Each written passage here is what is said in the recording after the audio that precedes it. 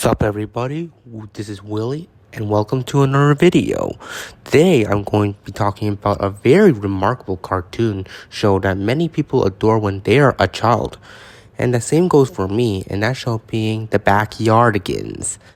The reason I'm making this video is because in the fall of this year, 2024, the Backyardigans is going to celebrate its 20-year anniversary since its first episode aired, which I want to make this video as a dedication of that milestone. The Backyardigans is one of the biggest highlights of my childhood because I would always have the routine to watch an episode every time it aired on my television screen when I was a child.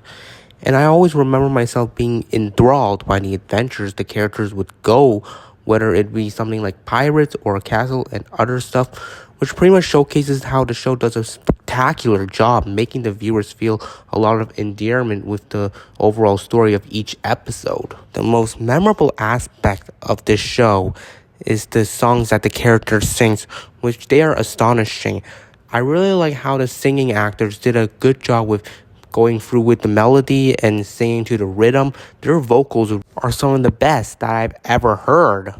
And through that, they were able to sing one of the best theme songs I've ever heard.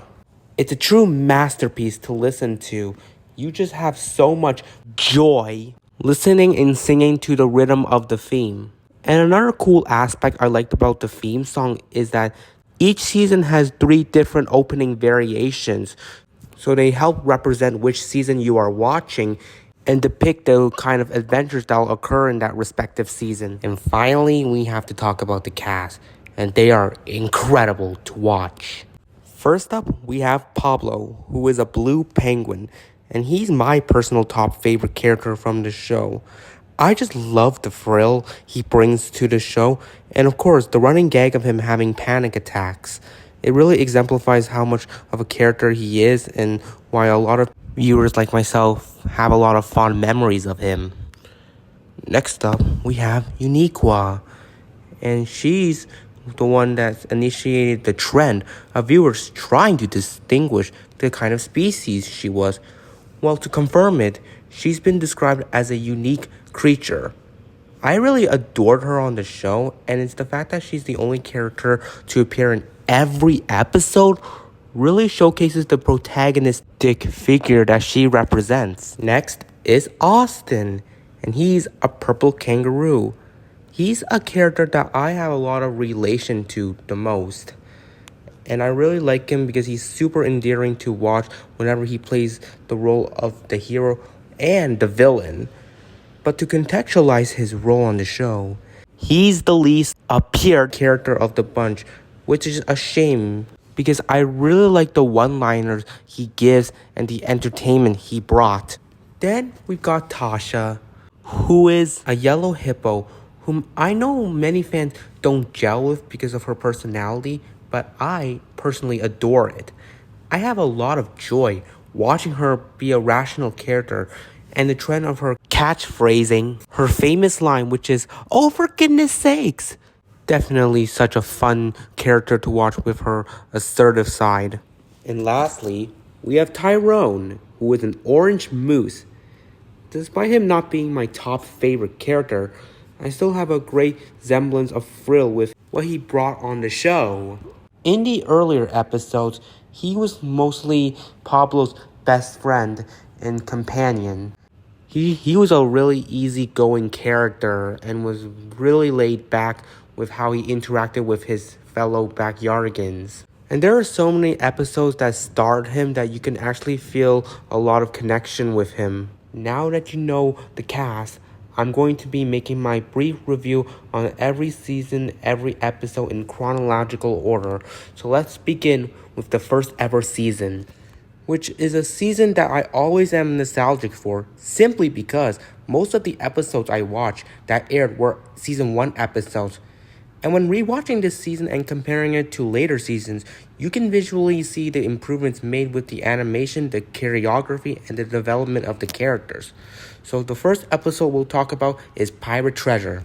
The episode starts off with Eureka, our first ever character to appear, and she is a patchy-eyed pirate who wants to go on an adventure to find some treasure. Then she sings a song called A Pirate Says R, which I always like humming to the tune of it. Then Austin joins in, and he is a pirate with a hook on his hand. They continue the song until they find a half map, and then they go on their adventure. Eventually, we see Pablo and Tyrone playing soccer, and then they find the Jolly Rancher that Unico drew on the sand, and then they want to become pirates. Pablo's the pirate with a peg leg, while Tyrone's the one with the one ear. Then they eventually transition into the pirate world where they start off in the pirate ship. The next song the characters sing is A Scurvy Pirate, which is one of the most memorable songs to me in my opinion. Next, Pablo and Tyrone decide to raid Austin and Uniqua's ship, and then they eventually do this humorous fight of them just saying R while brandishing telescopes against each other. Pablo and Tyrone eventually win and try to force Uniqua and Austin off the plank, but their ship eventually crashes into shore and the pirates continue on. They do sing another song called Treasure, which is a fine song, and then eventually the pirates meet up again, and then they discover that their half maps combine together, so they decide to work together to find the treasure. Next, the pirates come across a pit of mud, and then they see a log that they could cross over. And this is where it originates Pablo's first ever panic attack, which is a constant running gag that we see him frequently have in the first ever season. He does tone it down a bit more in the later seasons. While crossing the log, they sing a song called Falling Off the Log, which is a decent song. Pablo's peg leg was a disadvantage, but he was able to make it. They continue on until they spot some alphabet letters marked in the sand, starting with T. And then they continue on until they find X. After that, Uniqua digs it up and they find a treasure with a gem inside. They decide to rebury it and mark it with a Y instead to cover it up. Finally, they have this tradition of the characters inviting their friends over to snacks, and this one ends with Uniqua inviting everyone to have snack at her house. It's a good first episode, although it would have been better if Tasha made an appearance on it so that way there could be proper introduction, but overall I like this episode. Now let's get to episode 2, which is Heart of the Jungle. It begins with Tyrone introducing himself as a Tarzan. He sings a song called I'm Tarzan, which is one of my favorite songs to sing along to.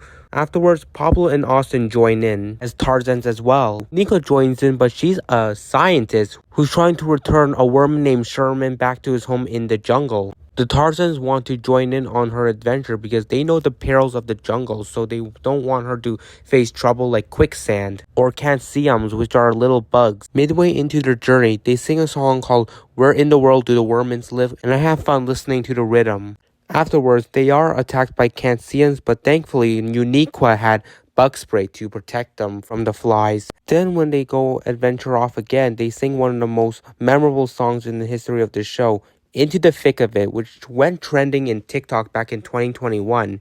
And I have a lot of joy with this song because it's so catchy to listen to. During the song, they do realize they're walking in circles, so the Tarzans recommend Unico to act like a Tarzan and swing on a vine. And so she does, and the Tarzans follow her along. Do a reprise of I'm Tarzan, which is still good as always, and their journey continues on. But all of a sudden, a rainstorm happens, and that's when Unico brings her umbrella into good use. And this is where they sing the song It's Drizzling, It's Pouring, which isn't that memorable when you are thinking about songs from this episode, but it's still a decent song, during which the rain gets so heavier that they are eventually floating on a leaf that's holding them like a raft. And then they're eventually approaching a waterfall, but thankfully, because of Pablo's trait of being Tarzan the Strong, he utilizes his ability to save all of them from the waterfall. Then after another short hike, they eventually find the Worman home, and that's where Sherman is reunited with his family. Uniqua and the Tarzans give their farewells to the Wormans and they leave to go back home.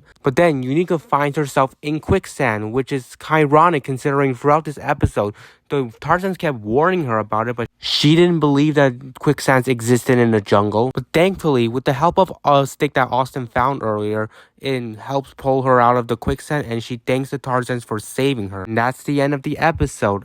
This was a good episode because of its amazing plot and narrative, with a good backdrop of very memorable songs. I'll jump to episode 3, which is called The Yeti, and it starts off with Pablo, who is now pretending to be a Yeti. He goes to describe about the characteristics of a Yeti and then sings a song called Yeti Stomp, which he constantly just shouts Yeti, Yeti, Yeti most of the times when the song is reprised throughout the episode. But after he leaves to go on his adventure, Uniqua comes out with a camera and is followed by Tasha, the first episode featuring her. Uniqua takes a sequence of photos of Tasha, and then Tyrone joins in, and they take pictures together.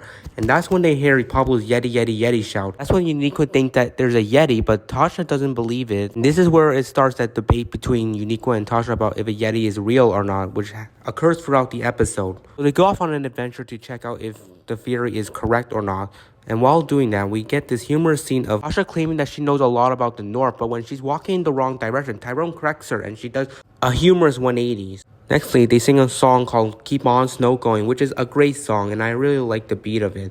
But then they continue on until they come across raisins that Pablor has dropped. Afterwards, they're on the top of a snow mountain, but because Uniqua is being too loud, she causes a giant snowball to come at the three of them. And Tasha falls behind at first, but thankfully she uses her brain and slides down the snow hill, and Tyrone and Uniqua follow as well. Three thankfully land safe as the giant snowball lands into a lake. Then they have to kayak to the other side of the lake, and this is when one of the iconic songs come into play, Row Your Boat, which I adore, to where I made a short of me dancing to this song. But they all reach shore and they continue on the adventure. But then they come across a snow angel that Pablor left behind, and then this is where it gets to this hilarious song of There's No Such Thing as a Yeti, which continues the debate between Tasha and Uniqua if a Yeti is real or not. Here also mentioned, I do really feel for Tyrone being in the middle of this debate, as he's not really picking a side and just a tag along to this adventure. Anyways, after that, a blizzard forms, but thankfully the three find an igloo, which belongs to Pablor, by the way, and they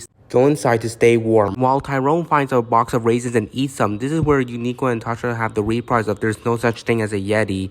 But then they hear Yeti sounds from Pablor, and they go outside and circle around the igloo, not knowing that Pablor's right on top of the roof of the igloo. But as soon as he continued to shout Yeti, he accidentally slips and falls into a bank of snow next to the igloo. And as soon as the three check out what's in the snow, Pablor's pair of eyes pop out. And that frightens Tasha to where she runs away, but thankfully Pablor reveals himself to be the Yeti and proving Tasha that she was wrong about a Yeti not being real. Then they all have fun with Pablor playing snow bellies, and the episode concludes. This was a fine episode, although I wish it represented Tasha in a more positive way, because I feel like the way you should introduce Tasha was something that the next episode did better.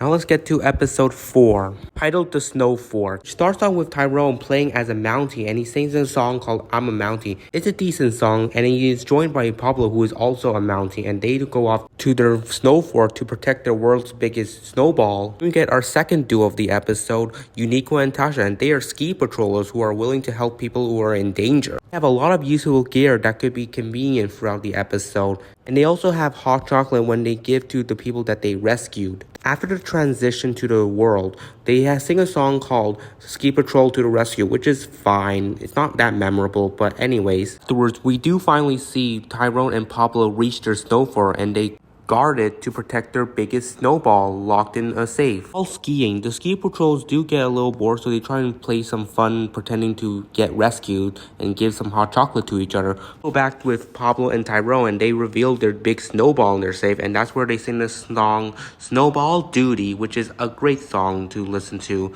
But afterwards, Pablor sees the ski patrollers approaching their snow fort, and that's when Tyrone reassures him that they have booby traps to prevent them from entering. The first booby trap they trigger is where it turns the stairs into a slide.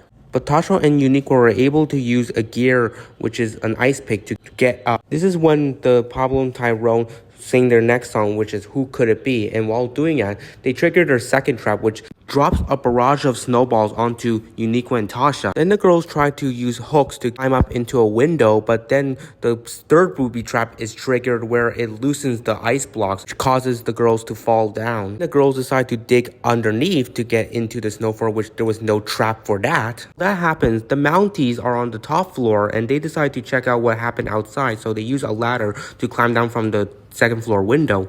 While they're outside, the ski patrols are inside the snow fort. And then we have this humorous sequence of the Mounties and ski patrollers going in and out of the snow fort, not bumping into each other, until Tasha and Uniqua decide to go back down the ladder, and Pablor and Tyrone are going up the ladder. They all spot each other and just scream while the Mounties fall off and land into a pile of snow. And this culminates with the ski patrollers saving them as what they were intended to do. And after they save the Mounties, the ski patrollers give them hot chocolate, and then the Mounties show them the giant snowball in the safe, to which they are admired by. And the episode finishes like that. It's a fine episode as well. I mean, it's a better representation of Tasha being a more friendly character and side partner to Uniqua.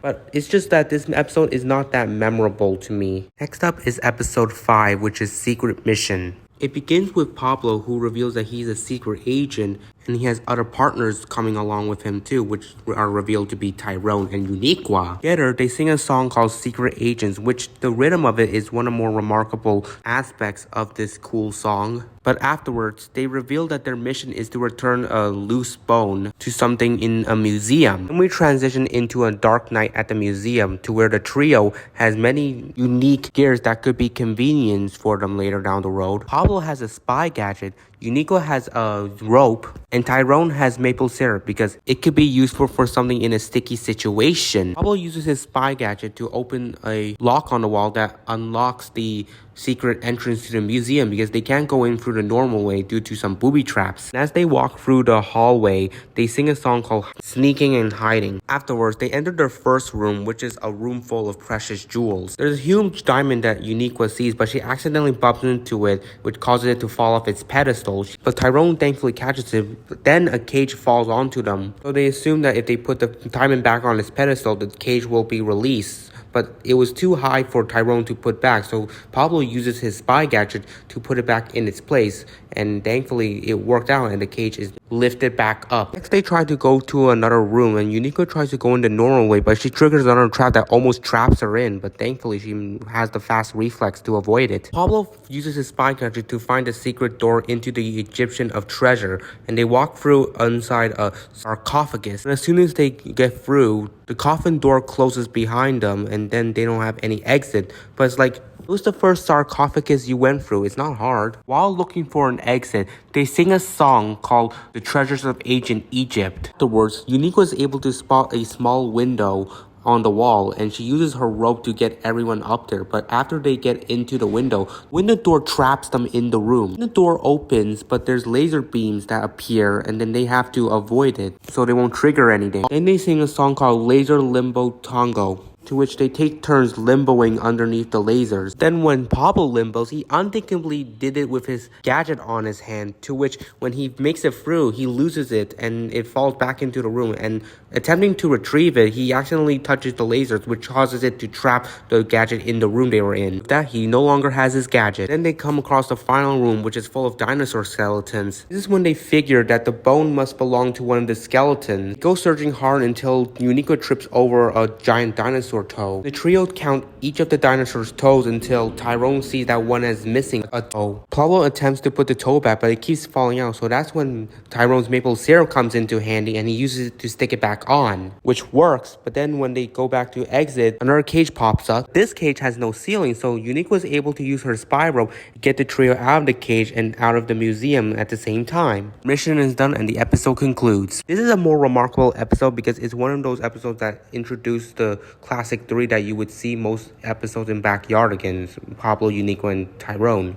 Next is episode 6, called It's Great to Be a Ghost. It begins with Pablo pretending to be a ghost, and to which he sings It's Great to Be a Ghost. After that, Tyrone and Uniqua try to play a game of hide and seek, but then Pablo comes out and scares them, and then he wants them to be ghosts as well. The trio becomes ghosts and they transition into a haunted house. When trying to get inside, Uniqua uses the idea to float through the doors because they are ghosts. In this instance, you can see how much Pablo and Uniqua are feeling, and while Tyrone does not feel included in this ghost game. And afterwards, they decide to try and practice their scaring method. Pablo's is the one where he hides in a painting and then scares at the passerby, while Uniqua's tact is to turn invisible and pick up objects as if it were floating to scare her victims. Before Tyrone can practice his method, a doorbell rings, revealing an unexpected stranger has arrived. The stranger is Tasha, and when the ghosts open the door for her, they try to boo her, but she does not flinch. Despite them being ghosts, she tries to claim that she's not afraid of anything, which to fact track that's not entirely true. She showed fear when she saw Pablo's pair of eyeballs in the snow in the Yeti episode, and she just was frightened by that, so yeah. But anyways, they sing a song called What's So Scary About That, which is a song that focuses on many scary things that could scare Tasha, but she shows no fear of it. After that, the three ghosts decide to try and play a game of scaring Tasha using their methods that they practiced earlier,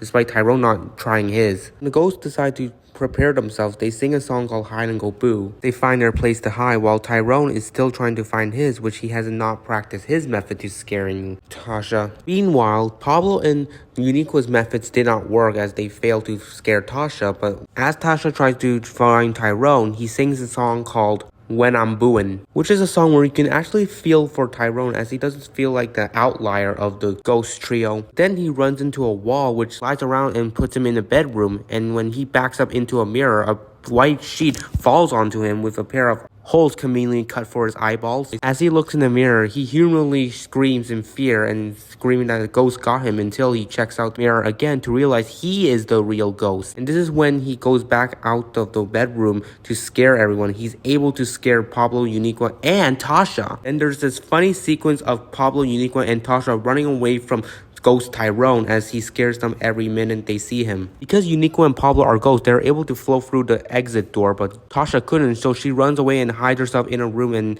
that's when she accidentally knocks Tyrone's white sheet off him, but he continues to repeatedly boo her, and she repeatedly screams after he each boo. But Pablor and Uniqua return and find out that it's Tyrone the whole time, so they stop him from booing Tasha, and then they ask Tasha to come out, and she admits that Tyrone got her good. An unexpected haunted voice says it's great to be a ghost, and the four of them run out of the haunted house and return back to the backyard, and the episode concludes. It was a good episode and a way for people to start connecting with Tyrone more as he felt really like isolated in the trio. Now let's jump to episode 7, which is Riding the Range. And it starts out with Tyrone, who is a cowboy. He sings the song Riding the Range, which has a good flow to the rhythm. He then picks up a jump rope that is located next to the sandbox, which becomes an integral plot point for the story of the episode. After Tyrone leaves, Tasha, Pablor, and Uniqua come out to play jump rope, but Uniqua's jump rope is nowhere to be found, and this is where she figures that it might be a bandit that took it. So the backyard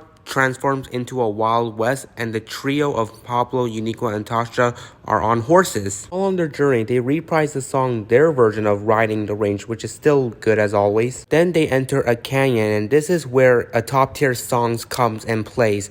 There's an echo in this canyon. It's just iconic with the characters rapping some of the lyrics, and then with the pure melody to it, and on top of the tune of this song. Afterwards, the trio end up at a dead end of the canyon, but thankfully Tyrone, who's on top of it, meets up with them. He helps by using apples to entice the trio's horses to run up the canyon wall. Afterwards, Tyrone goes his separate ways and crosses over a stream with his horse. Then the trio follows along and they cross over, but when it comes to Pablor's, his horse launches him over onto the stream and runs away. But thankfully, before Pablor can panic more, Tyrone's able to return his horse. So the sun sets, and the four of them settle themselves in sleeping bags overnight with a campfire. The next morning, Tyrone wakes up first, and he leaves to go to Texas, and he sings a song called Texas Here I Come, but as he's singing, some apples that was in his bag is falling out, which causes Uniqua, Pablor, and Tasha's horses to follow him. When the trio wakes up, they discover that their horses and Tyrone are missing, so they assume the bandit must have gotten them. But they're able to spot a handcart on a railroad, so they use it to catch up with the supposed bandit. Sun sets once again, and Tyrone comes across a cabin that he decides to nap in. Then the trio arrive in their handcarts, find their horses at the cabin, but they assume that the bandit must have gotten Tyrone inside it. As they get to the front door of the cabin, they start demanding for the bandit to surrender. Just as Tyrone wakes up and hears the commotion, he sneaks out of the back to meet up with the trio at the front. Four of them enter the cabin and try to find the bandit, but they see the back doors open and assume that the bandit escaped. Without any question, Tyrone thanks the trio for saving him. And then the four of them sing a song called Buffalo Girls and Boys. It's the most remarkable song from me in this episode. At the end of the song, Tyrone uses Uniqua's jump rope as a lasso, and that's when Uniqua reveals that that was hers. Tyrone returns Uniqua's jump rope to her, and that's how the episode ends. It's a decent episode, although it really had some slow points. There's only one memorable thing about this episode, and it is good songs like There's an Echo in This Canyon and Buffalo Girls and Boys. Now let's get to episode 8, which is titled Key to the Nile, and it starts out with Tasha.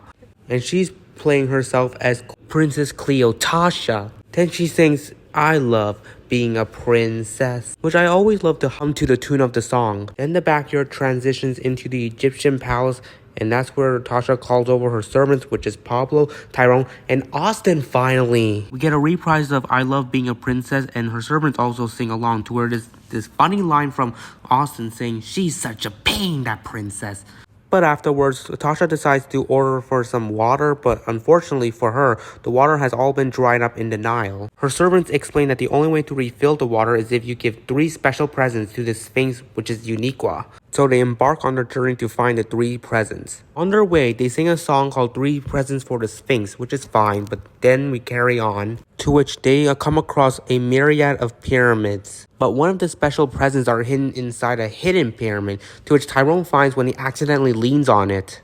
He comes along with Tasha inside the hidden pyramid, and Tasha tries to touch anything else besides the main present, but her servants would explain to her that if she touched anything else, all is lost. So Tyrone eventually finds the blue gemstone, which is called the Wheel of Waters, and Tasha grabs it and just orders Tyrone to carry it for her. So they continue to their next location, and on their way, they sing a song called I Want My River Back, which I actually love the piano beat to this song. They eventually arrive at their next location, which is called the Karnak Cliff, and Pablor decides to assist Tasha in finding the yellow lotus flower, which is the second special present. Pablor spots it first, and Tasha gets it and orders him to carry it as well. And then their final location is a secret oasis. Once the thing appears, Tasha dashes over to get the water, but Austin has to stop her, and then eventually she has to give Austin a cup of water to carry. Which I should also mention that her servants have been expressing their annoyance for her not willing to say her manners like please and thank you.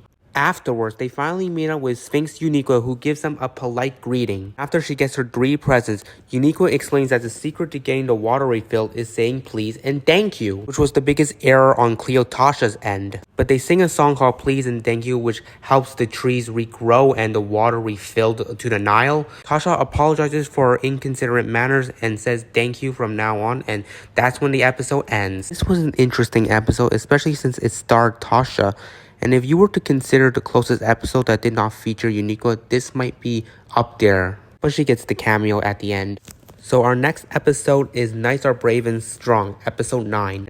And it starts off with Tasha, who is a queen, and she's writing a message to deliver to King Austin. She sings a song called Queens Are Never Wrong, and then the backyard transforms into her castle. Then Eureka comes in, and Tasha instructs her to deliver her message to King Austin. She tells her that if she's successful with the delivery, she will become a knight.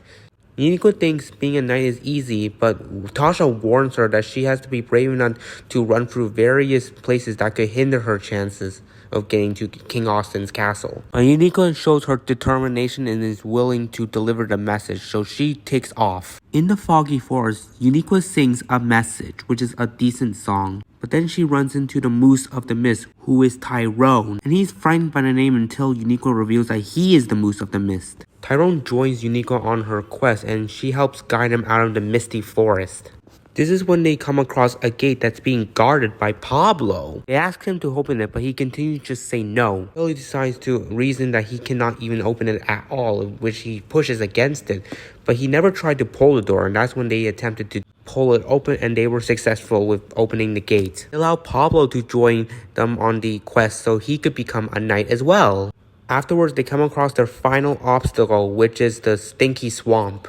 They sing the song PU while using rocks as platforms to cross over the swamp. Then Eureka uses one last boulder she pushes over to use as the final platform. But it begins sinking, so they have to make it out quickly. Eureka and Tyrone make it out first, but Pablor is on the sinking platform and panics, but they eventually help him out. Then the trio flees as soon as a giant stinky bubble pops. Finally, they arrive at King Austin's castle, and he welcomes them in as he declares them as knights for being brave and strong. Before he gives them their helmets, they sing a song called The Ballad of the Brave Pink Knight. And now after he hands them their helmets, he reads the message Tasha written to him, and it shows a drawing of a pretzel and a juice, which indicates snack time. And the episode concludes like that. It's an enjoyable episode, as to say the least. Although this genre of music was something I didn't really click with the most, but it's still fun anyways. Moving on to episode 10, Viking Voyage, we have the trio again, Pablor, Eureka, and Tyrone. And they are pretending to be Vikings to find a new land that has never been discovered before. They sing a fun song called If You Want to Be a Viking. Then before the Vikings leave, we see Tasha in the bushes overhearing their conversation. and she introduces to the viewers that she is a tough mermaid. Anyways, after that, the backyard transforms into the Viking Vale, and the Vikings sailing journey begins, which Tyrone reads a map that shows them the locations and obstacles that they're going to be facing along the way. Their first obstacle is going to be a doldrum, which is an area that lacks wind. Which, personal fact, my 8th grade teacher did not know about what a doldrum is, so when I explained what it is, she was delighted to learn from me. But anyways, the trio reach the doldrum and they have to row their boat to continue on the journey. They are worn out by rowing until they've left the doldrum. The wind is back to blow their sail. Next, they come across a stormy area that has rocks blocking their way, to which all 3 of them steer the ship to avoid every rock that's barricading their path. But they successfully steer the ship and leave the rocky region. And after they leave, Tasha has been observing everything and sings a song called Extra Extra Tough, which is her bragging about how tough a mermaid like her is. Back with the Viking trio, they have one last obstacle that was on their map, which is a raging whirlpool. They spot the whirlpool, but it's too late for them to steer around us, so their ship is floating right into it, and they spin around repeatedly, and they sing this famous song, Hold Tight, which I really love. Vikings are hanging on tight on their ship to avoid flying out of it.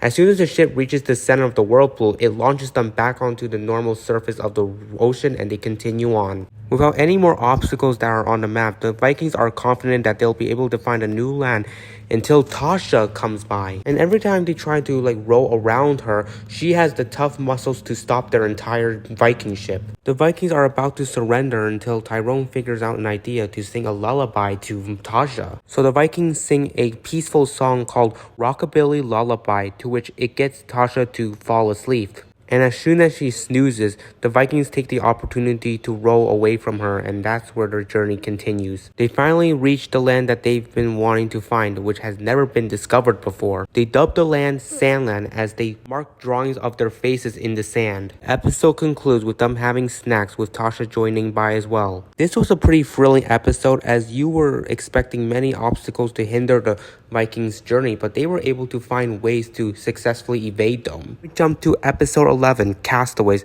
and boy am I so ready to talk about this one. So it starts off with Pablor, Eureka, and Tyrone being castaways on a deserted island. They are confident that they are the only castaways on the island, until we see behind the gate that Austin's another castaway, but he has been feeling a little shy to even say hi to them. And this is when we get to the most trending songs on TikTok ever back in 2021, Castaways, which is a really good beat in my opinion, although I don't really listen to it as much as other songs in the Backyardigans, but either way, this is one of the top favorite songs for many viewers who watch Backyardigans. The backyard transforms into the deserted island where the trio is on the island with a inflated lifeboat. They then go to settle themselves on the island, first finding some coconuts. They find the coconuts on palm trees but are too high to grab it, so they stack on each other's shoulders to try and grab it, and while doing so, Austin is watching over and is wanting to help them. He already has collected a myriad of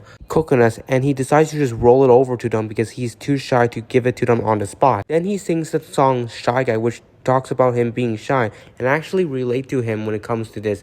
But afterwards, the coconut rolls in and it distracts Tyrone to where he accidentally drops Eureka and Pablor as well, and they all fall down. The trio express their confusion on what just happened, but they don't even dwell into it and they just relax and drink their coconut milk. Then the trio decide they want to make a hut in case it rains, so they go around the island to grab some supplies needed. And all 3 of them have struggles grabbing each of their items, but thanks to Austin secretly helping them, they're able to successfully get that. It starts with Pablor, who's trying to grab some driftwood, but then he finds some perfectly cut driftwood thanks to Austin's secret help. Next we have Tyrone, who's struggling to pull a vine out of a tree, but thankfully Austin is able to use scissors to cut the vine so Tyrone can easily get them. And then for Eureka, she's trying to find some palm leaves, but Austin hides in the bush and tosses them out periodically so he wouldn't be noticed. But afterwards, the trio meets up again to build their hut, and after building their hut, they sing a song called Hut by the Sea. Then they get hungry and they notice fish swimming in the ocean, so they decide they want to catch fish, but first they need to make a fishing rod. But then when Austin decides to secretly help them with that by rolling in a yarn of string, That's when Uniqua deduces that there has to be a fourth person on the island. So they follow the ball of string to find that person as they sing the song Who's There. The string eventually leads them back to the hut, and then when they hear some blowing sounds, they circle around to find Austin blowing on their lifeboat. We get this humorous scene of Tyrone and Pablo asking Austin if he's noticed these strange things happening on the island, while Uniqua just glances at the camera and shrugs her shoulders because she knows Austin's been doing all of this. And when she asks Austin if he did all these helpful things, he admits to it. Thank him for his help, and he explains that he didn't want to do it on the spot because he was just feeling shy. And the episode finishes like that. I think what stems from the popularity of this episode is its song that trended, which was Castaways. I think it's a decent episode, and it definitely developed Austin's character. Now moving on to episode 12, which is Race to the Power of Power. We first open up with Tyrone and Pablo, who are the supervillains.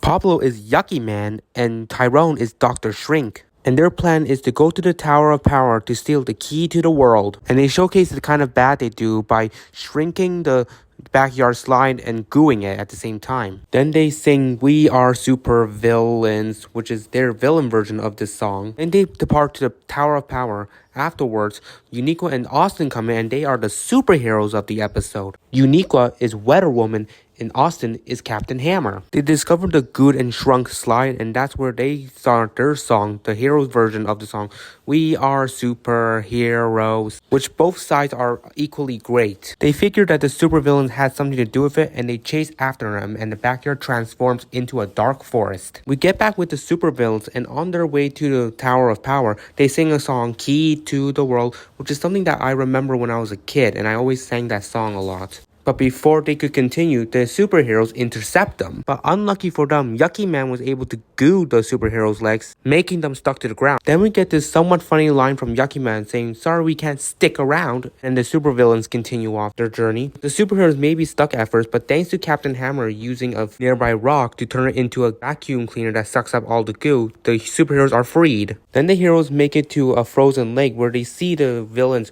walking across it. But thankfully, because with the help of Weather Woman, she turns the conditions into a hot weather, which melts the ice and traps the supervillains on an icy platform. The superheroes pass them rowing on their boat, but the supervillains figure out another idea. Yucky Man uses his goo to goo up the lake, which causes the rowboat that the superheroes are on to get stuck in the middle of the goo lake. Supervillains walk on the goo lake and pass the superheroes again, who are stuck in the rowboat, sing the Sea of Goblet Goo, which isn't that memorable. But afterwards, with the help of Captain Hammer once again, he uses the rowboat and turns it into a super bridge to help them cross the gooey lake. And then we get this hilarious scene when the supervillains discover that the superheroes gotten out of their goo lake. They give this priceless shock expression until they confront the superheroes on how they escaped their clutches of their goo, and that's where they admit that the super bridge came in handy. Then we get this funny sequence of superheroes and the supervillains trying to stop each other at every opportunity they've got. And afterwards, the supervillains concept a plan to involve tricking one of the superheroes, which ends up being Captain Hammer, and they take the opportunity to shrink him. He's shrunken into a tiny guy,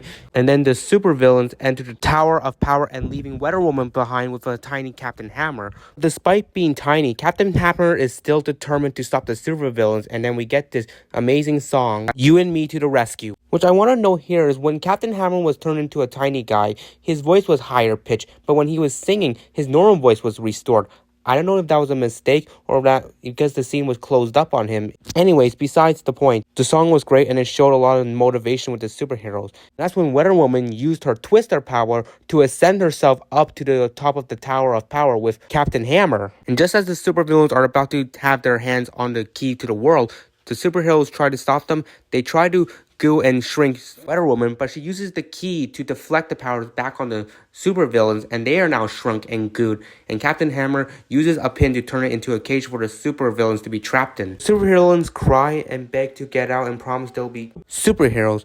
So the heroes agree to let them out, and they, plus Captain Hammer, resize themselves, and Yucky Man becomes a very clean guy, and Dr. Shrinky becomes Dr. Grow. And that's how the episode concludes. Overall, I do like this episode because I found superhero stories and I always love the ways they use their methods and superhero powers to stop the villains. Now let's get to episode 13, which is Quest for the Flying Rock. And it starts out with Uniqua reading a book about the flying rock, and then she's joined by Tyrone, Tasha, and Pablo. As she sings the part of the book, Float, Flutter, Fly, she begins to sing it in a more rhythmic tone to where she sings the flying rock song along with everyone else. The four decide to go find it, and the backyard transforms into a desert and a jungle. They're given a binary choice on which route they could take to get to the flying rock. Uniqua and Tasha want to go for the jungle map because they think it's the more easier path, while the boys, Pablo and Tyrone, want to go through the desert path because they think it's way more quicker. So the two argues until Uniqua settles it by splitting the map she has in half so the boys could take the desert area while the girls take the jungle path. So the two duos walk their separate ways. They sing a song called Questing Questing, which is a decent fun song. We first focus on the girls and they come across tangly vines. Uniqua gets tangled first, followed by Tasha, and so they're both stuck. But the vines become very ticklish to them, so they have the idea to continue shaking until they are freed, to which they are successful with. And while they were freeing themselves, they sing a song called Shake Your Body, which I always loved the rhythm. Afterwards, we focus on the boys who are walking through the desert path, and they have to avoid a herd of tumbleweeds that's flying towards them. Now back with the girls, they come across a very unstable bridge, to which when they are in the middle of crossing on it, the bridge planks beneath them begin to break, and once they fall through, they have to hold on to the rope that's still attached to the bridge. Thankfully, they are able to grip on hard on the rope, so they are able to cross the unsteady bridge. And then back with the boys, they are stopped walking midway up a mound of sand to where they sing a song, Trudge, Trudge, Trudge, which I enjoy listening to. After some struggle, they spot a cactus at the top and use a rope to grab onto it so they could lift themselves onto the top of the mound sand. Afterward, both sides see the flying rock located on the top of the stone step hill, and they are tied when they reach the top. All four grip the flying rock at once, trying to argue that they won until they somehow lose grip of it and it falls onto the side of the stone step hill and cracks in half. They are all in shock, and then we get this funny short argument where they blame each other for breaking the flying rock. But after some thinking, they decide to work together to fix the rock, so they put it back together, and when they do, all four of them are flying as the rock is lifting them, ascending them into the air, and landing itself back in its place at the top of the stone step hill. The four of them are thrilled with the experience, and that's how episode 13 ends. It's a thrilling episode because it really focuses on the dynamics of these two sides, whether it's Uniqua and Tasha and Pablo and Tyrone. Now for episode 14, which is called Polka Palace Party, and it begins with Tyrone, who's carrying a tuba, to which we also get a second appearance from Sherman the Worman, which showcases the reoccurring character he's going to become. So Tyrone reveals that it's Sherman's brother Herman the Worman's birthday, and they're going to be celebrating it in a place called Cheyenne. Then he plays a song on his tuba called Dancing the Worman Polka, which is a fun song. And throughout the episode, more instruments are added to play the song, which makes the music even better. So then we transition into the new world, and Tyrone is finding his way to the Cheyenne, and that's when he spots a cowboy playing drums on a floating raft. It's revealed that Austin is the one who's playing the drums, and he is so busy playing his drums that he does not hear Tyrone asking for help on the sidelines. Then, Tyrone hears someone shouting help, and he goes to investigate, and it turns out to be Uniqua, who's dangling on a cliff, hanging onto a stick embedded into it. But the branch breaks, and she falls, but thankfully, Tyrone uses the funnel of his tuba to catch her. Uniqua shows that her instrument that she plays is a clarinet, and this is where she sings the song, Gotta Love the Clarinet. Afterwards, the two spot Austin, and they try to ask him for help, but he's too busy playing his drums that he couldn't hear them. And that's when Tyrone and Uniqua hear someone calling for help, and they go to investigate. They discover that there are horses running away from their owner, who is Pablo, because it is feeding time. Then the runaway horses are headed right towards Tyrone and Uniqua, but thankfully Tyrone blows into his tuba, which causes the horses to stop. Now that the horses are calm, Tyrone, Uniqua, and Pablo play on their instruments and sing a song called Feeding Time, to where the horses are eating their meals that Pablo provided them. Afterwards, Pablo reveals that the instrument he plays is an accordion. So he joins them on their adventure, and then they spot Austin once again and they try to call him for help, but he's still too busy playing his drums. So the trio decide to simultaneously play their instruments to get his attention, which successfully works out. But then that's when trouble happens, when Austin realizes that he can't stop his raft, so he begs for help. But thankfully, Pablo uses a rope to grab onto a peg that's attached to his raft to pull it closer, and the trio get on the raft. Then afterwards, they play a reprised version of Dancing the Worman Polka with all their instruments, and it sounds even better. And afterwards, they sing another song called Oh My Sherman, which is a fine song. But then afterwards, disaster happens and they're approaching a waterfall. Everyone's able to jump on a nearby rock platform to get safety, but they accidentally leave all their instruments behind and it falls over the waterfall along with the raft. The four of them are devastated, and then later on, they finally arrive at the Cheyenne. And when they enter the Polka Palace, they discover that their instruments are okay and that the Wormans are the one that retrieved it out of the shore and cleaned it up for them. And this is when Sherman's brother Herman arrives at the party and they give him a big surprise. And that's when the four reprise the song Dancing the Worman Polka, playing on their instruments together. After that, they have snack time, and that's how episode 14 ends. This was an enjoyable episode because it mainly focused on music and gave us the reappearance of Sherman the Worman. Now for the 15th episode, which is called Surf's Up, and it starts off with Pablo pretending to be a surfer. He explains that he wants to surf at a beach called Tiki Beach because it has the best waves there, and he has a tiki charm on his neck. He then sings a song called Surf's Up, Ho Daddy, which has a cool reprise at the end of the episode. But unbeknownst to Pablo, Austin knows where Tiki Beach is because he's the life guardian of it. Will only allow experienced surfers to surf there. He needs Pablo to prove him that he has got rad moves in order to surf there. Then the backyard transforms into a beach, and this is when Pablo finds Austin, who's the mysterious lifeguard, and asks him where Tiki Beach is. Austin asks to see Pablo's rad moves, but most of the moves Pablo shows aren't rad enough. So then Austin points him to a direction and expects him to find palm trees over there. So Pablo goes for it. But unbeknownst to him, Austin tricked him because he knows that Pablo needs more moves than that in order to surf Tiki Beach. On his way, Pablo sings a song called Cruising the Doom. Then afterwards, he comes across the palm tree beach and meets Tyrone. He asks Tyrone if he's in Tiki Beach, but unfortunately, Tyrone reveals that he's in Palm Tree Beach. Pablo's disappointed, but Tyrone reveals that he's a surfer as well, so they sing a song called Rad Moves, which is fun. But afterward, Tyrone points out the tiki charm on Pablo's neck, and then after that, they discover the mystery lifeguard again, Austin, and they ask him where Tiki Beach is. Austin asks to see the rad moves, and they show some of their rad moves, but it's still not rad enough, so Austin tricks them into going to a beach that is pink sand. They are iffy about it, but they still go ahead and search for it anyways. And after they leave, Austin sings a song called Mystery Lifeguard, which is basically him bragging about how mysterious he is. But afterwards, Pablo and Tyrone come across a beach with pink sand, and this is where they meet up with Eureka, and she reveals that they're at Pink Sand Beach, not Tiki Beach. But she reveals she's a surfer too and shows her rad moves. After that, she puts her surfboard in Pablo's car and then points out his tiki charm on his neck. Then they spot Austin in the car once again and ask him where Tiki Beach is.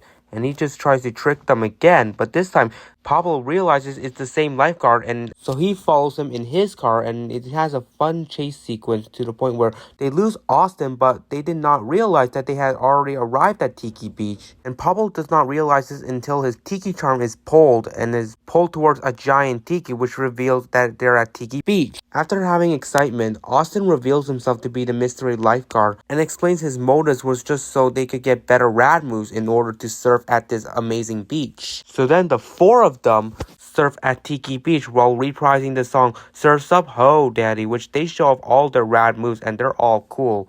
After that, they don't get a snack and the episode ends. This episode was decent. It mostly focused on Pablo trying to find his way to Tiki Beach, not knowing that he needed the proper rad moves in order to surf on that beach. Then we get to episode 16, titled Eureka. And it starts off with Pablo and Tyrone revealing themselves as prospectors trying to dig for gold. They sing a song called Digging for Gold, and then they depart to go find it. And after that, Tasha and Eureka are scientists who are searching for dinosaur fossils. They are carrying a metal detector so they can find the bones. So after the introduction, Backyard transforms into the new world, and that's where Tasha and Uniqua sing a song called Those Bones. Meanwhile, with the prospectors, they're getting ready to shovel for gold.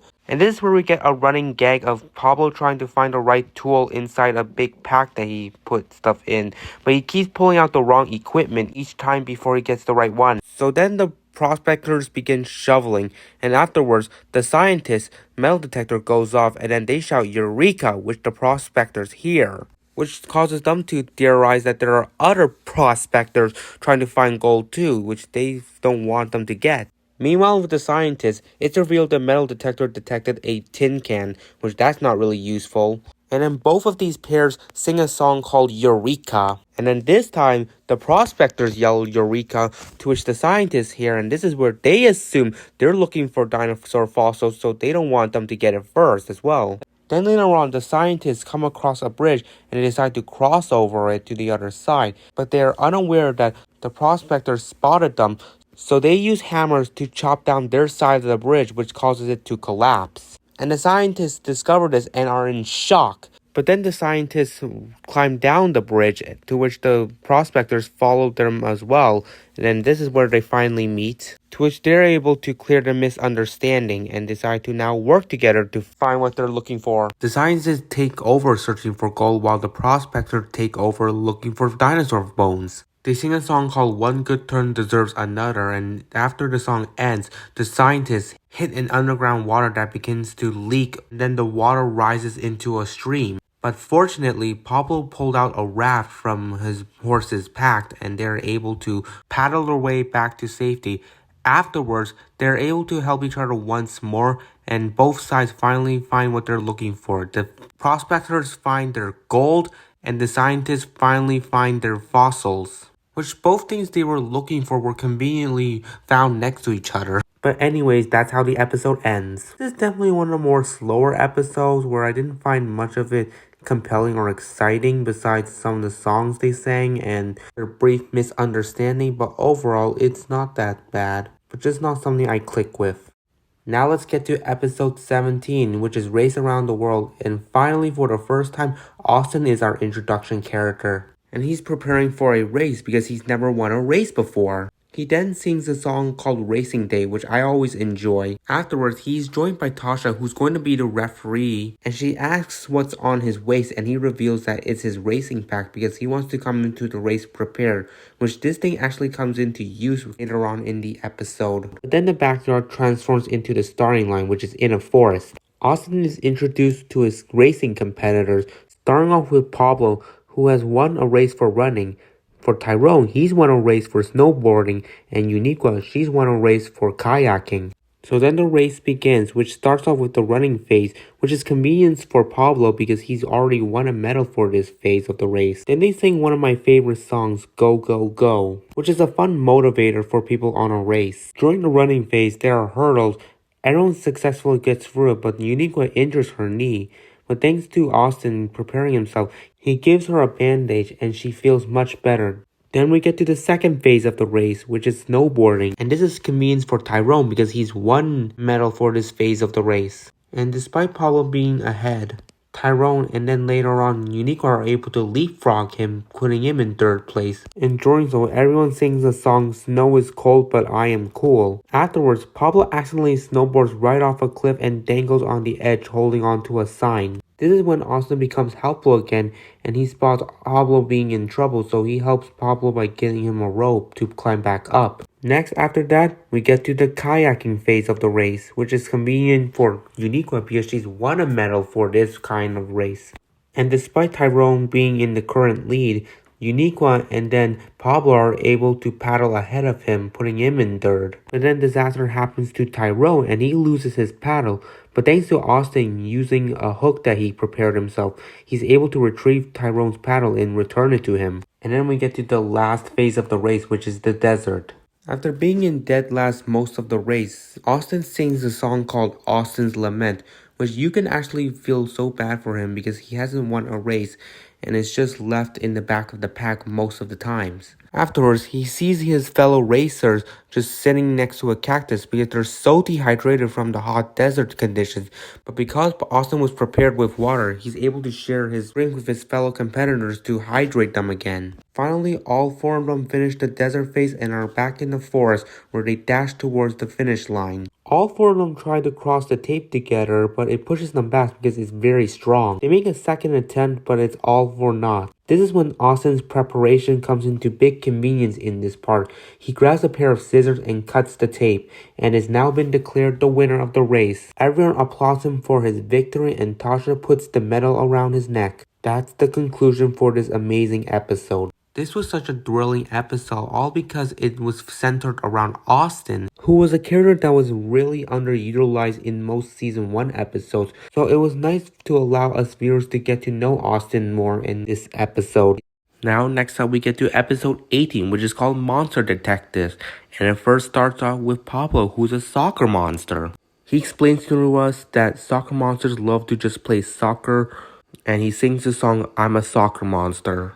Afterward, he spots a pink spotted soccer ball, which I wonder who that belongs to. But anyways, he takes it and goes to play with it at his soccer monster castle. Then Eureka comes out of her house and she wants to play soccer, but she can't find her soccer ball. Which this is the second time Eureka left something on the backyard for someone to take. First her skipping rope, now her soccer ball. Tyrone, who is a detective, spots Eureka and decides to help her find her soccer ball. Then the backyard transforms into a forest that leads to the soccer monster castle. And this is where Tyrone has to explain to Eureka about the monster detective rules, to where he sings the song, The Rules. After that, he explains the main rules is to be quiet and avoids playing with the soccer monster because if she does, she will transform into one herself. Afterwards, Eureka and Tyrone enter the soccer monster castle, and this is where Eureka sees the paintings of famous soccer players.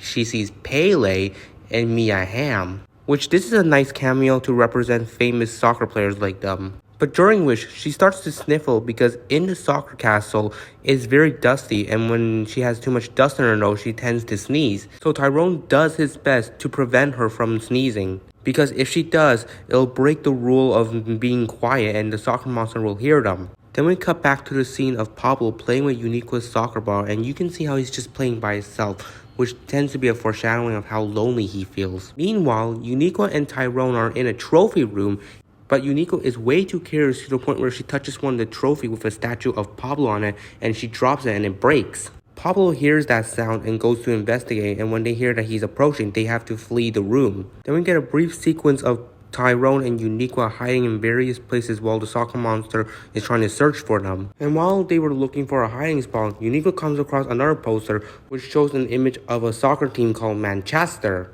After that, they sing a song called Hide and Seek.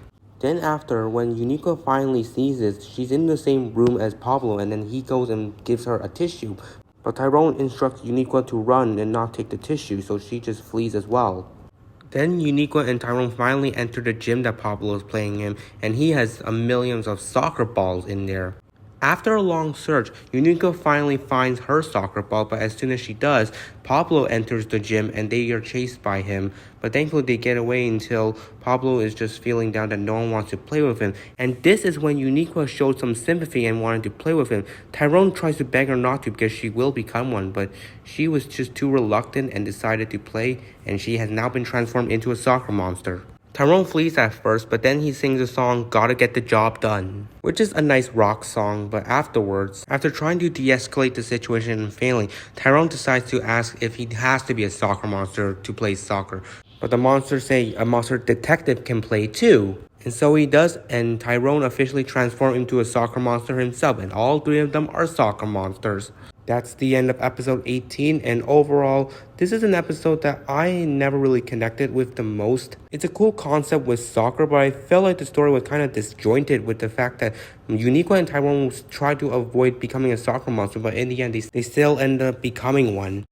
Anyways, let's get to episode 19, Cave Party, and it starts off with Tasha and Austin, and they are cave people who say ugh. Then they sing a song about the word called 3 Cheers for Ugh. Then after singing, Tasha and Austin want to invite Valley people to come to their cave because they want to howl at the moon when it hits the midnight peak. So Tasha invented an invitation which shows an illustration of all 5 of them howling into the moon. So she leaves it in the tree, and then that's where Austin and Tasha leave, just as the Valley people, Pablor, Eureka, and Tyrone appear. They see the invitation the cave people left for them, and that's when they embark on the journey, and this is where the backyard transforms into the new world. We first have the Valley people and the cave people reprising the song 3 Cheers for Ugg. Then afterwards, we see the Valley people walking up a big hill. And when they try to figure out how to go down the hill fast, Tyrone invents something called a sled, and they use it to slide down the hill faster. While waiting, the cave people invent something called drums, and then they play a song called the drumming song. Meanwhile, with the Valley people, their sled stops sledding, so they have to get off and continue on foot. And that's where they come across an ice lake. And when they try to walk on it, they all slip and fall. But thankfully,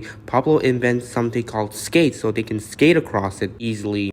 While skating on their way, they sing a song called Skate Ahead. Then we return with Tasha and Austin, who are getting concerned that the moon is almost at its highest peak and the Valley people haven't arrived yet. After crossing the frozen lake, the Valley people come across a big mountain that they have to get up, so thankfully Eureka invents something called stairs. Meanwhile, with the cave people, they decide to invent something called arrow signs, so that way they can point the directions for the Valley people to go to the cave. The Valley people finally reach the top and they see the arrow signs, and that's where they follow it to where it leads to them to the cave party. And the Valley people arrive just in time as the moon reaches its peak, so everyone howls at the moon. Afterwards, the cave people and the Valley people sing a song called the Hokey Pokey, which is a fun version of the Hokey Pokey song. And that's how the episode ends. It was a pretty interesting episode of the characters inventing things to make sufficient use of them. For me, I never found this episode too memorable besides some certain scenes like Austin drumming and the Hokey Pokey, but overall, it's an okay episode, but not the most memorable in my opinion. Now let's get to the final episode of season 1, episode 20, High Tea, and boy, this is gonna be a great one.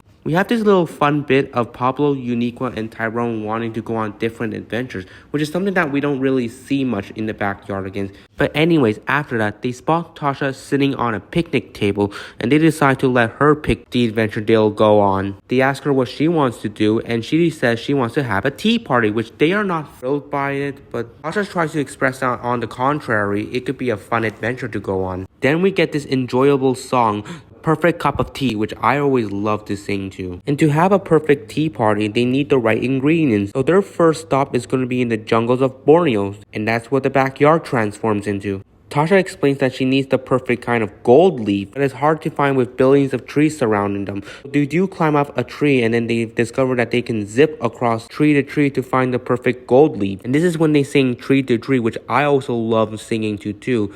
Like, let's go zipping through the trees of Borneo, and they say, wee, zip, zip, zip from tree to tree. But anyways, Tasha finds the golden leaves, and then after that, Tasha explains that they need to borrow a tea set. So their next stop is going to be at the Emperor's Castle, which the Emperor is obviously going to be played by Austin because everyone else is there but him. At the Emperor's front door, Tasha continues to ring his doorbell until he gets a noise and yells who dares to ring his doorbell. After they introduce themselves, he lets them in, and then they discover that he's grumpy. When Tasha asks to borrow his tea set, he takes a while to think until he responds with no. And they ask him why he's grumpy, and he explains that he always sits in his throne every day and it gets him annoyed. So they try to find a way to make him laugh so they could get the tea set. So they sing a song, The Grumpy Emperor, and during the song, they try various ways to make Austin laugh. Tyrone tries to juggle, but he fails. Tasha tries to do a funny dance, but she fails. And Pablor makes a funny face, but he also is not successful as well. The situation seems dire at first until Eureka makes her attempt,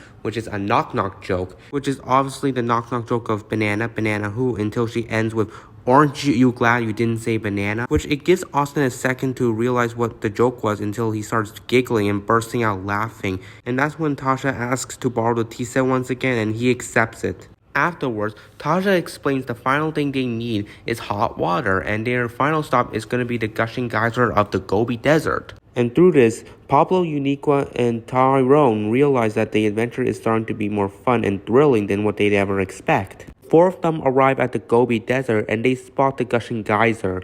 Afterwards, Tasha explains that after 3 rumbles, the geyser will gush. Then it won't gush until the next day, which Pablor panics at first, but Tasha calms him down because she spots a herd of Mongolian ponies that they could use to get to the geyser quick. And before they rode one of the ponies, the first rumble hits. And then after that, when they are on the ponies, the second rumble hits, and that's when they have to move quick. And as they ride the ponies to the geyser, they sing a song Gallop, which I also love as well, which showcases the brilliance this episode has with its batch of songs. They arrive just in time for Tasha to put the golden leaf inside the kettle and put it on top of the geyser just as the third rumble takes place and the hot water is gushed out of the geyser. Tasha retrieves the tea kettle and pours everyone a cup of tea, and Austin joins by and brought some sugar as well. After sipping their cup of tea, they reprise the song Perfect Cup of Tea, and that's when Pablor, Uniqua, and Tyrone admit that the adventure was what they wanted all together combined. And to conclude with all of this episode was definitely a perfect ending to season 1, especially because Tasha was the central character of the episode and it allowed her to have a bit more development with her character in this episode than any other episode she was the central figure in. Now we're moving to season 2,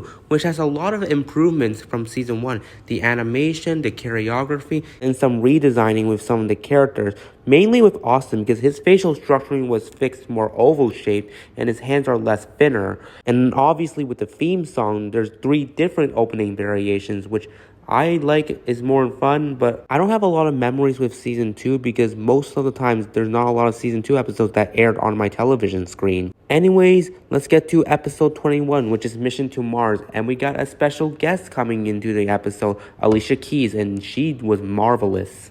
So we start off with all 5 characters in the backyard with Uniqua, Pablor, and Austin as astronauts while Tasha and Tyrone are mission controllers. Astronauts are instructed to go to Mars because there's a strange noise coming from that planet saying boinga boinga boinga. They then sing a song called We're Going to Mars, which is one of the more memorable songs. Then the adventure really starts when the astronauts are in the spaceship and Tasha and Tyrone are in the mission control areas. The rocket lifts off and the astronauts are in space headed to Mars, and we get the reprise of We're Going to Mars, to which the astronauts release their seatbelts and are floating in their spaceship because there's no gravity in space, and then the space shuttle lands on Mars. I'll exit the shuttle and Austin comes out with Rover, who is a robot that Austin treats him like a puppy. Then they sing another fun song, We're Ready for Anything, which is a song that I always remember singing so many times. So they use Rover as a vehicle to drive around Mars until they're hit with a meteor shower, which Rover tries to cover them with his umbrella, but it's not strong enough against the giant asteroids. So they all seek coverage at a nearby cave. Astronauts approach a ledge and they decide to return back until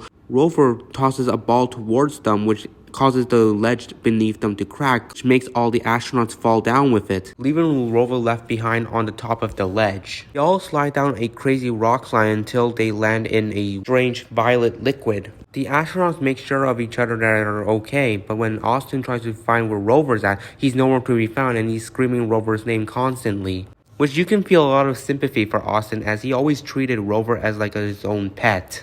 But there are more problems for them because Pablor lost contact with mission control.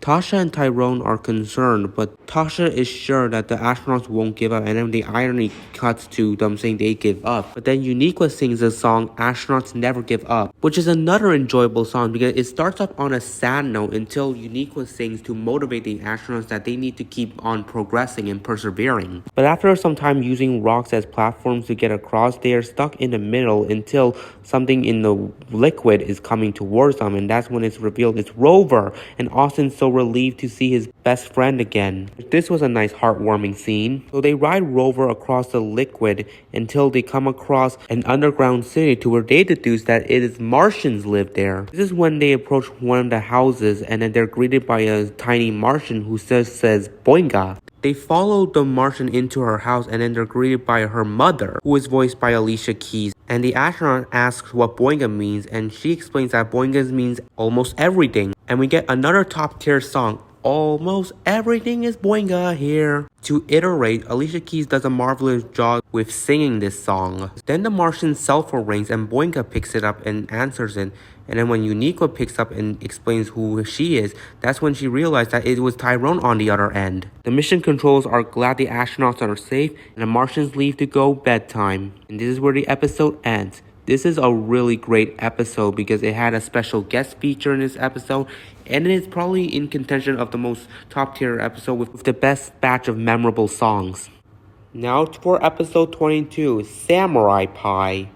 And we start off with Tyrone, who says that he's a pie master who makes pies for the Empress. He then sings a song called Samurai Pie, which is fine. He then is joined by Austin, which he mistakes as a ninja first, but thankfully is not. In the backyard transform, and we have Tyrone and Austin walking to the palace, and Austin asks when will he get that puffy hat that Tyrone is wearing, but Tyrone explains that he needs to master his pie making skills in order to wear a puffy hat. Then we are introduced to our ninjas, Uniqua and Pablor, and their motive is to snatch some pies. Then we return with Tyrone and Austin, who are at the palace, and they have to take a secret passageway to get to the bakery.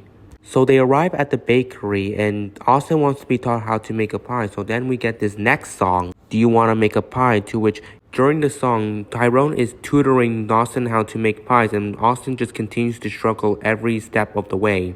Afterwards, the Empress signals them that she wants a pie, so they head over to the palace through the secret passageway. While at the palace, Tyrone showcases many pictures of famous pies on the posters, to which Austin is admired by the Great Pie. Then they meet up with the Empress, who is Tasha, but unbeknownst to all of them, the ninjas, Pablor and Uniqua, are eavesdropping them through a window. Tasha requests she wants something special of a pie, and Austin accidentally slips out the Great Pie, but Tyrone tries to cover it up, but it's too late and Tasha already heard it, so then they're now elected to make her the Great Pie.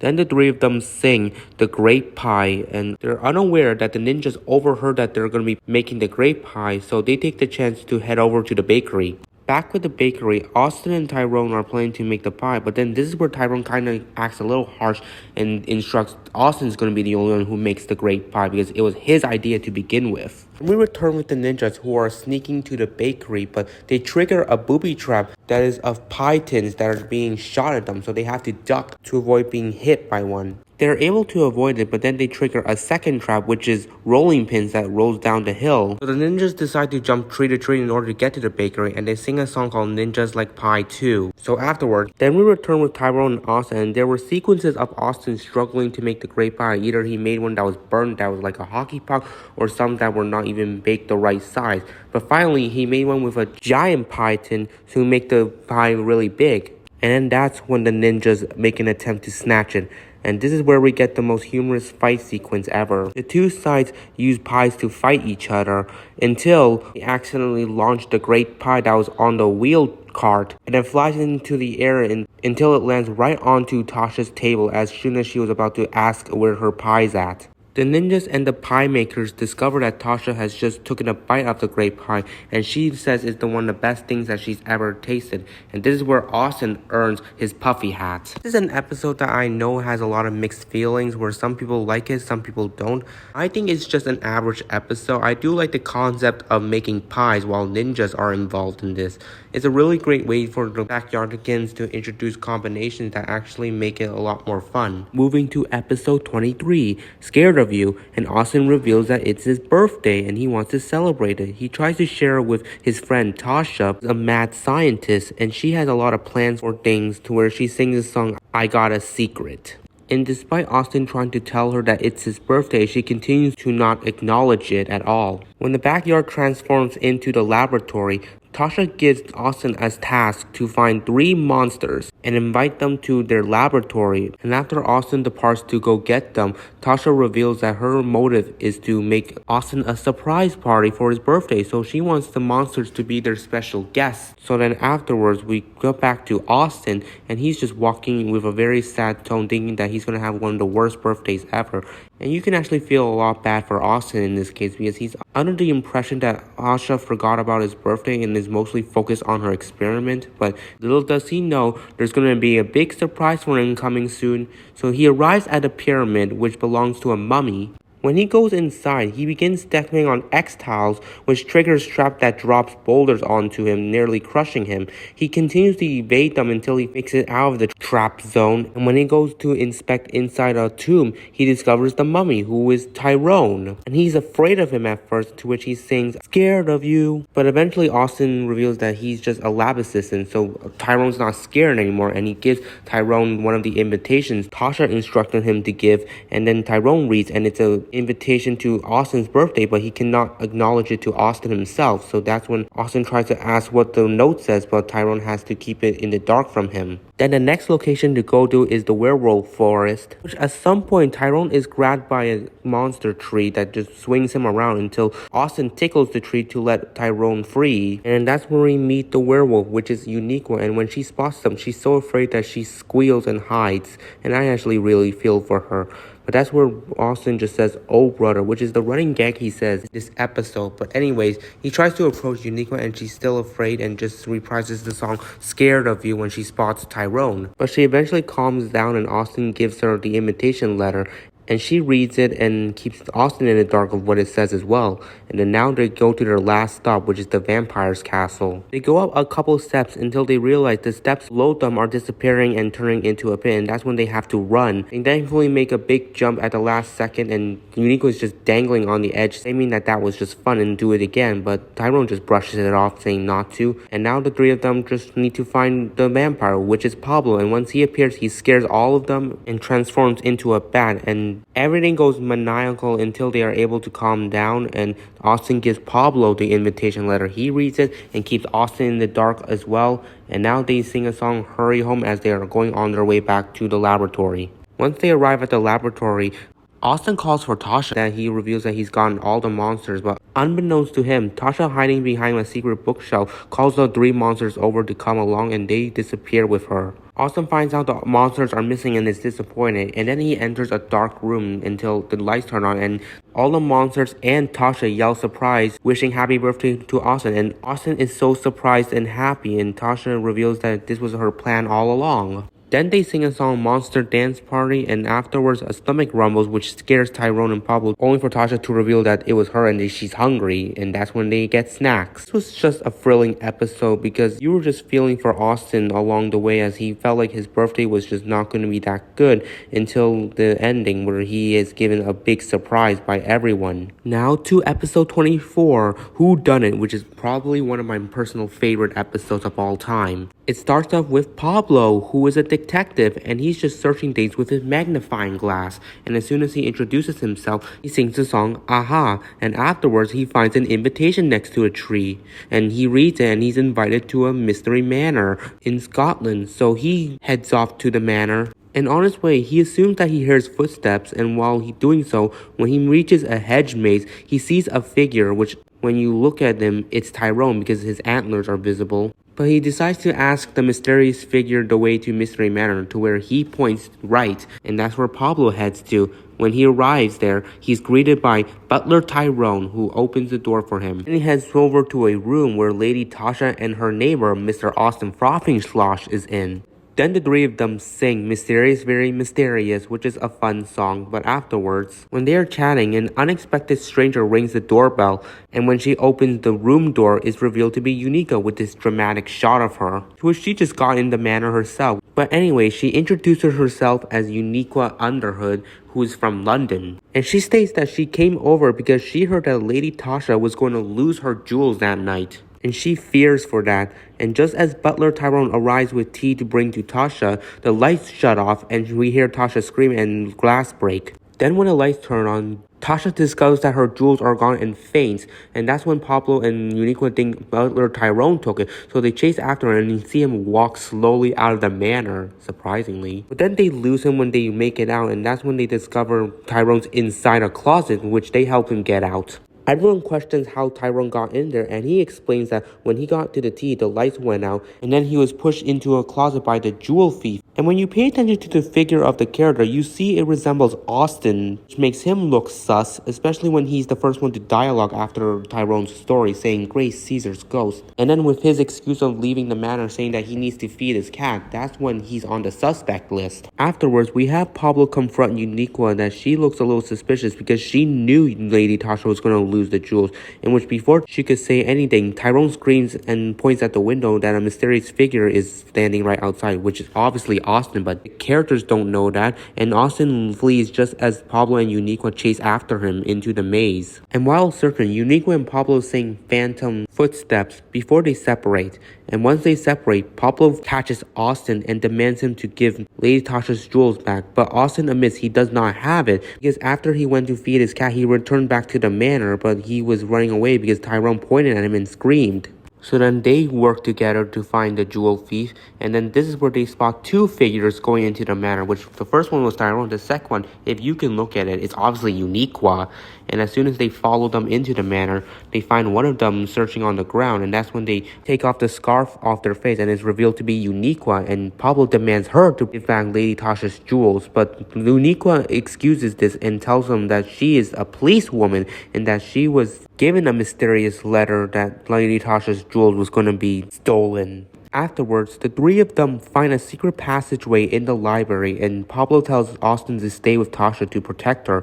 So Pablor and Uniqua are going through the secret passageway until they spot the jewel thief, which is obviously Tyrone, and they sing a song called Whodunit, which I always love, because then at the end of the song, they find Tyrone trying to escape the closet, but they chase after him, and before they could even apprehend him, Austin is able to open the door just for him to fall out. And then once they remove the scarf off his face, they're all in shock to realize it's butler Tyrone. Pablor demands explanations on why he took Lady Tasha's jewels, and he explains that he didn't take them. Lady Tasha gave it to him, and Tasha explains that because she and Tyrone were so bored all day, they decided to play a little game of mystery, so they invited Austin Frothing's Lodge, Miss Uniqua Underhood, and Detective Pablor to play this mystery game. They all admit it was a fun game, and the episode ends. This was a really enjoyable episode, and I always remember being so thrilled by it because it was so suspenseful to find out who the real jewel thief was when we all know it was Tyrone. Next up is episode 25, The Legend of the Volcano Sisters, and we are introduced to the Luau brothers,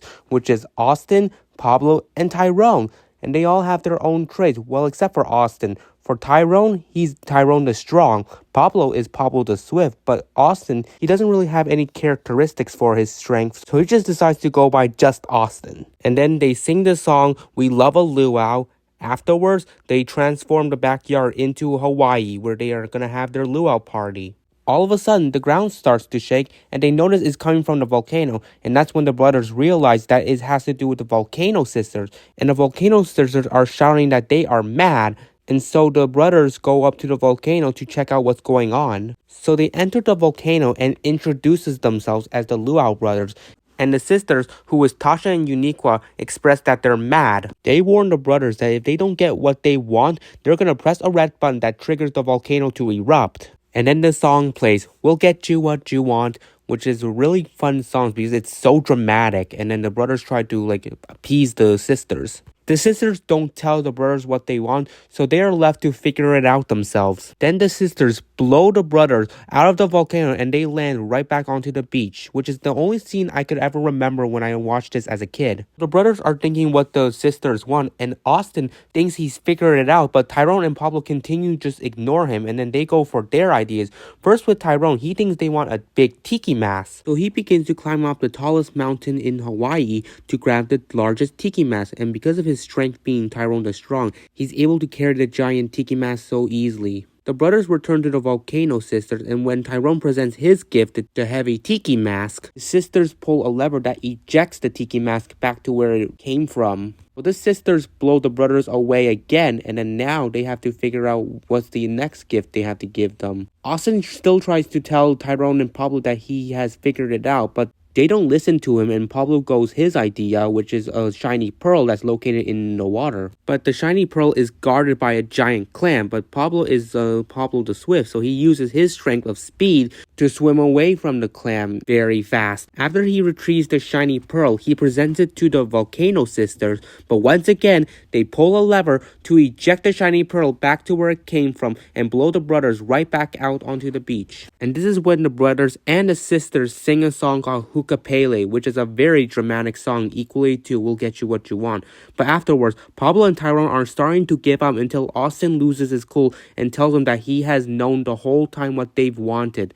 And this is where he picks up flowers and explains that he wants to give the sisters flowers. Pablo and Tyrone are not really sold with, but Austin wants to make the attempt.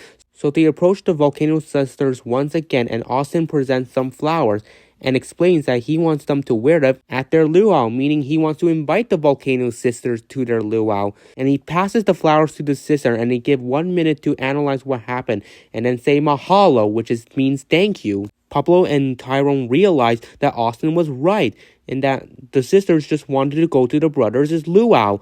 So then they come down and they join them on their luau party. The brothers thank Austin for saving the luau because he was able to figure out what the sisters want.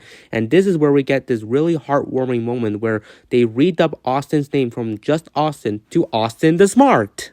Austin likes that nickname, and then they sing the song We're Glad, which is about the sisters being glad that they got what they want, and the brothers summarizing what they went through in order to get what the sisters wanted. So in my opinion with this episode, I love it. It's really incredible, and it's just a suspenseful story of the Lua brothers trying to find out what the sisters want before they could press the button and erupt the volcano. Now, let's get to episode 26, which is called The Secret of Snow, and it's a Christmas-themed episode, which I've only been able to watch the episode during Christmas on my television screen. But it begins with a cooler effect where a book opens and it starts off with a page of Eureka sprinting out of her house excited for snow. And that's when the scene transitions into the storybook. And we start off with Eureka talking about how much she loves snow and that she would always want to know the secret of it. She then sings a song called I Love Snow, which uses the tune of Jingle Bell in it. She then communicates with the narrator on who knows the secret of snow, and the narrator suggests she asks Ice Lady. So the backyard transforms into an Iceland, and Eureka approaches the ice factory where the Ice Lady, Tasha, is working there along with her assistant, Austin, who I should also mention was the narrator. We get a song from Tasha and Austin, which is Fill It Up With Ice, which is really fun. Then Eureka rings their doorbell, which interrupts them, and Tasha despises interruptions, so she activated her ice twister that sends Eureka to a desert. Eureka is in a desert, and then she is accompanied by Pablo, who is running away from something.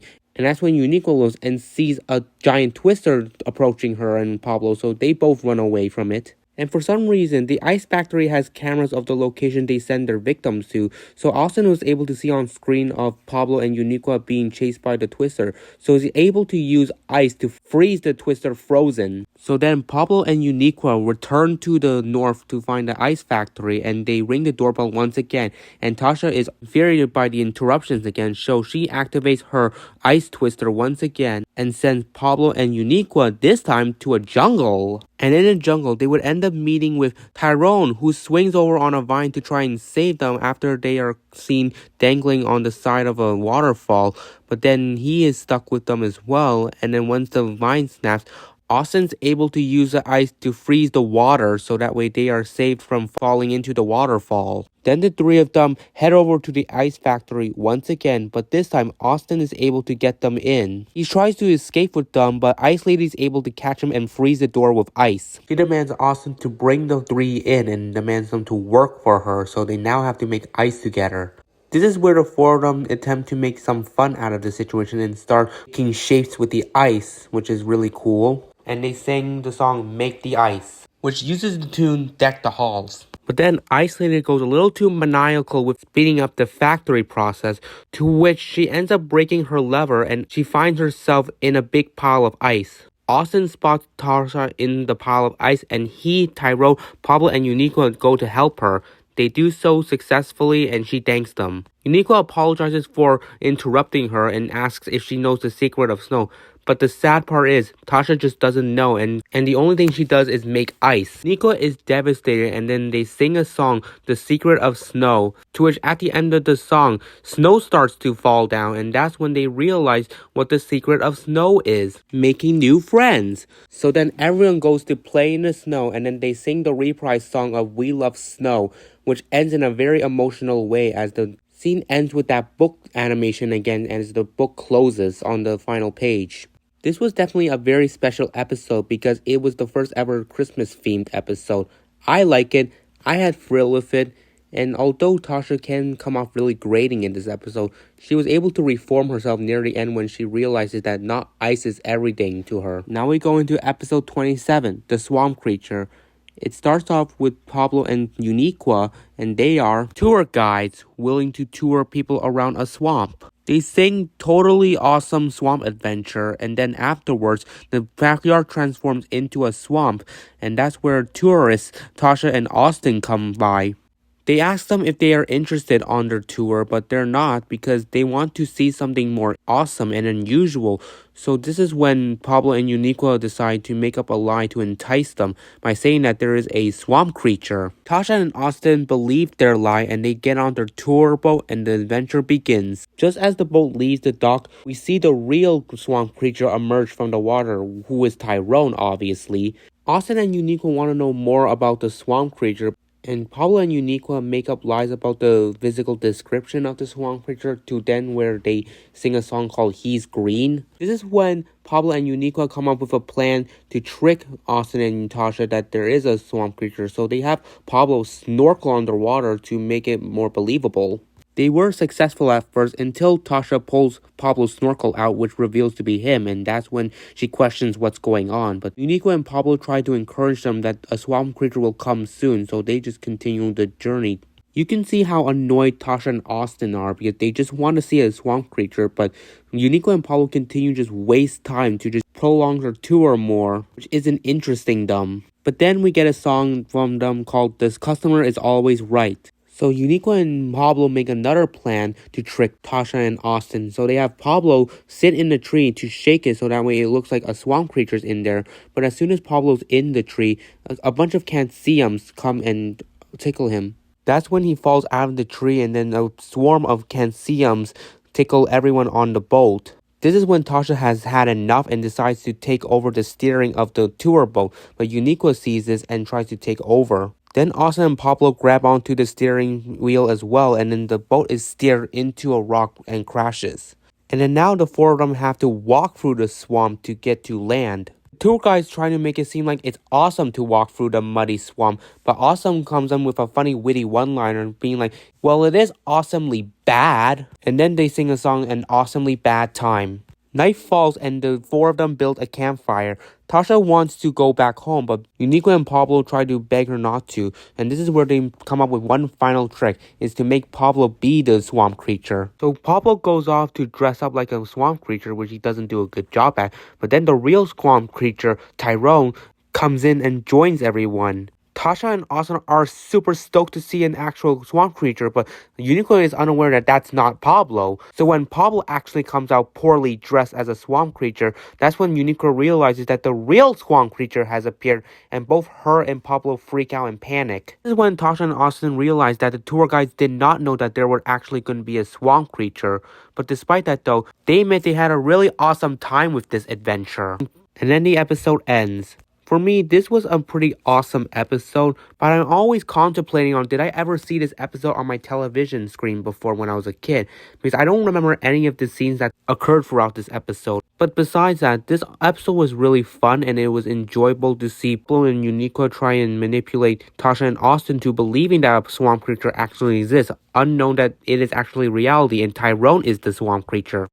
But now coming from episode 27, we're now going to episode 28, Horsing Around. And we have Eureka, who is a cowgirl, and she's ready to race on her horse against her opponent, who is Pablor, and he's a jockey. This is where they sing a song, The Horse Ride and Cry. Then the backyard transforms into the Horseman Stadium, and this is where we're introduced to Austin, who's going to be hosting the competition, but also making commentary along the way as well. Uniqua and Pablo ride on their horses to prepare themselves for the race. Then they're unexpectedly greeted by a dirt racer, who is Tyrone, and he's riding a burro, and he named her a Molasses. Pablo and Uniqua think Molasses is cute, but they don't think she's gonna help Tyrone win the race considering she's slow. And their horses are way faster than a burro. Austin declares the race has begun and the horses race quickly out of the stadium, leaving Tyrone riding on Molasses behind. Molasses may be walking slow, but Tyrone is okay with it and just tells her to take her time on the race.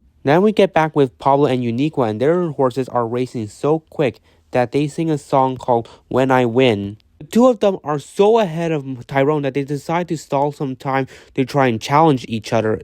The first instance is when they challenge each other to stand and balance on their horse while they're spinning. And they keep doing this until they realize Tyrone passed them, and that's when they get back in the race. So the two of them are able to get ahead of Tyrone once again, but this time they spot a nearby yard, so they decide to challenge each other by seeing whose horse can jump over the fence the highest. Pablo and Unicorn then sing a song called Betcha I Can, which is fitting in line with them trying to challenge each other on whose horse is the higher jumper. After wasting more time, Tyrone's able to pass by them once again, to which they need to get back into the race. They're able to get ahead of Tyrone yet again, but this time they stop after they spot a nearby mountain, to which they decide to challenge each other on who can scoot up the mountain backwards quick while whistling. Meanwhile, back with Tyrone, he sings a song called Keep Going Along, and it's a nice song to showcase Tyrone has a really close relationship with his donkey as he dances beside her. Back with Pablo and Uniqua, Uniqua is able to win the scooting race. She and Pablo spot the finish line, but then they also spot that Tyrone has passed them once again, and this is where they have to slide back down the mountain. Pablo tries to race Uniqua on sliding down the mountain, but Uniqua, despite being behind, is able to slide faster than Pablo and reach the ground first. Then the riders have to go back to get their horses so they can continue on the race. Tyrone is still leading as we see the horses behind him trying to catch up to him. The race ends with a close finish as Austin takes the final shot, and when it's revealed, it shows that Tyrone and Molasses made it to the finish line first, winning the race and flabbergasting Pablo and Uniqua. They're both perplexed by the fact that they let some burro beat two fast horses. Tyrone is a good sport about his win and is given the trophy for being the best rider. In my opinion, this was a pretty interesting episode. I really like the concept of how Tyrone was introduced as the outlier of the racers, but ultimately he was able to pull out his victory because the other two just continued stalling their time, challenging each other to see who's better. Time for episode 29, special delivery, and we are open with Pablo, Uniqua, and Tasha. They are a motorcycle gang.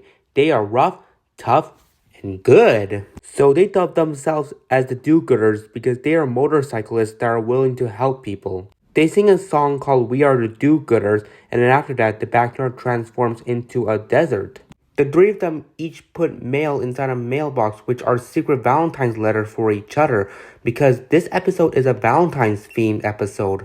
After that, the mailman, who is Tyrone, goes to take the mail to deliver them. Then he sings a song, I Never Fail to Deliver the Mail, which is a fun song that Tyrone sings by itself. On his way to deliver the mail, he spots the bikers and he's fearful of them because he thinks they are rough, tough, and bad people. So he maniacally drives around the bikers, which causes his mail bag to fall out of his truck.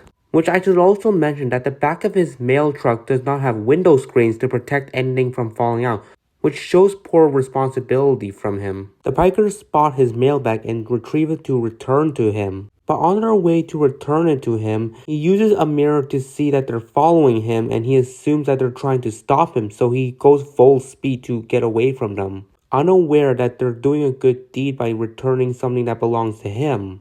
The bikers try many methods to return the mailbag into his truck, but they keep failing because Tyrone is being sporadic with his driving. During which we get this really fun short conversation where Tasha says he's not going to take his eyes off the road and Uniqua responds with, he's a really good driver. Which Okay, I guess. But anyways, the bikers try a new tack where they become a giant mailbox so that way they can lure Tyrone towards them and then they can return him his mailbag. And the plan seems to be panning out at first until Pablo messes it up and scares Tyrone to drive away again. At some point, the bikers are actually successful with putting the bag back into the truck, but because Tyrone was driving sporadic, he drives over a rock which bumps the truck and it launches the bag right out of the truck again. Tyrone's truck runs out of fuel, so he goes to the gas station to gas it up, which that's the next song. Gotta gas it up. After finishing fueling his truck, he bumps into the bikers and rides away in his truck again, and the bikers follow him. It is a long sequence until they reach a canyon where they're both on separate sides until Tyrone finally sees his mailbag in the biker's hand and he assumes they've stolen it. So he and the bikers jump over the canyon using their vehicles and the bikers are able to give back his mailbag. Tyrone finally arrives at the location that he needed to deliver the mail to, and when he does, he's met with the bikers, to which he is frightened by them until they tell him that he lost his mailbag and that they were trying to give it back to him. It clears up the misunderstanding and then the bikers read each other's secret valentines and they thank each other. But then they ask Tyrone, does he have any valentines for him? Which he unfortunately says no. So the bikers decide to make their version of Valentine by singing a song to him, Special Delivery. And the song ends with the four of them wishing the viewers Happy Valentine's Day. I liked this episode, but just like the swamp creature, I'm still contemplating on whether I remember ever watching this episode when I was a kid, because I don't think I recall ever watching scenes like this before. So, yeah. But anyways, let's get to a special episode. Episode 30, which is part 1 of this special 2-part episode, International Super Spy, which I love the theme of it, especially since it focuses on Pablo, who is a professional agent, and he's going by Agent Secret. Pablo sings his song, International Super Spy, which is one of the most remarkable songs from the Backyardigans. During which we see Eureka, who is the lady in pink, hiding in the bush to eavesdrop on Pablo.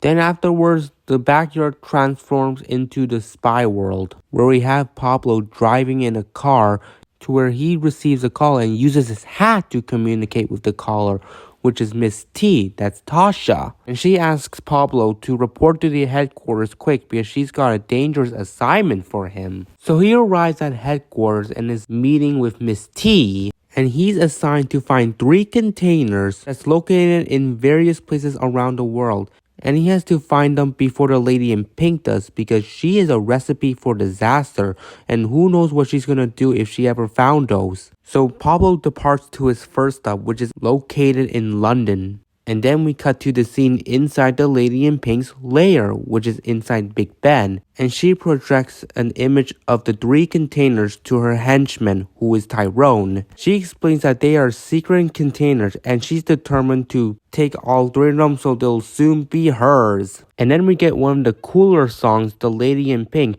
which has special guest Cyndi Lauper singing it. Oh wow, I really love her songs and it's so nice to see her featured in this episode to sing. And equally like Alicia Keys, she does a spectacular job with her singing voice on this song. Then we return with Pablo, who enters a pub to order a banana split. And this is where Austin, his secret contact, comes in. He's in disguise, but Pablo points it out until he has to shush him because he doesn't want his cover blown. His banana split is revealed to have some information on where the first container is, and there's a screen on it that showcases it to be located inside a glass building. That's when Pablo takes off to go for it, but he did not know that Lady in Pink was in the same pub eavesdropping on him, and now she's on his tail as well. So he arrives at the glass building first and enters it in secret fashion. Then afterwards, he comes across the room where the container is located, but in order to get it, he needs to mimic a dance that's shown on screen successfully. And so we get this scene of Pablo imitating the dance moves that's shown on the screen above him, and when he finally finishes, he's successful and the first container is handed to him. But once he exits the glass building, Lady in Pink was waiting for him out there, and her henchman snatches the container out of his hands. And then the 3 of them sing a song, Good and Bad Don't Mix. But then Pablo snatches the container back, and before the lady in pink can grab it out of his hands again, he gets in his car and turns it into a helicopter, and so he escapes with the first container in his possession. Pablo then goes to his next stop, which is in Switzerland. He meets with his secret contact Austin again, and he serves him a hot dog, in which he uses the hot dog that turns into a phone, and it gives him contact with Miss T, who instructs him the location of the second container, which is at a place called the Dairy Farm. Lady in Pink overhears the conversation and is bragging about how she's going to get to it first, so she will have the second container. And so she arrives at their dairy farm and discovers the underground secret door that leads to the room with the second container. And she avoids many obstacles before she gets there. When she finally arrives at the room, it's the same thing like what Pablo did with the first container. They had to mimic a dance that's shown on the screen in order to unlock the safe that contains the container. Uniqua does it at first and is successful, but then she's denied because this dancing mat requires two people to do it, and conveniently, Pablo shows up and now they're both mimicking the dance. They both succeed and the second container is released. Lady in Pink tricks Pablo into thinking that his tie is crooked. Then she steals the container and tries to get away, but Pablo is quick enough to catch up to her. He attempts to steal the container back, but Lady in Pink is gripping onto it hard as well. And unknown to them, they're sledding down a hill to which there's a giant snowbank at the bottom of it, and henchman Tyrone is trying to warn them about it, but they're too busy trying to take back the containers. And this is where part 1 ends on its cliffhanger, which is a cool aspect to see with the Backyardigans, because this is a common thing that they do with two-part episodes, where the first part ends on a dramatic cliffhanger that entices us viewers to want to watch the second part. Now for part 2, which would be episode 31 of the whole series. We continue where we left off, where Secret Agent and Lady in Pink are fighting over a container while they're heading downhill and there's a snowbank at the bottom. But then Agent Secret decides to lose his grip from the container, which Lady in Pink at first thinks is good, until she and Henchman crash into the snowbound, and that's where the container is out of her hands and it flies in the air until Pablo's able to catch it, using his vehicle as a glider. He then goes to his final stop, which is the Caribbean. Secret Austin meets with him once again and hands him a snow cone. But there's a button on the cone, and when he presses it, it turns out it's a hologram of Miss T, which she instructs him where to go to find the last container. She explains it's located at Tiki Island, and so Agent Secret decides to go find it there. But Lady in Pink was nearby eavesdropping and follows where he's going as well. So Pablo traverses to Tiki Island and finds the secret passageway that's behind a waterfall, and this is where he arrives in the room where the third container's at, which will only be given to him if he does the dance thing once again. And so he does it, but then his access is denied because it requires two people at first, which conveniently Lady in Pink and henchman Tyrone arrive, so Tyrone decides to dance with him, and they are seen mimicking the dance on the screen. They do a decent job at it until it's revealed that a third person is required to dance on the mat, so that's when Lady in Pink joins and all three of them are dancing on the mat. They complete it all together and the third container is released. Then Pablo takes out his hat and uses it as a microphone to trick Lady in Pink and Tyrone to count to 10 while their eyes are closed, which I'm surprised they didn't even look to check if Pablo was doing it as well. It was a clever way for Pablo to snatch the third container so he could get away from them as fast as he could. But he's ultimately caught by Lady in Pink when she notices him running away, and they chase him until Pablo's able to turn his car into a jet, and he gets away once again. But despite Secret Agent having all three containers, Lady in Pink has concepted another plan up her sleeves. So afterwards, we cut back with Pablo, who's returning to headquarters and needs to find Miss T. But she is nowhere to be found, and then that's when Lady in Pink appears on the big screen above him. And she demands Pablo to come to her lair to give her the three containers. But Pablo is a little sketched out and asks her why. To which she responds with a little hippo told me, referring to Tasha, and that's when she reveals that she has captured Miss T. So this incentivizes Pablo to go to her lair, but before he does, he contacts Austin to help him out, and he asks him that he wants to order a pizza. So afterwards, he arrives at Lady in Pink's lair with the suitcase containing the 3 containers. She gets him to slide the suitcase to her, and that's when she takes the opportunity to trap Agent Secret on her booby trap chair, so he's now sitting in one next to Tasha, which definitely showcases how deceitful Lady in Pink is. She then sings a song, A Recipe for Disaster. During the song, she opens the first 2 containers, which they have a glass and milk. But before she can open the third one, Austin pops out with the pizza that Pablo ordered, but Uniqua saw right through his disguise and traps him on the booby trap chair as well. She then decides to tickle Agent Secret with her booby trap hand, but Agent Secret reveals that he's not ticklish, and despite her efforts, she continues to push as hard as she can, but then the power shuts off. Once Lady in Pink turns the emergency light back on, everyone is freed from their booby trap chairs, and then everyone hustles to get the third container. Lady in Pink eventually gets it, and she and henchmen run off to the balcony to try and get away with it. Agent Secret, Miss T, and Austin chase after them, and when they stop, Lady in Pink reveals the third container, which contains chocolate syrup, to which they deduce that all the items in the container makes chocolate milk. Then all of a sudden, Big Band rings and it rumbles the ground to the point where Uniqua drops the chocolate syrup onto one of the minute hands on the clock. She is desperate to have her chocolate milk, so she makes her way onto the minute hand to try and retrieve the chocolate syrup, but when the syrup tumbles off the clock hand, she jumps after it too and falls with it. This is when Pablo makes great use of the pizza that he ordered, which turns out to be a jetpack, and he flies to save Lady in Pink and the chocolate syrup. She is left surprised that Agent Secret saved her. He responds that of course he was going to do that because he's a good guy. After that, they all go to make chocolate milk, but then they realize they don't have a spoon to mix it. But Agent Secret shows them that they don't need a spoon to mix it. His method is to shake the container, and it works out perfectly, and they have chocolate milk all together. And that's when part 2 finally ends. This was a fantastic episode. I really liked everything about it, and especially how much it showed how professional Pablo was at being a super spy.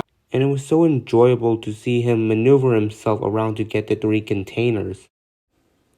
32. Movers of Arabia. And it starts off with Sultan Tyrone, who's planning to move to a new palace, and so he sings the song, I Am a Sultan.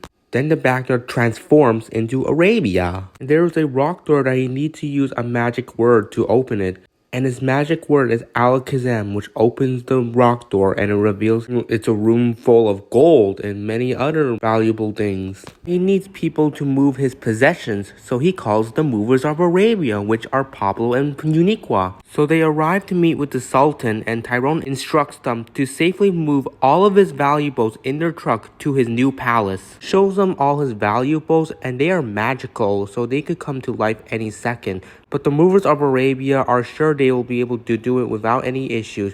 So the Sultan leaves to his palace, and this is where we get to the song, Movers of Arabia. Just as they are loading all of Tyrone's valuables into their truck, which surprisingly fits all of them. Now that they've got everything, they drive their way to the new palace. On the way, they're uncertain they're going the right direction, and Pablo unthinkingly says, I wish, and then the genie ball beside them pops open, and out comes Austin, who is the genie, and he grants his wish, which he reveals that they are in Arabia. Now the movers only have 2 wishes left if they want to use Genie Austin for help. At some point, they hear something rattling in the back of their truck, so they stop to check it out, and it turns out it's the magic carpet. And it flies uncontrollably to where Pablo tries to grab onto it, but then he's joyriding with it. And then that's when Austin pops up again and asks them if they want to make a wish. And they certainly do. They want to make the wish of the magic carpet going back into the truck. And before that happened, they sing a song, I Wish. But now, after that wish, they're only down to 1 more, which the genie warns them about.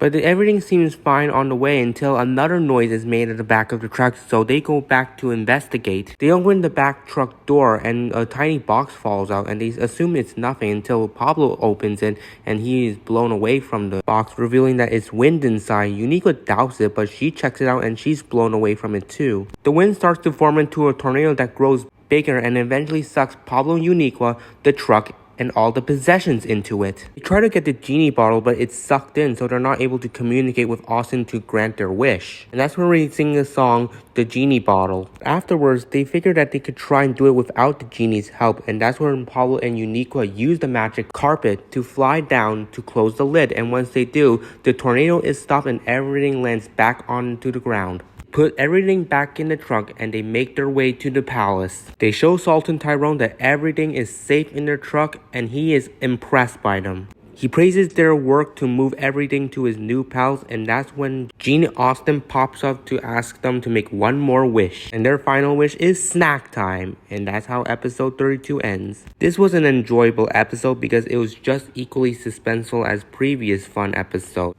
Going to episode 33, Cops and Robots, which would be the word cops and robbers, but it's robots instead. And we are open to Tyrone and Eureka, and they are the cops in this episode. They sing the song, Can't Stop the Cops, which I love. I love how they just repeatedly say, can't stop the cops.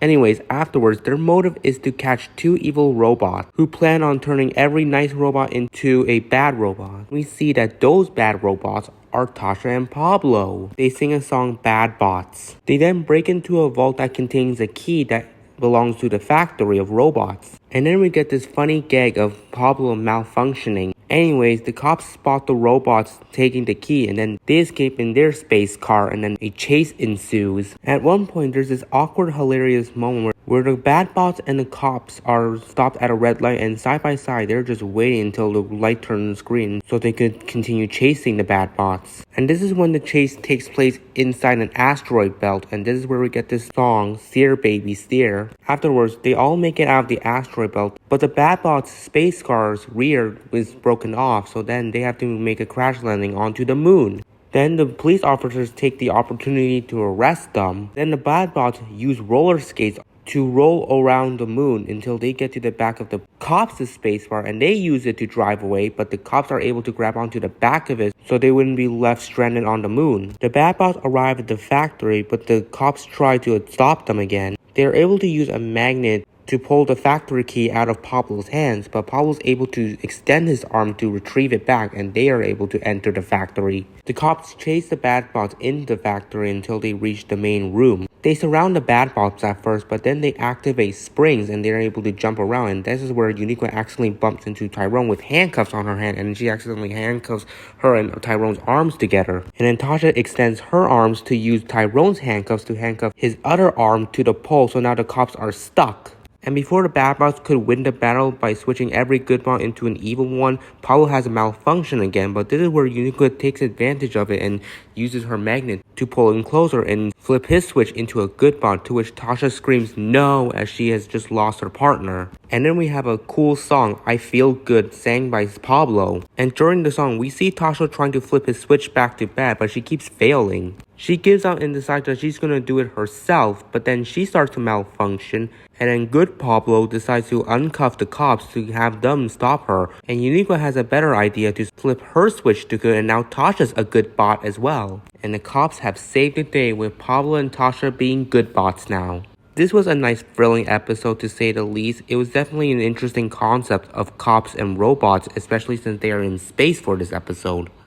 Going to episode 34, Sinbad sails alone, and we see that Tyrone is Sinbad, who wants to sail alone to the end of the rainbow. And then he sings Sinbad the Sailor. Then afterwards, the backyard transitions into the new world where Tyrone is loading stuff onto his ship, and that's where we are met with Pablor, who is a big fan of Sinbad and wants to join him on his adventure. He gives Sinbad a hand putting the boxes onto his ship, but then Sinbad instructs him to leave his ship, despite Pablor offering that he could be a big help. Pablor still thinks that Sinbad might need help at some point, so he hides in a barrel without Sinbad noticing. Sinbad then departs the dock and is now on his way to the end of the rainbow. He gets a little thirsty and calls for refreshments, but when he opens one of the barrel, coincidentally the one that Pablor's in, he pops up and frightens Sinbad to where he is shocked to see that Pablor has snuck onto his ship. He decides to make a deal with Pablor and ask him to obey everything he says while on the trip. Sinbad tells him that he can steer the ship, so Pablor takes over steering the ship, and at one point wind blows his bandana off his head, and that's where he stares crazy to the point where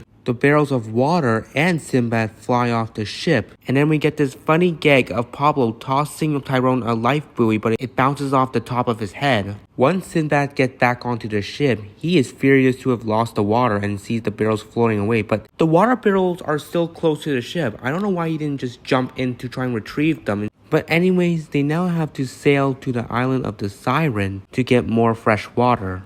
They meet with Siren, who is Eureka, and they have to play a game called Siren Says in order to get water. And she sings the song Siren Says as they play the game, and this is when Pablor is able to win the game, so he and Sinbad earn the water.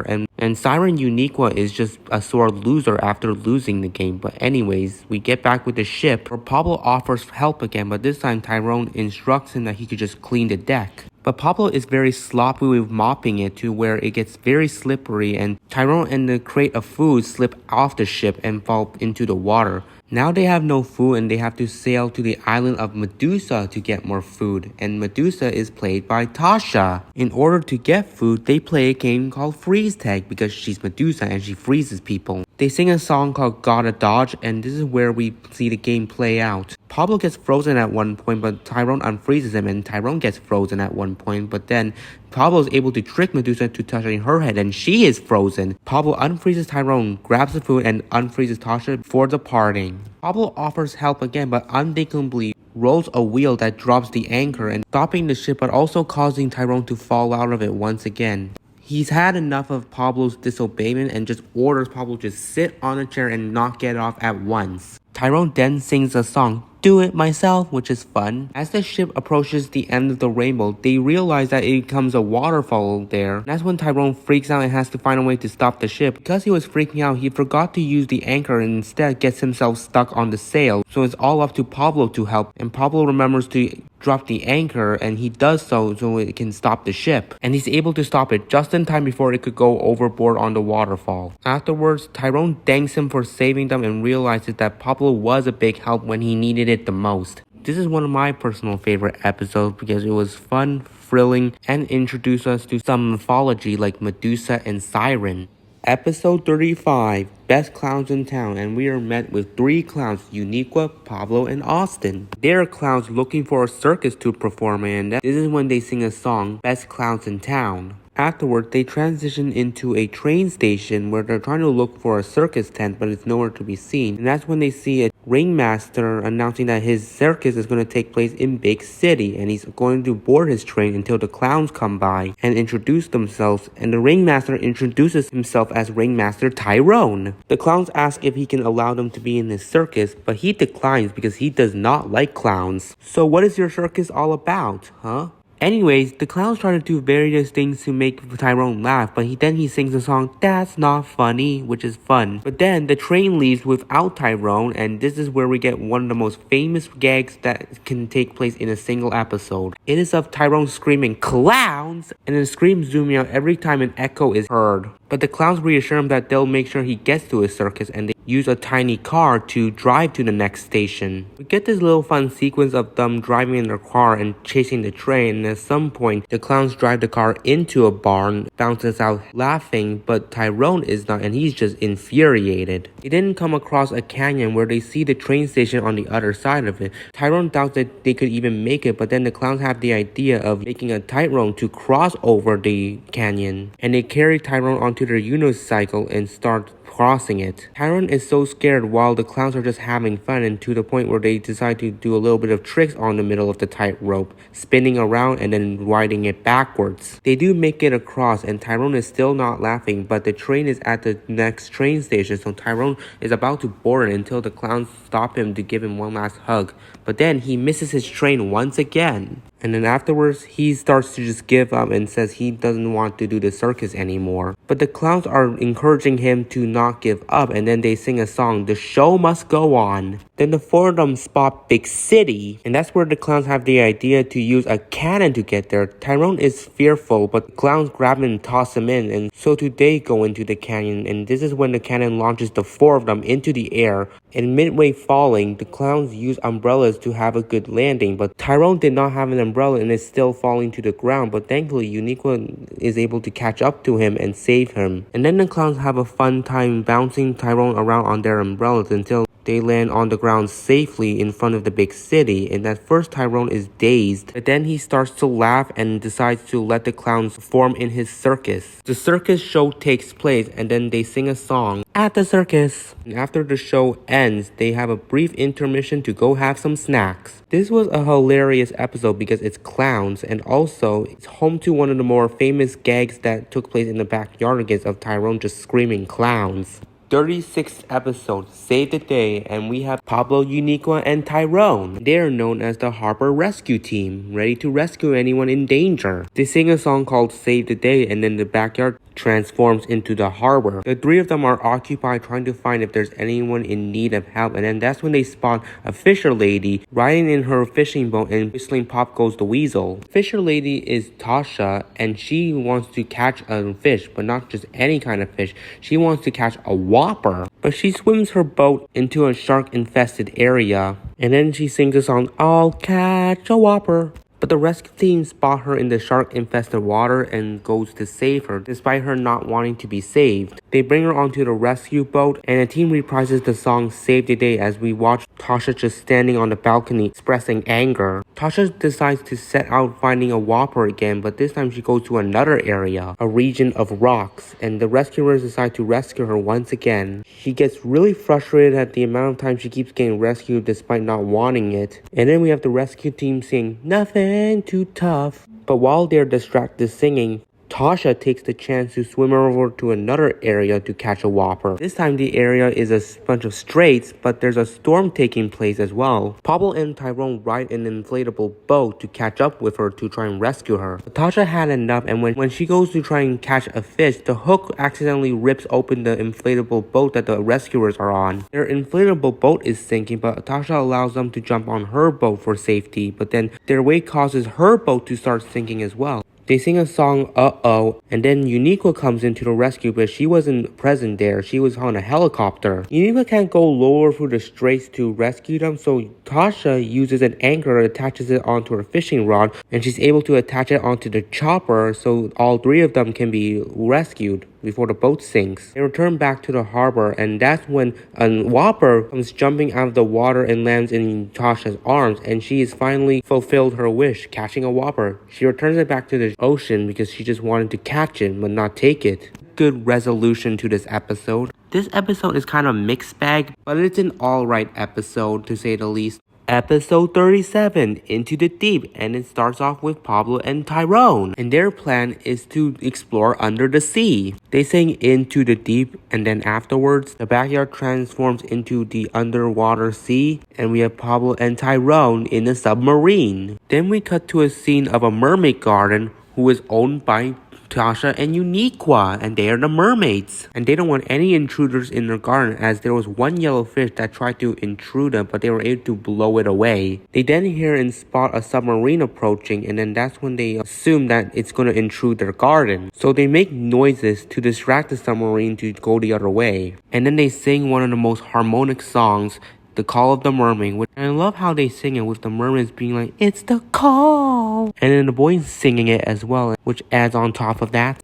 Then the mermaids decide to move the submarine and push it onto a geyser, which shoots the submarine out and causes it to land onto the seafloor. Then we have Tyrone and Pablor scuba diving to check out what's going on. Meanwhile, we have the mermaids sing Our Garden, but then Tyrone and Pablor are approaching the garden, and they say that they want to capture it on film, and the mermaids heard it and thought they meant they were going to capture them. So they try to swim away, but Pablor and Tyrone follow them into a cave. And while they all roam around the dark cave, they sing a song called You Gotta Be Brave. And then the mermaids are cornered while Pablor and Tyrone approach them. The mermaids try to blow the scuba divers away, but then, because of their noise, they cause an avalanche above them to start occurring that's going to land on Pablor and Tyrone, and they're unaware of it. But the mermaids save them just before it crushes them, and they make it out, and they find out that they're in the mermaid garden. The mermaids yelled for the scuba divers to leave until they reveal that they want to capture the mermaids on film. And so the mermaids allow them to, and the misunderstanding is cleared up. This was a pretty captivating episode because it took place underwater, and I always loved seeing the dynamic of Eureka and Tasha, and them being mermaids was definitely something fun to watch.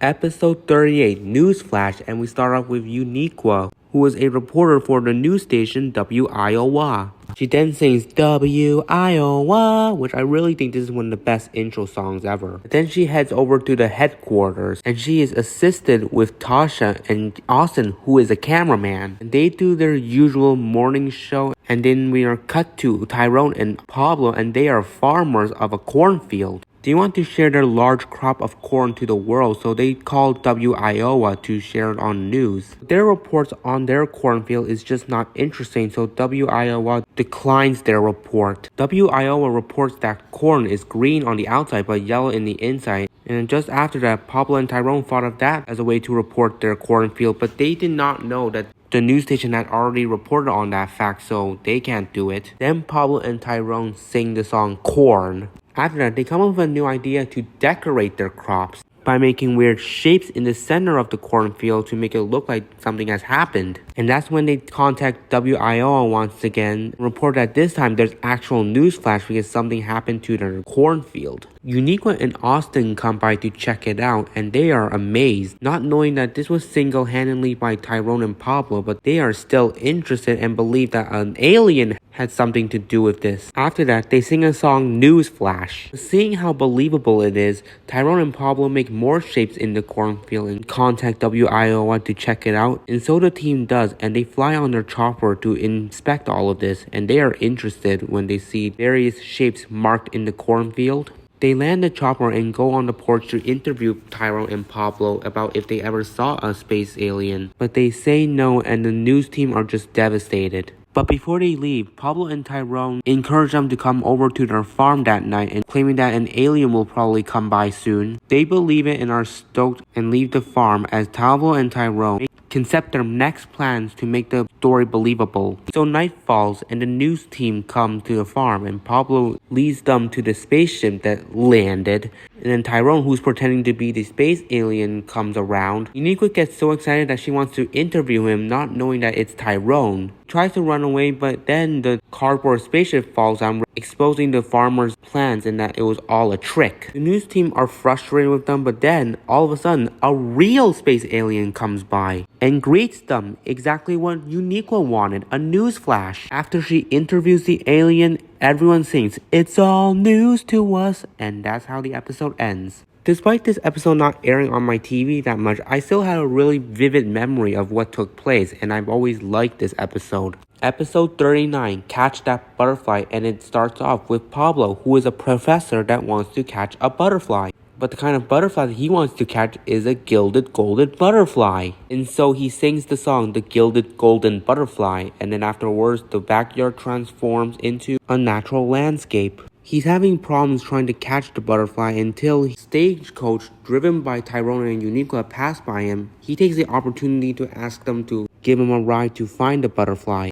Tyrone and Uniqua ask him what he wants to catch. We get this funny scene of Pablor continuing to describe about it but not name it until Tyrone loses his patience and says, "Just say it!" Pablor says he's catching a butterfly, and the stagecoaches are just laughing at him, but they're still willing to give Pablor a ride, and they sing a song, We're Tough. Afterwards, they drag their stagecoaches with their horses in front of them, and Pablor is struggling to catch the butterfly every time he swings his net at it, to the point where the horses would run up a steep mountain, scaring Tyrone and Uniqua. But they make it onto the top, and Pablor gets out of the stagecoach to try and catch the butterfly. Uniqua and Tyrone come off too to check him out, but then the butterfly lands on one of the horse's nose, and despite Uniqua and Tyrone's warnings, Pablor is way too resolute on getting the butterfly that he swings his net on the horse's nose. That startles them, and then they start running away. The three of them run after it and are able to hop into the stagecoach, but nobody's driving it, and then that's when the horses detach themselves from the stagecoach that crashes into a giant rock, sending them flying into a river. And while it's floating on the river, it continues to hit many rocks around it, which causes many parts of it to break, leaving just the chairs remaining. And they do sing a song, How Hard Can It Be? But afterwards, just as Pablor is about to jump and catch the butterfly in his net, the three of them fall down a waterfall, but thankfully they're okay and they swim back to land. And Pablor begins climbing the rock wall, followed by the stagecoaches. They reach the top and then they sing The Butterfly Hunt, and I love the opera tune it uses. They then make it onto a rocky platform that's on a ledge of a cliff. And the butterfly is flying around it, and Pablor tries to catch it, but is going too close to the edge. But when the butterfly sits on the edge, it causes the rock to tumble, and the three of them are now on the rock that's sliding down the cliff. And once it lands on the ground, it begins breaking into small particles until it's fully disintegrated to the point where everyone is just dazed by the uneasy landing. And that's when they discover that the butterfly is on Pablor's beak. Pablor panics when he says the butterfly is on his very nose, but Tyrone and Uniqua remind him that he needs to catch it, so he grabs his jar and puts it in, finally catching the butterfly. Then he opens the jar lid and lets the gilded golden butterfly fly free, and the stage coaches are confused at first, but Pablor explains that he just wanted to catch it but not keep it, similar to how Tasha wanted to catch a whopper but not keep it. That's the end. This is another episode that I never really fully clicked with. It is fun at points, but sometimes I never pay too much close attention to this episode to find it memorable, so yeah. Now for the finale of Season 2, Episode 40, which is a giant problem. And we begin with Tasha, who's going to be a giant. And then she sings, "Nobody's bigger than a giant." It's such an amazing song. And then afterwards, the backyard transforms into a land that has trees, a small village, and a castle where the queen lives. Tasha reprises the song "Nobody's Bigger Than a Giant" as she stomps through the forest. Then the scene checks into the village where we are introduced to the wizards, Tyrone and Pablor, and they're trying to get a spell right. Their first attempt is with their hat, but they fail, and Pablor's hat lands on his tail while Tyrone's hat is on his nose. Then they sing a song, "It's Hard to Be a Wizard." Then after that, they get a call, which is from the queen, who is Uniqua, and she orders them to come to her castle quick. So they try to cast a spell of them going to the castle, but when they do, they end up appearing on the top of a castle pole. It takes them a while to get off until they enter Uniqua's castle, to which she questions what took them so long. They have so much excuses, but she silenced them. Uniqua points out that there's a giant in the forest and she's about to take her royal naps, and she doesn't want the giant stomping to disturb her, so she is electing the wizards to get rid of Tasha. The wizards go out to find a way to get rid of Tasha. They try to practice various spells that would end up landing them back into Uniqua's castle, to which she gets annoyed by them, and then they get really tired of it, so they try to rest. So they find what looks like to be a rock and sit on it. But then when Tyrone looks up, he realizes it's not a rock. They were sitting on Tasha's shoe. She says, "Yoo-hoo," and the wizards are frightened and they try to run away from her. But they stop and sing a song called "I Know a Spell," to which they cast various spells at Tasha, to when one causes her to fall asleep. And when they try to get her to disappear, they disappear themselves. Then they try another spell of sending her away, but they end up sending themselves away to various locations, to which one of them ends up being inside Queen Uniqua's castle. And she just gives this hilarious silent expression of "What the heck are you doing here?" But they're able to cast a spell to return back to where Tasha was, but they appear on her head and she's already awake. So they get terrified and they fall into a nearby lake, and then they try to run away as Tasha tries to catch them. They try to cast a spell for horses to speed up, but they end up being the horses, and so Tasha starts to chase them, and the horse wizards are running towards Queen Uniqua's castle, where Uniqua is just standing there and is witnessing everything.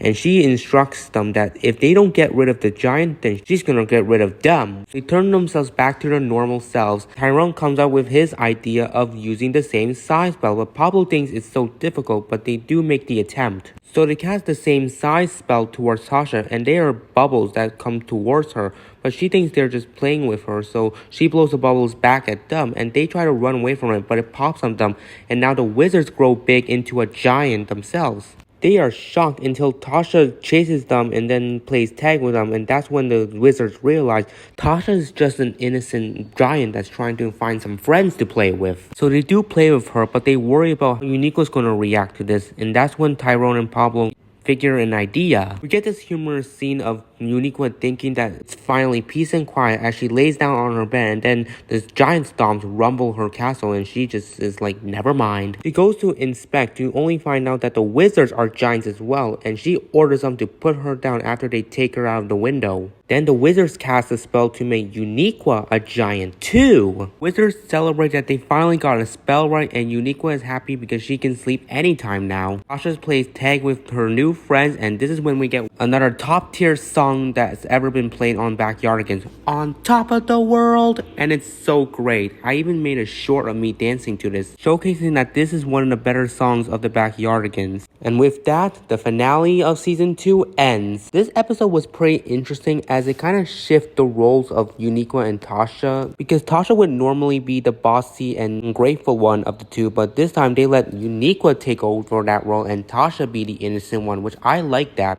Now we're gonna move on to season 3, which is a very strong season for me because it has a batch of some of my personal favorite episodes in it. And especially since this season's opening variations are some of my personal favorites because of how intense it looks. So now let's get to episode 41, which is called Who Goes There?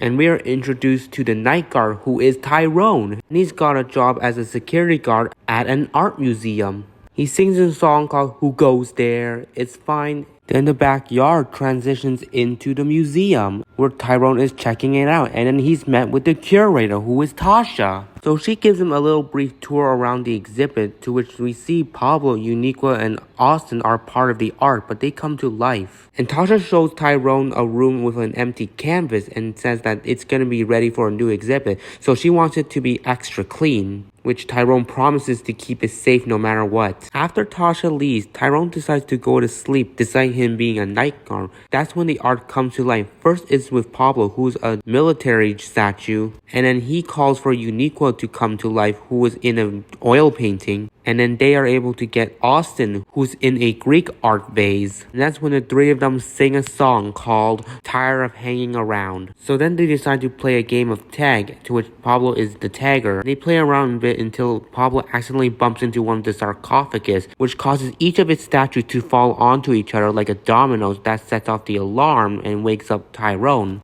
Art is able to put the sarcophagus back in its place before Tyrone can check out where they are. He spots them, but they act like statues, and he believes it, so he just walks away. Art decides to hide in a painting, but they are hiding behind a bush of flowers, and flowers make Austin sneeze, so they try to move over, but there are more flowers on the other bush as well. And then Austin finally sneezes. Tyrone hears it and realizes it's coming from the painting, and that's when the art reveal themselves. Tyrone is stunned, and that's when they play tag with him, and then the next song is sang. The art is on a loose. Then after that, the art is gonna hop into another painting, but Tyrone is able to grab onto Austin's tail, but now he's dragged into a painting himself. And the art used a horse in the paintings to escape, and Tyrone has to follow them on his horse as well. We get a little funny chase sequence until Tyrone has to stop when he almost runs into one of the sarcophagus statues. Then the art run into a room with the empty canvas inside, and when Tyrone realizes where they're at, he tries desperately to stop them because he doesn't want them to damage the empty canvas that's going to be set up for an exhibit later on. Art taunts him with Austin doing a funny dance while doing it. Then Tyrone locks them in the room, and they are cornered at first until they decide to hop into the canvas to hide. But there are no hiding spots, so now they just have to roam around freely. This is when Tyrone picks up a paint palette and some paintbrushes and tries to splatter paint on the art. And then we sing a song, the Splatter Paint Flamenco. But after trying to splat paint on the art, he runs out and just gives up, which he also has now painted the canvas that was supposed to be blank. Tyrone assumes he's going to lose his job after seeing how messy the museum is, but the art is willing to fix it for him, and which they do. Tyrone thanks them. Tasha finally comes back and discovers that the canvas was painted, and when she asks Tyrone if he did it, and he admits to doing it, but she is impressed by it and said that she would definitely hang it up in the museum. Tyrone's happy, and then the art surprises her as well, and she is frightened, but Tyrone has to explain that they only come alive when it's night. And that's where episode 41 concludes. This was a very unique episode because it's obviously referencing the famous movie Night at the Museum, where the art turns to life. I like the concept they did with the Backyardigans, especially how fun it was. Now for episode 42, Blazing Paddles, which this episode I have a lot of nostalgia because this episode and another few episodes are featured on the only DVD of the Backyardigans I have. Anyways, it starts off with Uniqua, who is the sheriff of a town called Ping Pong Mesa.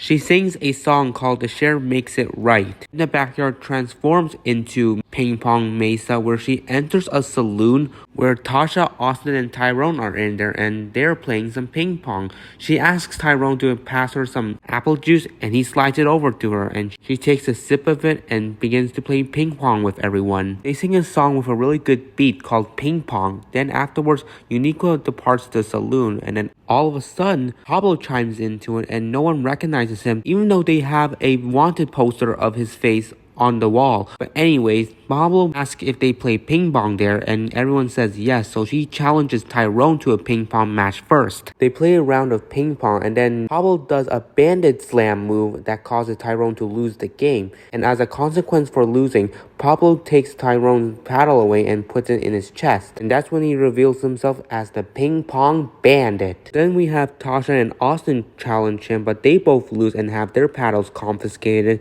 And this is when Austin decides to call Sheriff Uniqua for help. So she tries to face off against the bandit, but then she loses and her paddle is taken away. And then Pablo acts so cruel and takes her sheriff badge away from her too, and claiming now he is the sheriff. And then Uniqua is now exiled from Ping Pong Mesa. She leaves the town on her horse, very devastated. But midway into the desert, she realizes that she cannot allow the bandit to take over Ping Pong Mesa. So her horse spots a cactus that has a shape resembling a paddle, and Uniqua uses it as her new paddle. This is when she sings the song I Must Be Ready, which is another top tier song in my opinion. During the song, a hailstorm takes place and she uses the hail ice as ping pongs to practice herself, and she does this insane twister spin as she deflects every ice that bounces off her paddle. So now Uniqua is ready to rematch the bandit and she returns to Ping Pong Mesa under a new identity. Before the townspeople greet her, they sing a song called No One Gets to Play Today. Then afterwards, they spot Uniqua on the horse returning, but they don't know that it's her because she's under a new identity, and she calls herself the Pink Fury. She meets with the bandit and challenges him to a ping pong match to where if he loses, he needs to return all the paddles to the citizens. He accepts the deal even though he's confident that he's gonna win. And then the match starts. It goes well until Pablo does another bandit slam and the ball bounces high into the air, but that's when Uniqua shows her Pink Fury skills and speeds into a clock tower and deflects the ping pong ball back at Pablo, which causes the ball going to fire speed, and Pablo has no time to react and he actually hits it, but due to faulty equipment, the ball creates a hole in his paddle and he loses. He is in shock that he lost, and that's when Uniqua reveals that it was her, the sheriff. She also explains to Pablo that it's no fun when you play ping pong without anyone to play with, and Pablo realizes that taking away the paddle was a big misguided part on his end, and everyone gets their paddles back. To iterate, I have a lot of nostalgia for this episode because it was part of the Backyardigans DVD that I only have, and it's still a thrilling experience to rewatch because you see yourself rooting for Uniqua to find a way to beat Pablo's Bandit Slam performance. So after that, we're gonna go to episode 43, Garbage Trek. Another episode that I have nostalgia for because it was also featured on the only Backyardigans DVD I have. So we start with Uniqua, Tasha, and Austin, and they are space garbage collectors. Whoa. After finding an eaten apple core on the ground and tossing it into the garbage, they sing a song called Intergalactic Garbage Trek. Afterwards, we transition into space where the garbage collectors are in their spaceship. They then sing another song, Trash Day, and they're doing so while collecting garbage from several planets they go to. Then we are met with Pablo and Tyrone, who are in their own ship, and they plan to snatch all of the garbage collectors' trash, because the garbage help fuels the tank for their spaceship. Their first trick was to have Tyrone scream for help from a planet, to which the garbage collectors are able to hear it from their spaceship, so they teleport to check out what's going on, and while doing so, Pablo operates his ship to eat up all the garbage loaded on the collectors' ship. They do find Tyrone, but then he teleports himself back to his ship, to which they figure that this was all a trick. Pablo and Tyrone do sing the garbage funk, which they are celebrating after collecting garbage to fuel their tank. Then there's another instance of them tricking the garbage collectors, where the garbage collectors are planning to collect garbage that is circling around a planet like a ring. But then Tyrone and Pablo call out to them for help, which they're sketched out by this time, but they still try and check it out. Unknowns to them, boys magnetize the nearby moon to which their ship gets stuck on, and then they have to witness the boys collecting all of their garbage just to fuel their tank. The collectors are able to unstuck themselves, and then they locate a planet that's entirely filled with garbage, and this is where they sing a song, "You Can Do It." While they're collecting their garbage, Pablor and Tyrone arrive in their ship and they spot them, but unknown to them, their ship flies way too close to the black hole to where they are beginning to get sucked in. They try to drive out of it, but their ship has no fuel because they ran out of garbage, so then they are screaming for help. Just as the collectors finish with the garbage planet, they get the distress call from the boys and see that they're not playing this time and they are actually in trouble. And this is where they try to help out, but then their ship gets sucked into the black hole as well. After the collectors get another call from them asking for garbage, that's when Tasha realizes that they need to release the garbage from the back of their ship so that way the boys' ship will have fuel again so they can help out escape the black hole. They release the garbage and the boys are able to collect them, refilling their tank with fuel, and they're able to escape the black hole. And at first they're leaving the collectors behind and Tasha is shocked by this, but they do return with a tractor beam to help save the collectors out of the black hole as well, so everyone is saved. They all thank each other, and that's how the episode concludes. I remember liking this episode a lot when I was a kid, but as I'm rewatching it, I'm kind of like more lower on it as I felt like it was kind of more slow paced. It's still enjoyable nonetheless. Now for episode 44, Fly Girl, and it starts with Eureka. And she's a pilot that flies to many locations to cheer grumpy people up with her singing telegrams. And so she sings the song, "A Singing Telegram," which I enjoy. So then she heads over into her plane and hops on, and the plane prints her the first person that she's gonna deliver her telegram to, which is Pablor, and he's Captain Moody. So Eureka flies off to go to his ship, and then the scene cuts to Captain Moody, who is singing a song, "Clean, Clean, Clean," because all he wants to do is make sure that his ship is perfectly clean. And I also like the accent Pablor has in this episode, which is hilarious and fun at the same time. I applaud his voice actor for being committed to this. Anyways, Eureka finally arrives and she sneaks onto the ship, but her foot accidentally stomps into a bucket of water. And when she does, she leaves a lot of watery footprints on his deck, and Pablor notices and just says, "Shimmery timbers, look at you messing me up my clean deck." Eureka tries to explain why she's there, but Pablor is too upset that she's messing up her deck to where she continues to do so until he forces her to walk off the plane, and that's when she has to sing her telegram to him. It changes his mood, but he instructs her to stay there while he goes away to get something, but Eureka thought she might have failed, so she gets back on her plane and leaves without realizing that Pablor came back with a harmonica, just like the one that she was using to play.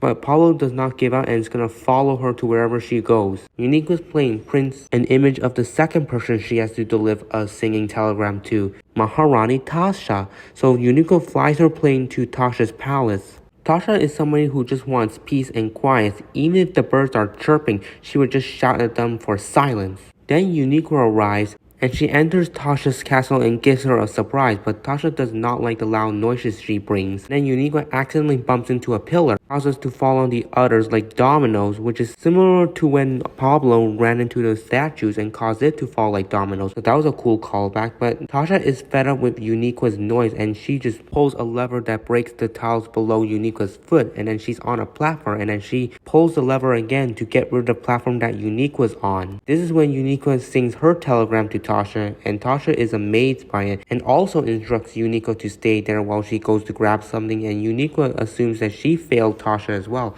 so she leaves the palace just as Tasha plays her harmonica and just says thank you, but she's nowhere to be found. Eureka flees on her plane just as we see Captain Moody arrive because he's following her, and that's where he meets Maharani Tasha, and together they sing a song on "It's Great to Be a Grump Like You." Then we return to Eureka flying in her plane again, and her plane prints a picture of the final person she will be delivering a telegram to, which is an abominable snowman, that's Tyrone. And we cut to him where we see him shoveling snow as he finishes his last bit because he wanted to clear the way for his path. but out of nowhere, Eureka had no landing spot, so she flew through the bank of snow that Tyrone left, which fills the path with snow, and that infuriates Tyrone to where he marches towards Eureka just as her plane is leaning on the edge of the mountain. She has no time to explain, so she just sings her telegram to him, which starts cheering him up a bit. Then he asks her to stay there as he goes to get something as well. Just then, Eureka's plane falls off the edge and she falls along with it but gets back in the cockpit, so she's able to fly it away from the mountains. That's when Tyrone arrives and plays his harmonica, but she's nowhere to be seen. And when he sees her flying away, that's when we see Tasha and Pablor arrive at the mountain too, just because they were following her. They scream out to her and she sees them and she thinks that they are just mad at her. So she arrives back home and parks her plane, and as soon as she gets off, Tyrone, Pablor, and Tasha surprisingly caught up with her and are running towards her, and she's scared at first and tries to flee on her plane, and they try to beg her to stop, and then they sing a song, Thank You, which is a nice heartwarming song as you can see Eureka's face expressing how pleased she is. She thanks them for giving her a telegram as well, and that's the conclusion right there. This is one of my personal favorite episodes as well, just because it really focused on Eureka, and it brought an interesting combination of her giving telegrams but also being a pilot as well. I like that. Now we have to go to episode 45, which is called What's Bugging You, and we start off with Tyrone and Eureka, and they claim to be the best pest controllers on Earth. They are able to encourage a giant fly that's flying in our screens to fly away, because they don't want to harm the pests as well, showcasing the kind-hearted nature pest control has. Then they sing a song called What's Bugging You, which is fun. Then they are assigned to deal with a pest problem at Lady Tasha's house. So the backyard transforms into Lady Tasha's house, and she invites the pest control in. She wants them to get rid of a Worman that's in her house before Mr. Spiffy comes by, because she wants to join the Spiffy Club, and her house needs to be the neatest and spiffiest so she can be part of the club. Then the pest control try to go deal with the Worman, but the Worman crawls over to Tasha, and we get this amusing scene of her just screaming and knocking into her clock that almost tips over, but thankfully Tyrone is able to catch it on time. Mr. Spiffy arrives at Tasha's house, so pest control has to hide away from him so they wouldn't be noticed while he's inspecting Tasha's house. Tasha opens the door for Mr. Spiffy, who is Pablor. This is an interesting role for Pablor because he's normally energetic and happy, but this time he's very serious and straight-faced. Pablor and Tasha then sing a song, My Name is Spiffy, and I like it as well. So back with the pest control, they struggle to get that single Worman out, so they think of making a snack to lure the Worman out of the house. This is where they thought of making cupcakes, which they are microwaved too. That's interesting. But they do make a mess while making them, and that's when Pablor and Tasha come into the kitchen, but Pablor is unaware of the mess. So Tasha quickly uses a bowl to cover his eyes and lead him out of the kitchen. So pest control attempts to lure the single Worman out with cupcakes, but then all of a sudden more Wormans pop by through the back door, and now there's a herd of Wormans. And then they cause more trouble as they head up the stairs and into Lady Tasha's room, and the pest controls has to deal with them in there. Eureka and Tyrone spot vases and decide to use them as a way to catch the Wormans, and that's where we get this song, Get Those Little Critters. They manage to collect all but one Worman into the vase, and that's when they have to pretend to be statues while Mr. Spiffy inspects Tasha's room, and that's when a single Worman jumps on his head. And then he asks Tasha if there's something on his head, and Tasha quickly takes his hat off and tosses the Worman away, and makes it look like Pablor was referring to his hat, and then they continue on to the next room. But then once pest control open the front door, more Wormans come in the house, and then they cause havoc in the living room. And sadly, that's how Mr. Spiffy discovers that there's pests in the house. And Tasha is devastated but understands that her house was not as neat and spiffy. Then we have pest control think of an idea of joining in with the Worman's party and singing a song, The Worman Party, to which they are in a conga line, and that's how the Wormans end up exiting the house, also making Mr. Spiffy have a little bit of fun as well. And because of that, he allows Tasha to join the Spiffy Club, and she is stoked. So with this episode, I think it's fine. Like I mentioned, it was interesting to see a serious Pablor in this episode. It's kind of out of character of him to be this kind of figure. Now we go for the next episode, Chichen-Itza Pizza, episode 46. And it starts off with Eureka and Tasha, and they are pizza makers, but they haven't decided where they're gonna locate their pizzeria. They suggest a multitude of locations until Eureka comes up with locating their pizza shop in Chichen-Itza, an old city in Mexico, and that's when they sing a song, Chichen-Itza Pizza. This song was enjoyable, and I like the lyrics at the end being like, Chichen-Itza Pizza we deliver. Then we transform into the Chichen-Itza jungle where the girls are setting up their pizzeria, and then we get this one scene of Tasha being afraid of heights after using the ladder to put up some banners. She asks Eureka to help her out, and Eureka pulls her down safely. Then their cell phone rang, and the person that's calling is Tyrone, who is the king that lives in a golden pyramid. He calls to order some pizza, and he wants it delivered to the golden pyramid.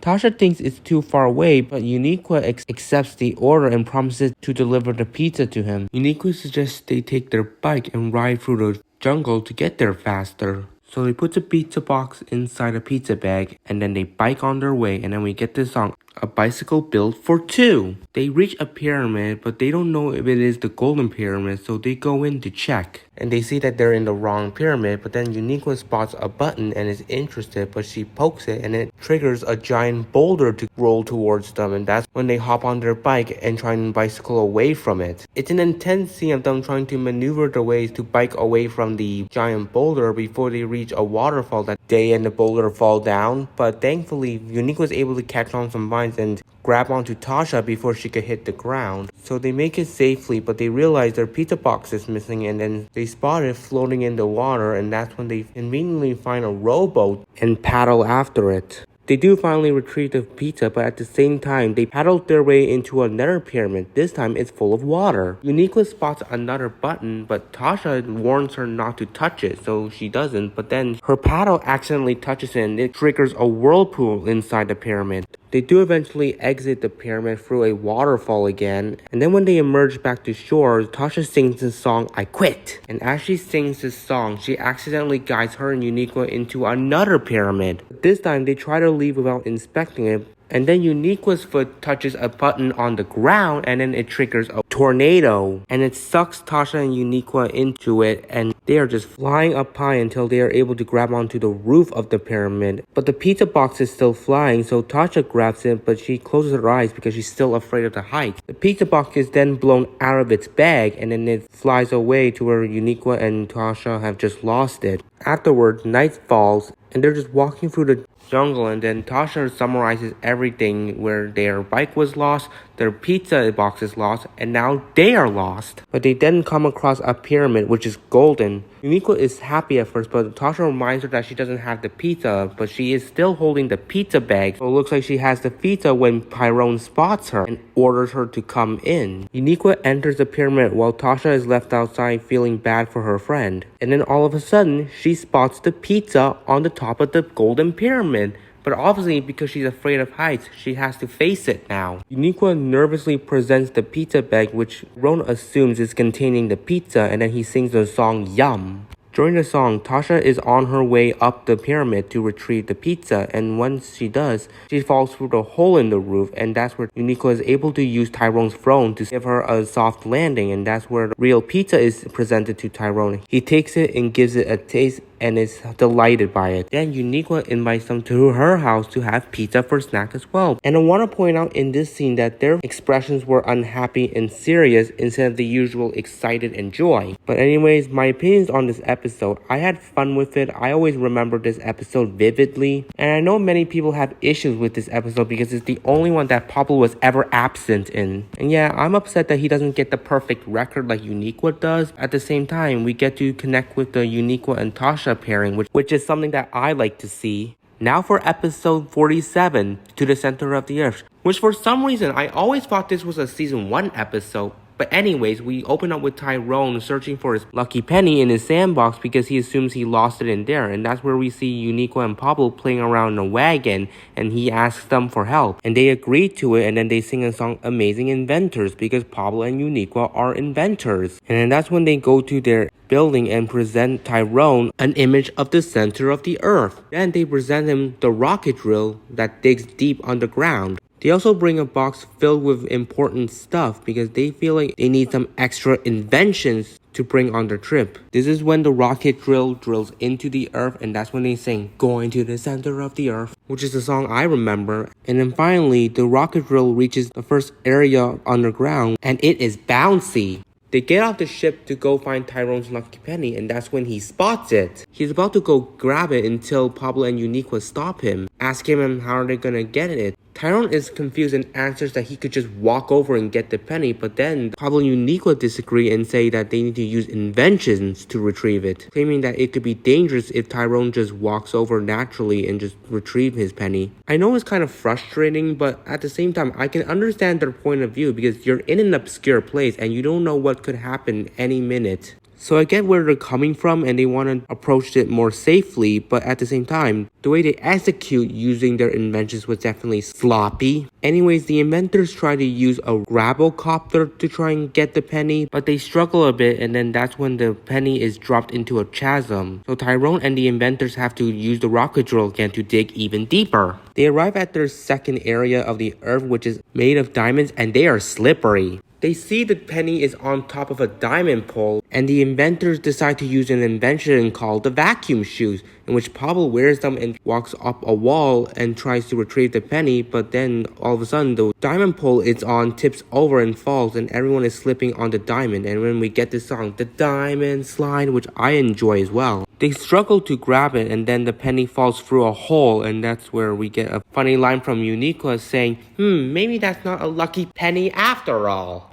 Everyone goes back into the rocket drill and drills even deeper into the earth. They arrive at what the inventors believe is the center of the earth, which is like an underground island. They spot the penny, but it's unexpectedly located next to a dinosaur. And that's when Tyrone needs them to use an invention to retrieve it. But it turns out they don't have an invention made for that situation. So they say if you don't have one, you make it.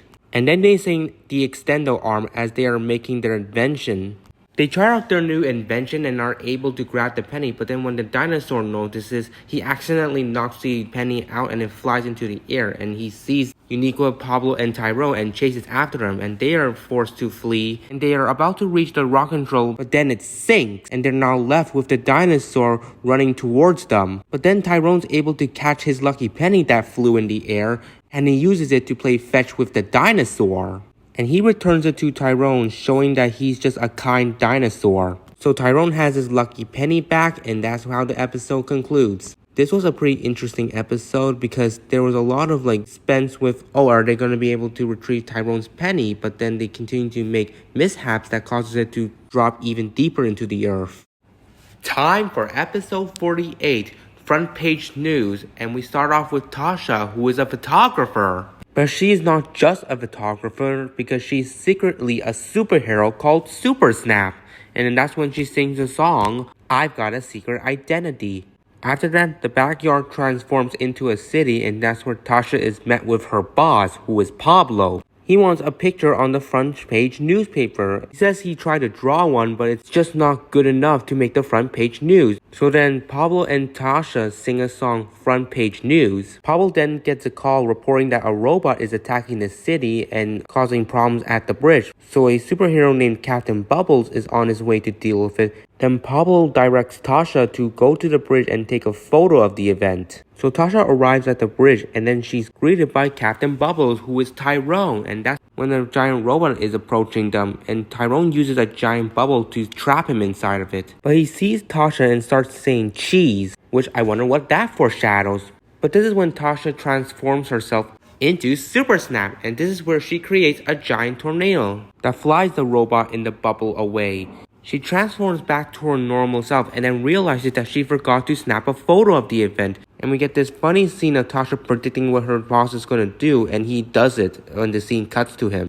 Pablor then gets another call and then shares it with Tasha and informs her that the giant robot is back and is attacking the airport. So he instructs her to go over and take a picture because Bug Girl is going to deal with it. So Tasha arrives at the airport and is greeted by Bug Girl, who is Uniqua, and she sings the song Bug Girl. So she uses her super strength to lift the robot up, but she accidentally drops it and he falls onto the ground. That's when Tasha turns into Super Snap once again and finds trolleys to put on the robot's feet. So she and Bug Girl are able to roll the robot away like a roller skate.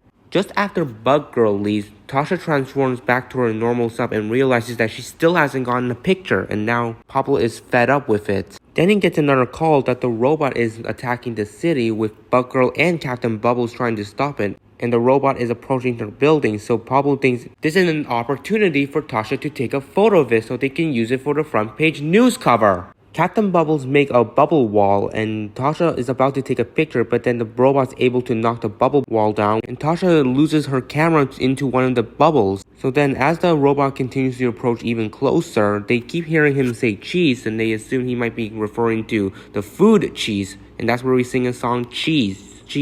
And despite giving him food cheese that he continues to decline, that's when Tasha realizes he's saying cheese and referring to wanting a photo. This is when Tasha transforms back into Super Snap and searches to retrieve her camera back, which was stuck in one of the bubbles. She's able to get it and returns back in time to take photos of the robot, where he now begins posing for pictures. Pablor is amazed that Super Snap is taking photos, and that's when she reveals her identity as the photographer. And then they all together take a photo together that makes the front page news cover, and Pablor is satisfied. I like this episode. It's another one that I have memories of because it was such a thrill to watch. It's time for our second special, which is Tale of the Mighty Knight. And this is the DVD I have, which obviously contains the two parts of Tale of the Mighty Knights, also featuring Blazing Paddles and Garbage Shrek. So this is why I have a lot of nostalgia for these episodes. So we start with Eureka and Tyrone, and they are the brave knights of King Pablor's castle. They both sing a cool song, "We're Knights," which I like. Then they head to King Pablor's castle, and we see him struggling to get his crown off his head, but his knights are able to help him out. Pablor informs them that he plans to go to the crown shop to buy a new crown, and then he tells them that he has a task for them, to which they sing a song, "A Challenge," which is another top tier song as well. He presents their task, which is to be egg sitters, meaning that they have to guard his egg. So after Pablor leaves to buy a new crown, the egg begins to roll off and roll away while saying "whap whap." The knights try to stop it, but it eventually rolls out of the castle and into the river, where it begins to float away. Then the knights get on their horses and chase after it. But at some point, they have to pass by the crown shop where Pablor's at, and they are able to sneak past him unnoticed. Then we return to the egg, which floats right onto the doorstep of the grabbing goblin, who is Austin. He finds the egg and decides to bring it into his home. The knights arrive at his home and assume that he must have taken the egg, and then they break into his home, where they are just walking through the dark passageway, to which periodically the goblin is snatching their things like their hats, their shields, and their flashlights. Then we have the scene of Goblin in his room, which is full of things that he has stolen, to where he sings the song Goblin, and I love the part where he plays on the electric guitar while singing the lyrics, "Oh the things, oh the things." The knights finally arrive and get their knight gear back, and then they ask him to give them back the egg, but he refuses to. So he attempts to run away, which I should also mention he has the ability to run on the ceiling while upside down, which is fascinating. So the knights chase him on a canoe and eventually catches up to him and get the egg back. But Austin jumps on the canoe and tries to take the egg away. Tyrone gets grip of it, and then there's a back and forth between Tyrone and Austin trying to take the egg back until Eureka realizes they're approaching a waterfall. But Austin's able to grab onto a root in the ceiling with the Mighty Knights holding onto him as well. And part 1 ends like that on its exciting cliffhanger. But in the DVD version, there was no cliffhanger and the scene continued on. So when I watched this episode on the television airing, the cliffhanger was something unexpected to me because I was not familiar with it compared to watching the DVD version of the episode. So let's go to part 2, where they're stuck hanging onto something while a waterfall is below them. And then Austin's nose begins to get itchy, but he doesn't have a hand free to scratch it, so Eureka tries to get it. But then once Austin helps her hand, he realizes the hand he used was the one that he was holding onto the roof, so then they are all falling down. Thankfully, it was just water below, and they're able to swim back onto land. And while swimming back to it, they see the egg now pops out legs, and it starts to run away. They now exit the cave and are back in the forest, and then they're met with the flighty fairy, who is Tasha, and she found the egg and wants to keep it as well. Then she uses her magic wand to play around with the egg, and then she sings the song Twiddly-dee, which I enjoy it. Then Austin is able to snatch her wand and tries to use it on the egg, and it almost falls until it sprouts wings and it flies towards Dragon Mountain. As they hike to the Dragon Mountain, they sing a song, Dragon Mountain, and the beat is good. They enter the interior of the mountain and they see that there's a lot of rocks and lava inside. Austin is able to spot the egg on top of a big rock, and so Tasha flies up to it and brings it down, but it turns out it's empty. And then a large dragon pops up. Everyone is terrified and they scramble into different directions. Then all four of them find an exit together and run out, but it turns out it's a dead end and there's a ledge. But the dragon scares them and they fall off the edge and they think it's over, but then the dragon comes to save them, and that's when they realize that it was the dragon that was in the egg. He was able to grow up quick. Then we get this cool song, I'm Not an Egg Anymore, which parts of the song are sang by Adam Pascal. Very interesting. Then the dragon returns everyone back to King Pablor's castle where he is returning, and he sees them and also sees that his egg hatched the dragon. Everyone tries to explain what happened with the egg, but Pablor tells them that he knew a dragon was in there and needed the knights to be brave and strong to handle it. And that's the end of this special. It's so nostalgic to rewatch this because obviously I have the DVD for it, so I vividly remember what happens in the episode and I still enjoy it through and through.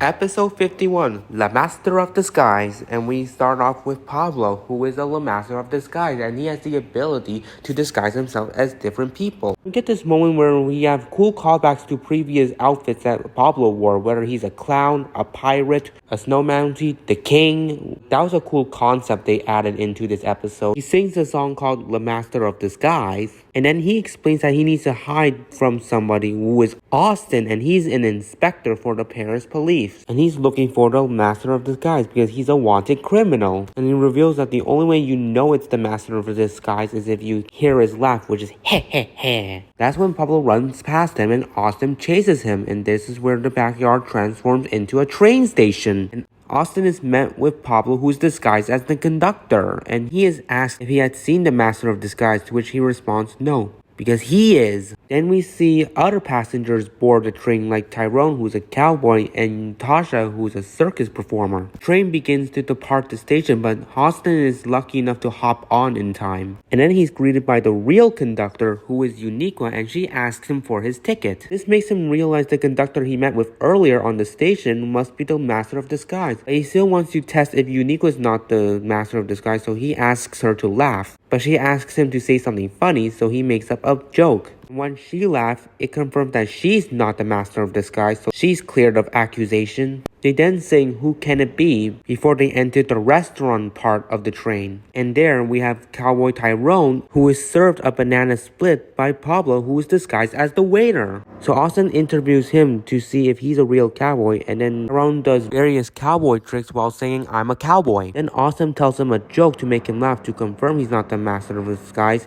and it's clear he's not. Then they hear the Master of Disguise's laugh coming from the waiter, and that's when Austin realizes that he was disguised as the waiter. So they chase after him into a storage cart, and then out comes Tasha, who claims to be a circus performer. So she does a variety of balancing acts before Austin tells her a joke to make her laugh, and when she does, it confirms she's not the Master of Disguise either. And while she was showing her trick, she sings a song, Could the Master of Disguise Do This? Anyways, after that, Austin finds himself onto the top of the train and spots Pablor running away on the roof of it. But before he's able to catch him, a tunnel approaches and Austin has to duck, and once he does, Pablor has disappeared and now Austin is forced to return back into the train. So everyone is gathered as the restaurant cart of the train, and Austin comes chiming in, but then all of a sudden, Pablor, who disguised himself as Inspector Austin, is walking in as well, so it confuses the people. They catch each other and try to claim that they're the inspectors until Eureka has to make a joke to see whose laugh confirms they're the Master of Disguise.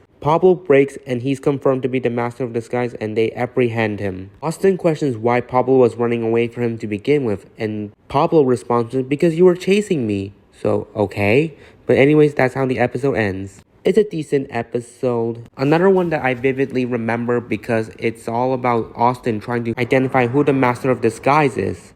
Time for episode 52, Match on Mount Olympus, and we start off with Pablor and Tyrone, and they are news reporters. who loves to play sports like basketball. And then they sing a song, "It's a sunny day," which is fun. Then the backyard transitions into their set, and then they give their usual report on the forecast. And they reprise the song "It's a Sunny Day" before a 180 is pulled and it starts to rain. Despite Tyrone forecasting it to be a sunny day, this is where he confirms that he does not control the weather, but the goddess of weather does, and it's Tasha. And so they have to go up into the clouds to ask her to make it stop raining, which they are bold enough to do it. They sing a song called "The Gods of Mount Olympus." Then they travel into the clouds and start searching for the goddess of weather. But they then come across their first god, who is laughing, and that is the goddess of laughter that's played by Austin. They try to sneak past him, but he spots them and tells them a joke in hopes that they laugh. The joke is not funny to them, but they try to play it off like, oh, it is hilarious. This angers Austin to where he uses his finger to zap a spell on Tyrone, and he starts to laugh uncontrollably.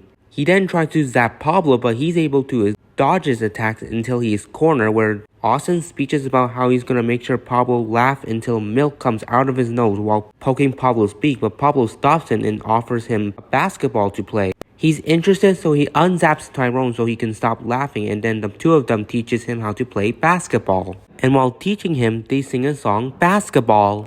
Afterwards, they depart to search for the goddess of weather again, but then they come across a god who is sleeping, and she's confirmed to be the goddess of naps. Despite how quietly Tyrone and Pablo try to walk around her, she wakes up and demands to know who disturbed her nap. Pablo and Tyrone reveal that it was dumb, and she gets mad, so she casts a snooze spell on Tyrone and he falls asleep. She tries to do the same on Pablo, but he dodges her spells until he is cornered, but then he offers her a basketball to play with. They teach her how to play basketball, and then Pablo and Tyrone continue their journey until they finally reach the goddess of weather, who is Tasha, to remind you. She's busy controlling the weather in several areas of the globe. Pablo and Tyrone try to interrupt her, but she does not like it, and she sings the song "I'm Busy." Just at the end of the song, Pablo and Tyrone challenge her to a game of basketball, and she accepts. But she uses her giant globe sphere as a basketball, so she's able to make easy scores with it because Pablo and Tyrone are smaller, so they have a disadvantage in this competition. But thankfully, the other gods, Austin and Eureka, come by and they want to help the boys win the game. This is where a bet is made where if Tasha loses the game, she has to make it stop raining. But if Tasha wins the game, she's gonna make it rain permanently. So the match begins and it goes fine at first until the giant sphere crushes Pablo and Tyrone underneath the clouds. Everyone is concerned at first until they start lifting it with their super strong strength and they're able to launch it towards Tasha's net. She tries to stop it, but it's too high for her and the sphere scores in her net, making her lose the competition. Everyone cheers just as Tasha has a rough landing and falls through the clouds. Austin and Eureka are concerned and they run over to check her out, but the hole gets bigger and they fall through the clouds. The three gods fall into a lake and then they emerge laughing it out, and then Tasha has to stick to her words, so she makes it sunny again and everyone enjoys playing basketball together. This is another one of my personal favorite episodes because I had such a thrill watching them combine the elements of mythology on Olympians with basketball. Episode 53, The Great Dolphin Race. And it starts off with Pablo and Eureka, and they take care of stables of dolphins. And then together they sing a song, "We Love Dolphins." And then after that, the backyard transforms into an undersea. And it's also interesting that they're not wearing helmets underwater, but that's besides the point. Anyway, we stick with Pablo and Eureka, and they're helping by taking care of racing dolphins. And that's where we are met with Tyrone, who's a champ at riding on racing dolphins. And he does act very cocky throughout this episode, which was very upsetting at first, but also at the same time, it was fun because he would eventually face his downfall soon in the episode. Tyrone then begins to sing a song, "Someday," because he wonders whenever the day that comes for someone else to beat him in a dolphin race. Eureka says one day, if she had a dolphin, she would race him, but Tyrone laughs it off and says he's looking for a real racer, which, oh my god. Tyrone's just pretty much teasing Uniqua at this point. So Uniqua goes searching and comes across a sunken ship. She goes to inspect what's inside and she finds an innocent little dolphin who is afraid of a giant clam. Uniqua is able to use a trick to distract it, so she's able to retrieve the little dolphin and she names him Sea Squirt. Sea Squirt is shown to be a fast dolphin as Uniqua rides him, and she shows him off to Pablor and he's amazed. And then she introduces him to Tyrone and asks him if he can allow Sea Squirt to stay in his stables. But he declines, thinking that Sea Squirt isn't a racing dolphin because he's too small. But then Uniqua challenges Tyrone and a deal is made. If she wins the race, Sea Squirt gets to stay in the stables,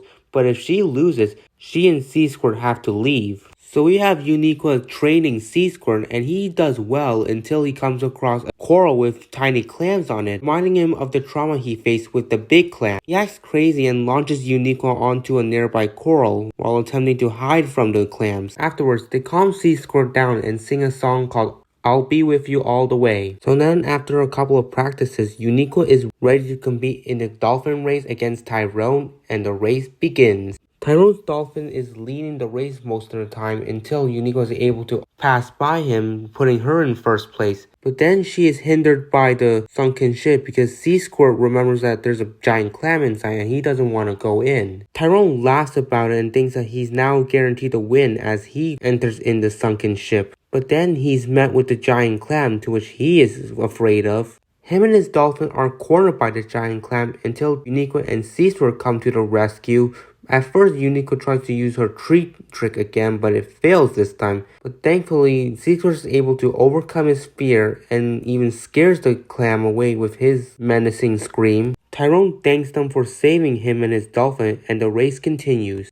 On the way to the finish line, they sing a song called The Greatest Dolphin Race. But after such a close race, Uniqua and Sea Squirt are able to be quicker and cross the finish line first, winning the race and beating Tyrone. This was a good downfall for Tyrone, because his cockiness made him believe that he would win the race. But now that he is lost, he's reformed himself and delivered Uniqua an apology for his cocky behavior and belittleness to Sea Squirt. And because of the deal, he allows Sea Squirt to stay in his stables, and that's the episode's resolution. I enjoyed it. It was thrilling, it was suspenseful, and definitely a cool concept of dolphins racing as well. Episode 54, A Caveman's Best Friend, and we start off with Austin, who's stoked to get a pet while skateboarding around the backyard. Which I want to mention that there's this common trend of Austin always acting like a pet owner. Like for instance, Rover, who was a robot, he treated him like a pet, and Whodunit, he claimed to have a pet cat. And then in the Mighty Knights, he treated Dragon's Egg similarly like a pet. So I wanted to put that out there. But anyways, we get him singing a song, I Want a Pet, and I enjoy it. So then Austin skateboards to the pet store, but he trips over Tar Pit, which is going to be a common problem later on in the episode. He's greeted with the store owner, Uniqua, and she asks him what pet he wants. And then he spots a dinosaur puppy at the window and asks to have him, so Uniqua agrees and gives it to him. Austin holds on to the leash connected to his new pet just as he begins to take off, dragging Austin on the skateboard away. Uniqua tries to call out for Austin to not take off the leash, but she's so far distant that he could barely hear her, and he assumes that she asked him if he wants quiche, so he says no. So afterwards, Austin plays around with his new pet, the dinosaur puppy, and he names him Boy. So he has a fun time playing with Boy until he unthinkably takes off his leash and Boy runs away. When Austin goes to try and call for him, he's nowhere to be seen, and we get this sad moment of Austin screaming Boy's name with depressing music playing in the background. And I believe this scene might be a callback to Mission to Mars, where Austin was screaming for Rover's name when he was nowhere to be found. Austin screaming Boy's name when he's nowhere to be seen is similar to that. But anyways, he returns to the pet shop and asks Uniqua for help. And then they both sing a song, I Need a Hand. Then Austin rides with Uniqua on her motorcycle to find Boy, and they eventually find him. And this is when Uniqua advises him that whistling would be a good way to get his attention back. But Austin can't whistle, so Uniqua tries another way of luring Boy to her using a bone. But Boy bites it out of her hand, and then she grabs onto his tail and is now being dragged away. Austin gets onto Uniqua's scooter and chases after him just as he passes by Pablor, who's in a police car, and he chases after them as well. Eureka eventually loses her grip onto Boy's tail and flies right back into her scooter seat behind Austin, and that's when they are stopped by Pablor. He decides to try and help out the situation, so he attaches a rope to Boy's collar and connects it to his bumper, but then Boy takes off and his bumper comes out, so that was unthinkable from Pablor's end. They chase him again and sing a song, "Where Has My Dinosaur Gone?" Then they find Boy, who is up in a tree, so that's when Pablor contacts Tyrone, who's a fireman. So he helps trying to get Boy out of the tree, and he attaches a hook from his fire truck ladder to Boy's collar. But then the tree branch Boy was on breaks and he's back on the ground, and then he starts to take off, which he is strong enough to pull the entire fire truck with him, with Tyrone swinging on the ladder.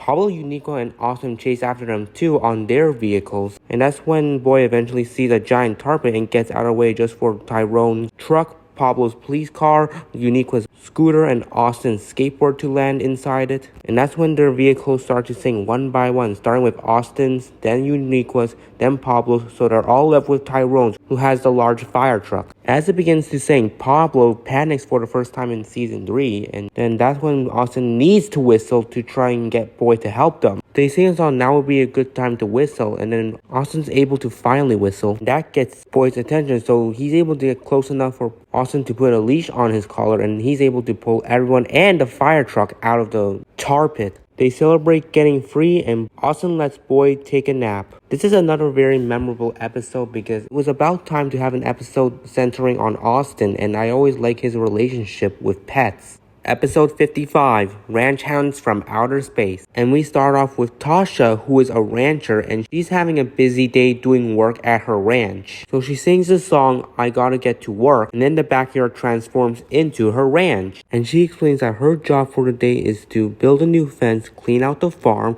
and paint her house. And that's when we see a UFO crash onto the earth. And it opens up to reveal us that is Pablor and Uniqua, who come from the planet Zorbador. So when they check their field for their UFO, they realize that it's run out of Zamzam, and that's where they're like, we must find Zamzam. And then they see Tasha's ranch and decide to ask her for help. We see Tasha come out with a plate of pancakes, blueberry flavored, and that's when Pablor and Uniqua introduce themselves saying Zoid Zoid. They see the pancakes, which resemble Zamzam, so they want to get it, but Tasha instructs them that they must do the ranch work first before they can get it. And because they are nice aliens, they're willing to do anything they can to earn the pancakes. And then they all sing a song, "Will Work for Pancakes." So she guides them to their first job, which is to build a new fence, and she says she wants it tall so the horses don't run out. She leaves to get more plank wood. Then the aliens decide to use their powers to make the tall fence, and they make it tall enough to reach into the sky.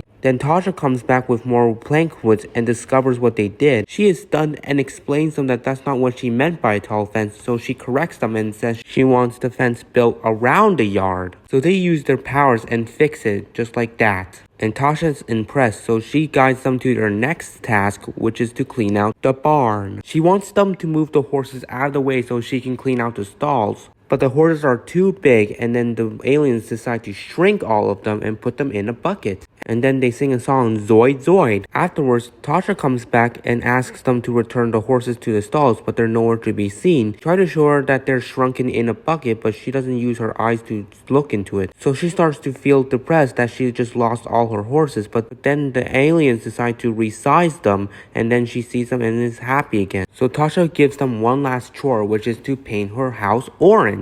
She leaves to go get the painting supplies, but the aliens decide to use their powers to change the house into an orange, but they change it into the fruit orange, not the color. Tasha discovers it and is in shock, and then they sing a song, "Oh My," which is a fun one. Throughout the song, the aliens change the house to different kinds of fruits until they go back to the orange. That's when Tasha has to correct them that she wants it to be the color, not the fruit. So the aliens use their powers to change it into an orange painted house, and Tasha is amazed. That's when she goes in to get some butter and syrup for the pancakes, but Pablor and Uniqua just take the pancakes and run back to the ship where they're able to use them to fill up their fuel tank and their UFO starts up again. Tasha spies them behind a rock after she sees where they were going, and that's when she realizes that they are from outer space. And that's how the episode ends. This is another memorable episode, and I liked it. And it was pretty interesting considering this is the first episode that Tyrone would be absent in. So I wouldn't get those usual, "that was a great X-adventure" line from him. Now let's get to another one of my personal favorite episodes, episode 56, Robin Hood the Clean, and it starts out with Tyrone, Uniqua, and Tasha, and they're sitting in mud. They explain that they're villagers in the most stinkiest town in the world, Filthingham, and it's all run by their mayor, Mayor Stinky Pants, who is Austin, which this might be the first time that Austin is a true villain in a Backyardigan episode. They sing everything is filthy in Filthingham because that's Austin's motto. The backyard transforms into Filthingham, and this is where Tyrone reveals he has the last bar of soap left. But before they could use it, they have to hide it from Mayor Stinky Pants, but he's able to smell it and confiscate it out of Tyrone's pocket. He throws it into a dungeon that's locked up all the clean stuff like soap and other cleaning supplies. And this is where they also spot Robin Hood's Mitty. Tyrone mentions that he's the only hope to clean up this town, but Austin overhears the conversation and commands them not to mention Robin Hood the Clean because he gives them the willies. But then the villagers say, "We wish we could wash." Then Tyrone opts to sneak out of the town just to find Robin Hood, so he does so. And he walks through the forest trying to find Robin Hood, and that's when he pops out, who is obviously going to be Pablor. And he's got weapons used to clean. Tyrone begs him to return to Filthingham, but Pablor is unsure of it until Tyrone brings up his Mitty being stuck in there. And that's when Pablor is fixated on helping them out and clean Filthingham. They sing Robin Hood the Clean just as they return to the front entrance of Filthingham. Tyrone gives Robin Hood a dirty cloak so he can be disguised, and he's able to distract Mayor Stinky Pants long enough for Robin Hood to steal the dungeon keys out of his pocket. So he's on his way to the dungeon. Meanwhile, Mayor Stinky Pants announces that it's going to be the Festival of Dirt, where everyone competes in a competition against him, and if they lose, he will be dunked in a pool of stinky mud. But it turns out he rigged all the games in favor of him, starting with the mud ball toss, where Uniqua tosses it from a far distance, but he tosses it from a closer distance, making it easier for him to score. Next, he competes against Tasha with balancing mud pies on his head, and he's able to win because he glued his together while Tasha's was completely loose. And then for his final competition, which he competes against Tyrone, it's a long mud jump, and midway when Tyrone makes his leap, Austin changes the rule to having a short jump, so he wins. So now all the villagers are doomed to be dunked in the pool of mud until Robin Hood finally stops it and reveals that he's cleaned his fountain, which shocks Mayor Stinky Pants. And then we get this fun duel between the two, where Austin tries to make Pablor dirty, but he fails every minute because Pablor's able to use his items to dodge and deflect the mud balls and pies. Then Pablor drops his Mitty, and that's where Austin grabs it and threatens Pablor to surrender or he'll dirty it. But Pablor doesn't like that, so he uses his grabber tool to retrieve back his Mitty and pretend it's talking. And that's when he uses it to scare Austin, and Austin accidentally backs into the fountain of water to where he screams, "Water! Soap! Good smells! Get me out of here!" Robin Hood frees the villagers and they jump into the fountain as well. Austin's upset that now he's even cleaner. They showcase him that bath time is fun, and that's when he starts to change his mind. And then we get the song, The Festival of Soap, where they clean up all the mud on Filthingham, and now the town is all clean. And that's how the episode concludes. This is another memorable episode and one of my personal favorite episodes as well. It was a nice change of pace to see Austin as a villain, because I actually like it when he plays the role as a villain, because it's something out of character for someone nice and caring like him. For some reason, when he's the villain and gets defeated, I actually do feel bad for him, even though it is deserved comeuppance for what he's done. Episode 57, Escape from Fairtytale Village, and it starts out with Tyrone, who is a paper boy delivering newspaper. He then sings a song, "Newspaper, newspaper," which is one I like as well. He then tells us that he has a brand new route to go on. So he heads off on his bike, and that's when the backyard transforms into his new route, which he is unaware of what it is at first. He delivers newspapers to a few strange houses until his tire on his bike pops. Then all of a sudden, a wolf comes jumping out of the bush and introduces himself as Austin the Wolf. And Tyrone's frightened by him, and he welcomes him in Fairtytale Village. And then they sing a song, "You're in Fairtytale Village." Afterwards, Austin tries to huff and puff, but Tyrone gets scared that he is the big bad wolf and flees. And just as he leaves, he tosses Austin a newspaper before Austin reveals to the viewers that he wants to blow up Tyrone's bike tire. Then Tyrone comes across a house made of gingerbread and candy, and he goes to check it out only to discover that it's owned by a witch who is Uniqua. And then she asks Tyrone if she wants to have him for lunch, but he misinterprets it as she wants to eat him, so he runs away and hides behind a giant lollipop. Then they sing a song, Gotta Dash. Afterwards, Tyrone decides to flee, and just as he's leaving, he tosses Uniqua a newspaper as well, and this is when Uniqua follows him along with Austin the Wolf. And so the two of them chase Tyrone on a magic broomstick to where Tyrone comes across a giant beanstalk and climbs up. He reaches the clouds and is tired, so he tries to rest. So he goes to sit on what he thought was a rock, but it turns out it's the foot of the giant, who is Pablor. And this scene was definitely a callback to a giant problem to when Tyrone sat on Tasha's foot when he thought it was a rock. So it's funny how it happened to him again in this episode. He runs away and Pablor assumes he's playing hide and seek. So Tyrone is scared and he just hides, but when Pablor goes to find him, he spots his antlers and says hi to him, and Tyrone just says he found me and then screams as he runs away. And then he starts bouncing on the clouds, to which the giant joins in, and that's where Tyrone has to just climb back down the beanstalk. But before it does, he tosses Pablor a newspaper, and as he climbs down the beanstalk, Pablor follows him well, and the beanstalk starts to shake, and that causes Tyrone to fall onto a swinging leaf where he screams just as he's met with the witch and wolf again. He flies off the beanstalk back onto the ground and is fleeing the village on foot. Everyone begs him to stop, saying that they want to have him for lunch, which he still misinterprets it as they want to eat him. So then we get this song, Why Does Everyone Want to Eat Me? He then makes it to a dead end of a rock fence, but it isn't too high, so I don't know why he didn't try to climb over. But he is surrounded by the wolf, witch, and giant. And that's when the wolf blows up his tire to reveal that he wasn't a bad wolf after all. And that's when everyone clears up that they want to have him over for breakfast, lunch, and snack. And that clears up the misunderstanding that Tyrone had. And the episode ends. Another memorable episode, very fun, very thrilling, and I was entertained by everything of it. 58th episode, Pirate Camp, and we start off with Uniqua, who is excited to go on Pirate Camp, but Pablor is too scared, so he hides inside his home, but Uniqua encourages him to come out. And then they sing To Pirate Camp. After that, they head over to the docks where the pirate camp ship is at, and that's where we're met with their pirate mentor, who is Austin, and he swings over to greet them. And similarly like Pablor, I like how Austin puts on a pirate accent, which I appreciate the commitment his voice actor had. He introduces himself as Pirate Captain Austin, and Uniqua says, "Hi, I'm Uniqua," but then Pablor's like, "I'm leaving." But Uniqua stops him. And their first assignment is to board the ship, in which Uniqua uses a nearby seesaw to launch her and Pablor onto the pirate ship as it leaves the dock. They land onto the ship, and Pablor bumps open a treasure chest that reveals a red boot, and he's interested by it until Austin shuts it and reveals that it belongs to Captain Red Boots, who is a ghost, and if she tickles anyone, they become a ghost as well. Then the three of them sing a song, You Gotta Have Piratitude. So the first lesson is how to heave ho to open up a sail. The students do well at first until Pablor gets distracted by the red boot in the chest, which causes Uniqua to get stuck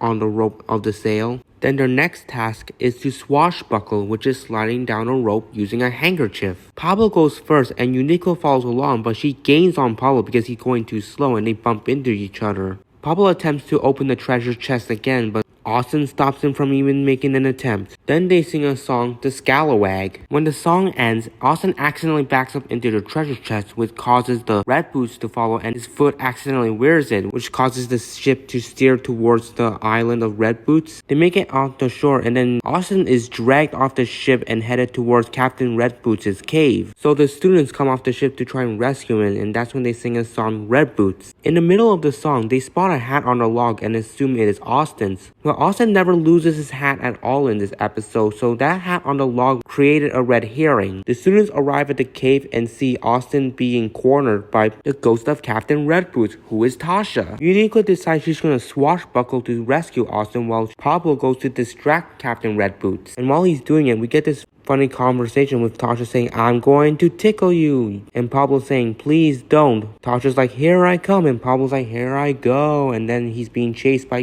Tasha. Meanwhile, Eureka swashbuckles to Austin and tries to get the red boots off his foot. They finally do as Pablor arrives to accompany them just as Captain Red Boots corner them, and just as they think they're doomed, they give Captain Red Boots her other shoe and she wears it and she now turns into a normal pirate, claiming she didn't need to tickle them, all she needed was her other shoe. And for the students' commitment at pirate camp, Austin officially declares them as pirates and gives them pirate hats. That's the ending for that episode. Another episode I vividly remember. It's fun and it's suspenseful. It also can be scary at some points. Either way, I had a lot of joy with it. Episode 59, The Two Musketeers, and we start off with Tyrone and Pablor, and they are the Musketeers. Then they sing a song, It's Great to Be a Musketeer, during which they reveal that their biggest dislike is the Empress because she has a hot air balloon. Afterwards, the backyard transforms into a nice natural landscape, and then the Musketeers have to hide from the Empress's guards, who are Austin and Eureka, and they're searching for the Musketeers to arrest them.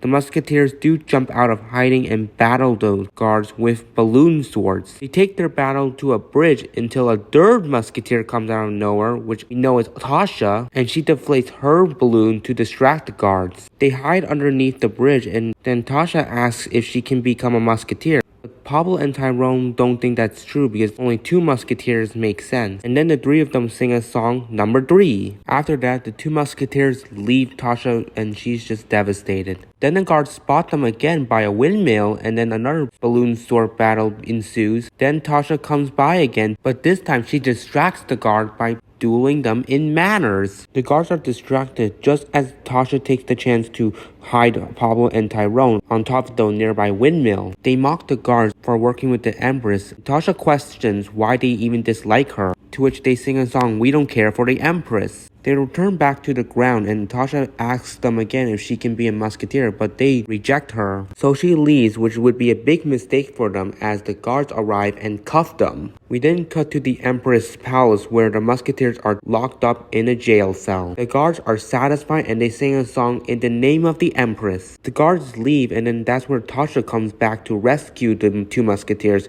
She uses a key to unlock the cell and then the three of them sneak out of the palace. But midway in their escape from the palace, the guards spot the musketeers and question how did they even escape. Tasha creates a wild poodle which is actually made of a balloon to distract the guards and is able to get the two musketeers to run away with her. They make it outside and spot the Empress's hot air balloon, so they decide to take it as their escape vehicle. And this is when the boys finally accept Tasha as a musketeer, but as they do, the guards are able to pull on a rope connected to the balloon and they pull it back down to the surface. The guards order them out of the balloon and says the Empress will be pleased when they are all arrested. And Tasha says, oh, the Empress will be pleased, alright. Which confuses everyone at first, and then that's when Tasha takes off her mask and hat and reveals herself to be the Empress. Everyone is shocked and the musketeers realize that they do like the Empress. They apologize for how they disrespected her and Tasha accepts their apology. This was a fine episode. Definitely not the biggest standout of these group of very strong episodes lately. But I did have fun with Tasha being a third mysterious musketeer and in the end revealing that she was the Empress. Time for the finale of Season 3. Wow, this was a good season. So let's review on episode 60, The Masked Retriever. And it starts out with Eureka, and she's a librarian. And she also reveals another side of her is if there's an overdue library book and the person doesn't return it, she becomes the Masked Retriever so she could retrieve the book. She sings The Masked Retriever and then she heads over to her library, which is located in a small town in California. Eureka shows off her library books and that's when Tasha appears to return some books. And that's when the two of them sing the song, I Love the Library. Afterwards, Tasha is trying to find a book about cats, but Eureka checks and discovers that someone has already borrowed it, and that is Austin, who goes by Don Austin, who is the most important person of the town. Nico sees that the book is about to be overdue, so she hopes that Don Austin is able to return it on time. And that's when she sees Don Austin's carriage rolling by the library and she decides to confront him. She asks him that he needs to return the book, but he refuses to. And despite being told that it's an overdue library book, he does not care and he asks his guards, Pablor and Tyrone, to drive him away.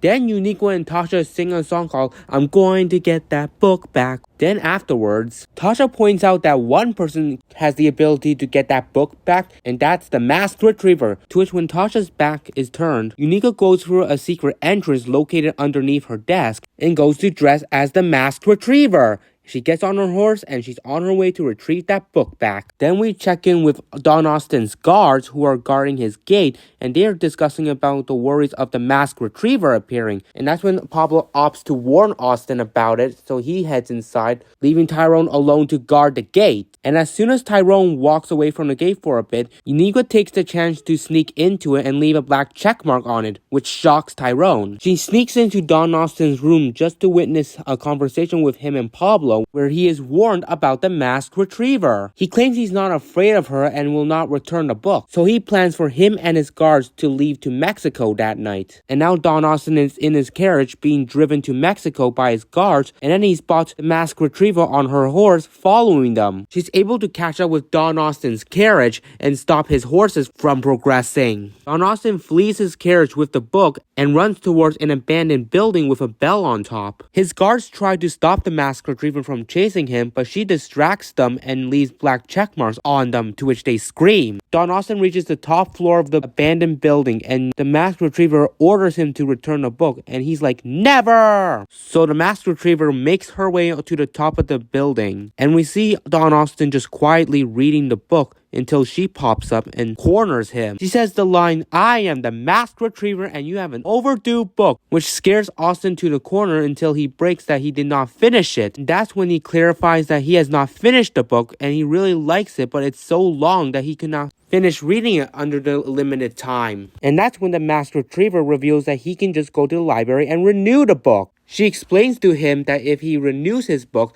he'll have more time to finish reading it and then return it before it's overdue. So Don Austin is on his way back to the library just as Uniqua makes it there on time and changes back into her librarian attire. And so Don Austin arrives and asks for his book to be renewed, and Uniqua accepts. Afterwards, they all sing a song, A Happy Ending. And with all of that, that's the finale of Season 3. My opinions on this episode, it was enjoyable. It was pretty captivating because I was always interested to see how Uniqua was going to get the book back under the Masked Retriever disguise. And in the end, no one was able to figure out that the librarian was the Masked Retriever.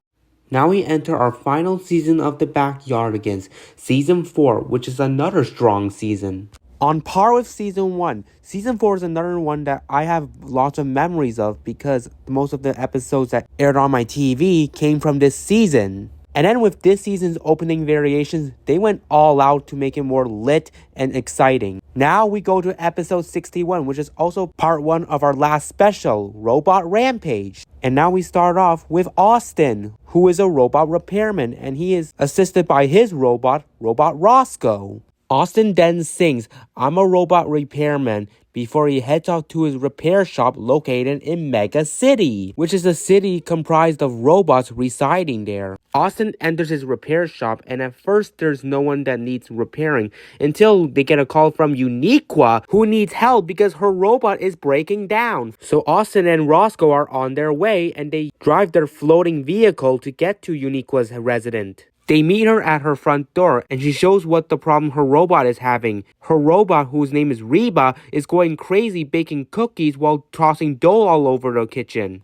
Austin states that he just needs to get to Robot Reba's control panel, but as Roscoe and Austin try to reach for her control panel, she attacks them with the cookie dough. And then they sing a song, Robot on a Rampage, which is another enjoyable song. It takes a while until Roscoe and Austin are able to get to Robot Reba's control panel and shut her down. A screw drops out of the panel and they assume it's a screw loose. When their eyes are away from the screw, it turns into a bug that flies away. And then they hear someone calling for help coming from outside. So they go to investigate, and that's when they discover Tyrone is chasing after his robot Ripley, who is stealing all the mailboxes. So everyone gets in Austin's floating car and they chase after Robot Ripley. Tyrone tries to stop him, but then he is grabbed by Ripley and is now dragged along for the ride. Eventually, Austin's able to use his robot restrainer, which is able to grab Ripley and Tyrone, and they're able to reach to Ripley's control panel and shut him off. They check his panel and there's another screw loose as well. and a loose screw also turns into a fly, which nobody notices. And it flies over to Pablor, who's hiding behind a bush. He's the bad guy, and he starts to make his evil laugh, and everybody hears it, but they don't notice him as he just flees the scene.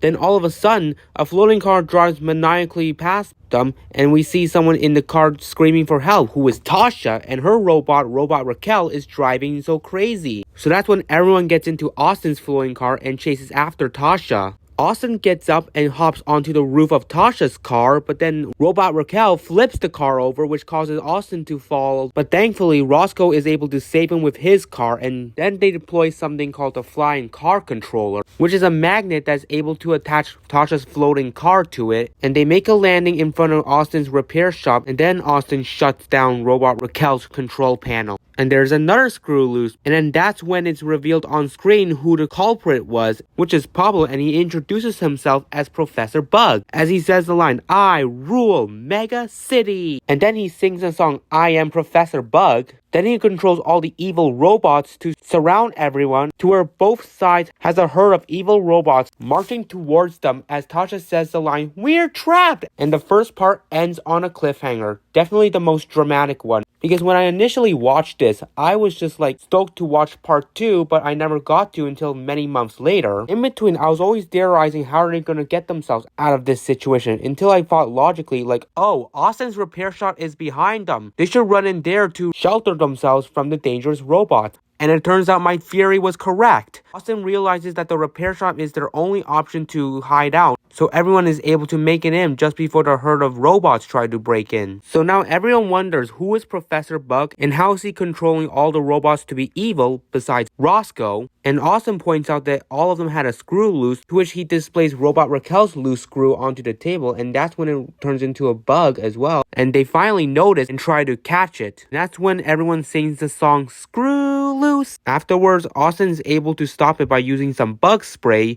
and trapping the bug inside the jar. And that's when they make the plan to break into Professor Bug's robotics lab and stop him. So they head outside again, and at first the coast is clear until the herd of evil robots try to attack them. It's an intense scramble until Tyrone's fear knocks everyone down and it causes a robot domino effect. So everyone takes the chance to hop into Austin's floating car, but an evil robot grabs onto Tasha's leg. But she's able to grip onto the back of the floating car, and with the help of Uniqua getting her on and Roscoe operating the vehicle, they're all able to get away. We cut to Pablor, aka Professor Bug, and he sings the song, "I get whatever I want," which showcases how much power has gotten to him, and his controls all come from one tiny remote in his hand. He rolls up a board of lights that represent which robot is evil or good, and they see that there's only one green light which belongs to Roscoe because he's the only one that has not been turned evil. Back with the good guys, they land a floating car on the side of the robotics lab. They see the front entrance is guarded by evil robots, so they have to find another way to get in unnoticed. That's when Austin comes up with a plan of disguising all of themselves as robots. So they do a little makeover and they all look like robots, but Roscoe disagrees and has to show them how to be a robot, and then we get this song, "Like a Robot," which I have fun with listening to, especially the line where they're mimicking Roscoe saying, "All systems A-OK." Afterwards, Austin makes some minor changes to Roscoe so he's disguised as well, and everyone makes their way to the front entrance as disguised robots. It works on the evil robots, and they allow them to make their way to the top of the robotics lab where Professor Bug is. They make their way to the top, and then they have to find a way to get into Professor Bug's room. So they intercept an evil robot who's gonna serve Professor Bug ice cream, and they shut down his control panel, and Austin and Roscoe take the ice cream to make their way into Professor Bug's room. They give him his ice cream, and he eats it and reprises the song, "I get whatever I want." Austin realizes that it's the remote that's controlling the robot, so he takes the chance to steal it out of Pablor's hands. And Professor Bug realizes that he's not a robot, and Austin reveals that yes, he's a repairman. Pablor snatches the remote back and alerts Rex Robot, who is a giant bot, to come over and help him. Austin knocks the remote out of Pablor's hand and Roscoe grabs it, and that's when he's revealed to Professor Bug. Then Rex Robot arrives at the room and tries to stop Austin and Roscoe, but they're able to pass him, and then we get a chase ensuing. The other good guys witness and join in to help Austin and Roscoe, and we get another top tier song, "Give Me the Remote," which many times we see the remote flying to different hands. Either it's Roscoe's, Tyrone's, Rex Robot, Pablo, but Austin is able to get the remote out of Professor Bug's hands, and that's where Rex Robot approaches him. Austin continuously presses buttons until Rex Robot is shut down. And now everyone confronts Professor Bug for his actions and what he has caused. He's blamed for all the robots being broken in Mega City, but he offers to help repair them because he's good with robots. And that's how it ends. Just like the other specials, this one has a strong storyline as well, as it provides a lot of suspense on what's going to happen next and how the story is going to culminate. Episode 63, Catch That Train, and it starts out with Eureka, who introduces herself as a train engineer. She then sings the song, Yes Sir, I Am the Engineer, which is a cool song. But anyways, the backyard transforms into the train station, and Eureka is greeted by the people who will be her passengers, Star Tyrone and Pablo Pavlovich. That's a creative name. Pablo carries a bag filled with a lot of stuff, which makes it heavy. Anyways, Tyrone boards the train and decides to fall asleep, and we see Pablo struggling to lift the bag up, so Nico tries to assist him, but the bag is so heavy to the point where it accidentally backs Pablo into the lever that releases the brakes for the train, and that's when the train starts moving without Eureka inside to drive it. The train departs the station with Tyrone inside it, and this is where Pablo indirectly becomes a genius when he sits on the handcart. Which also, Eureka says this quote when he does that, Pablo Pavlovich, you are brilliant. So the two of them use the handcart to catch up with the train. So then the two of them saying, we've gotta catch that train. Another good song as well. But anyways, they make it neck and neck with the train, and Eureka attempts to reach to the entrance and is almost successful until they enter a tunnel, which Pablo and Eureka come out on a single track, confused where the train's at, until the train exits from the tunnel behind them, and they realize that they're in front of it, so they try to speed up on the handcart, but they're not quick enough, so they have to jump up before the train collides into it. Now the two run to find another way to catch up with the train, and that's when Pablo indirectly finds a sleigh with a horse. So now Eureka and Pablo ride a sleigh to catch up with the train. Meanwhile, with Tyrone, he is sleeping to the point where he actually sleepwalks out of the train and onto its roof. Pablo and Eureka witness this, and they sing a song, Don't Sleepwalk on the Train. Tyrone eventually returns back to his passenger seat to sleep on, and that's when the route goes up a hill, to which at some point the sleigh detaches from the horse and Pablo and Eureka slide backwards down the hill. So now they have to find another way to catch up with the train. And once again, this is when Pablo indirectly finds something useful to continue their journey, to which this time is a ski lift, and it helps lift him and Eureka to the top of the hill. And they get a clear inspection on where the train is going, and they see that the track it's on is going to lead to a broken bridge. So they have to rush down the hill to try and change the track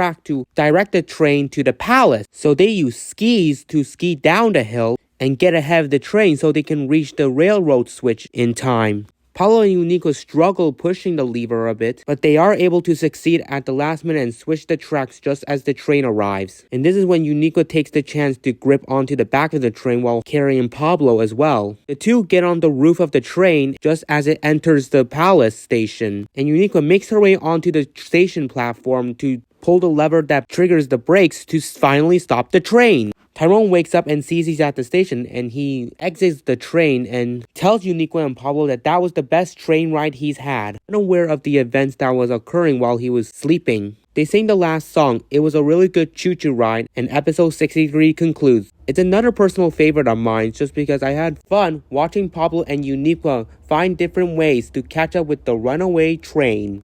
Episode 64, Attack of the 50-Foot Worman, and we start off with Eureka and Pablo, who are scientists at a university. We see them mixing colors, and they start off with mixing red and yellow, which obviously makes orange, and then they try to add blue to it, but it turns brown. And then the pair sings a song, A Major Breakthrough, and then they are on their way to the laboratory at their university. On their way, they're about to step on grass, but Tyrone, who is the groundskeeper, stops them and explains that he's trying to make the university neat and tidy, which I wonder how long that's gonna last. Anyways, Pablo and Eureka arrive at their lab, and we see an experiment taking place. While Pablo works on it, Eureka checks in with Sherman the Worman, who's in a glass tank. And Uniqua acknowledges that Wormans like to eat popcorn, and so she feeds him popcorn. And while she does that, Pablor calls her over to help, and she leaves a pile of popcorn on the side of the shelf, which Sherman sees, and he climbs up a stick and leaves his tank. Meanwhile, Pablor's experiment is working, and he's now created a growth formula. They sing a song, Mix It Up, and then they decide to test the growth formula. Uniqua suggests they experiment it with popcorn, and they're unaware that Sherman has left the tank, and when he sees the pile of popcorn, he dashes over into it without Pablor and Uniqua noticing, and then they spray the growth formula at it. It works, and the popcorn gets bigger, but then Sherman pops out and is bigger as well, and it shocks Uniqua and Pablor. And occasionally, he grows larger, to which Pablor and Uniqua fear that he will be unstoppable then. So Uniqua instructs Pablor to make a shrink formula just as Sherman flees the laboratory. So Uniqua goes to chase him. We check back with Tyrone, who's planting some flower, and then Sherman ruins it, which shocks Tyrone, and this is where Uniqua involved him in the ordeal, and now the two of them are chasing after Sherman. As they're searching for Worman, they sing a song, Where'd It Go? They eventually find Sherman, and Tyrone catches him in a net, just as Pablor arrives with a new formula, but it's pink. So he sprays it on Sherman, but it turns Sherman pink. Then, Sherman grows even bigger, oversizing the net that Tyrone was using, and he scrambles to the library, so that's where Uniqua and Tyrone follow him to. We get this suspenseful scene of them just trying to find Sherman in the library, just as Uniqua spots her favorite book, and when she takes it out of the shelf, just as they spot Sherman's face in the hole that Uniqua took the book out of, they're frightened, and Sherman is scared too, to which he knocks down the bookcases like a domino, and just as he's gonna flee the library, we get this dramatic shot of Pablor entering the library with the new formula in his hands. This formula is green, and he sprays it onto Sherman, but it makes him stink. So then Sherman scrambles back outside and grows even bigger to where he's officially 50 foot. Everyone fears he's gonna destroy the whole university, and then they all sing a song that Worman must shrink. To which afterward, the problem that was in the laboratory they used the experiment on grows even bigger to the point where it pops out of the laboratory and makes its way outdoors. This is when they thought of an idea to have Tyrone pick up all the giant popcorn and make a pile of it so it can lure Sherman into it, while we have Uniqua and Pablor create the shrink formula. So after doing so, Sherman is lured by the giant popcorn and digs into it, while Pablor instructs Tyrone to put him in the crane to raise him higher so he can get onto Sherman's back. Once he does, he sprays the formula onto Sherman, which finally shrinks him down to his normal size, and everyone is relieved. This is another one of my personal favorite episodes just because I enjoyed watching Pablor try to experiment different formulas on Sherman, but it fails to shrink it and worsen the situation, which added a suspense to this episode as well.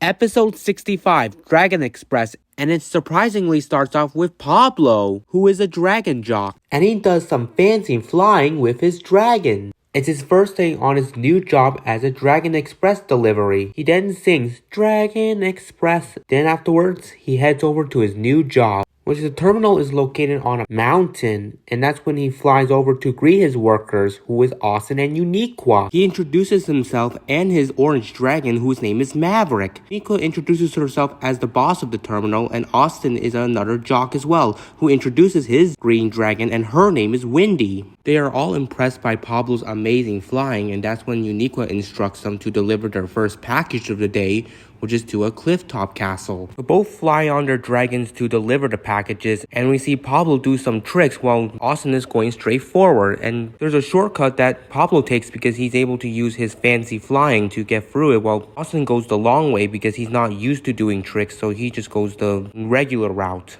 Pablor delivers his package first and asks Austin to give his as well because he can just do it for him. Austin returns back to the terminal and tells Uniqua how Pablor was able to deliver both packages, which impresses her. After that, Pablor returns and they all sing the song Fancy Flying. Then the jocks are instructed to make another delivery. This time they have to fly through a hidden mine. On their way, Pablor teaches Austin some flying tricks in which he attempts to do and is somewhat successful. Then they both enter the mine and sing the song Dragon Jock just as they deliver the packages. They return to the terminal, and that's where Uniqua has one package for them to deliver, and that's to the Ice Palace, which she claims is very tricky. But Pablor opts to do it it, which saddens Austin. And so Pablor rides Maverick to make his way to the Ice Palace, and things seem to go fine until they reach the main room. He sees a mailbox and runs over to it, but then he and Maverick bump into it and realize it's just a mirror. Then Maverick spots the mailbox on the other side, and Pablor wonders how it got over there. So they go over there and bump into it, and it turns out that is a mirror as well. And because of the confusion with all the reflections, that's when Pablor instructs Maverick to make smoke to alert the others for help.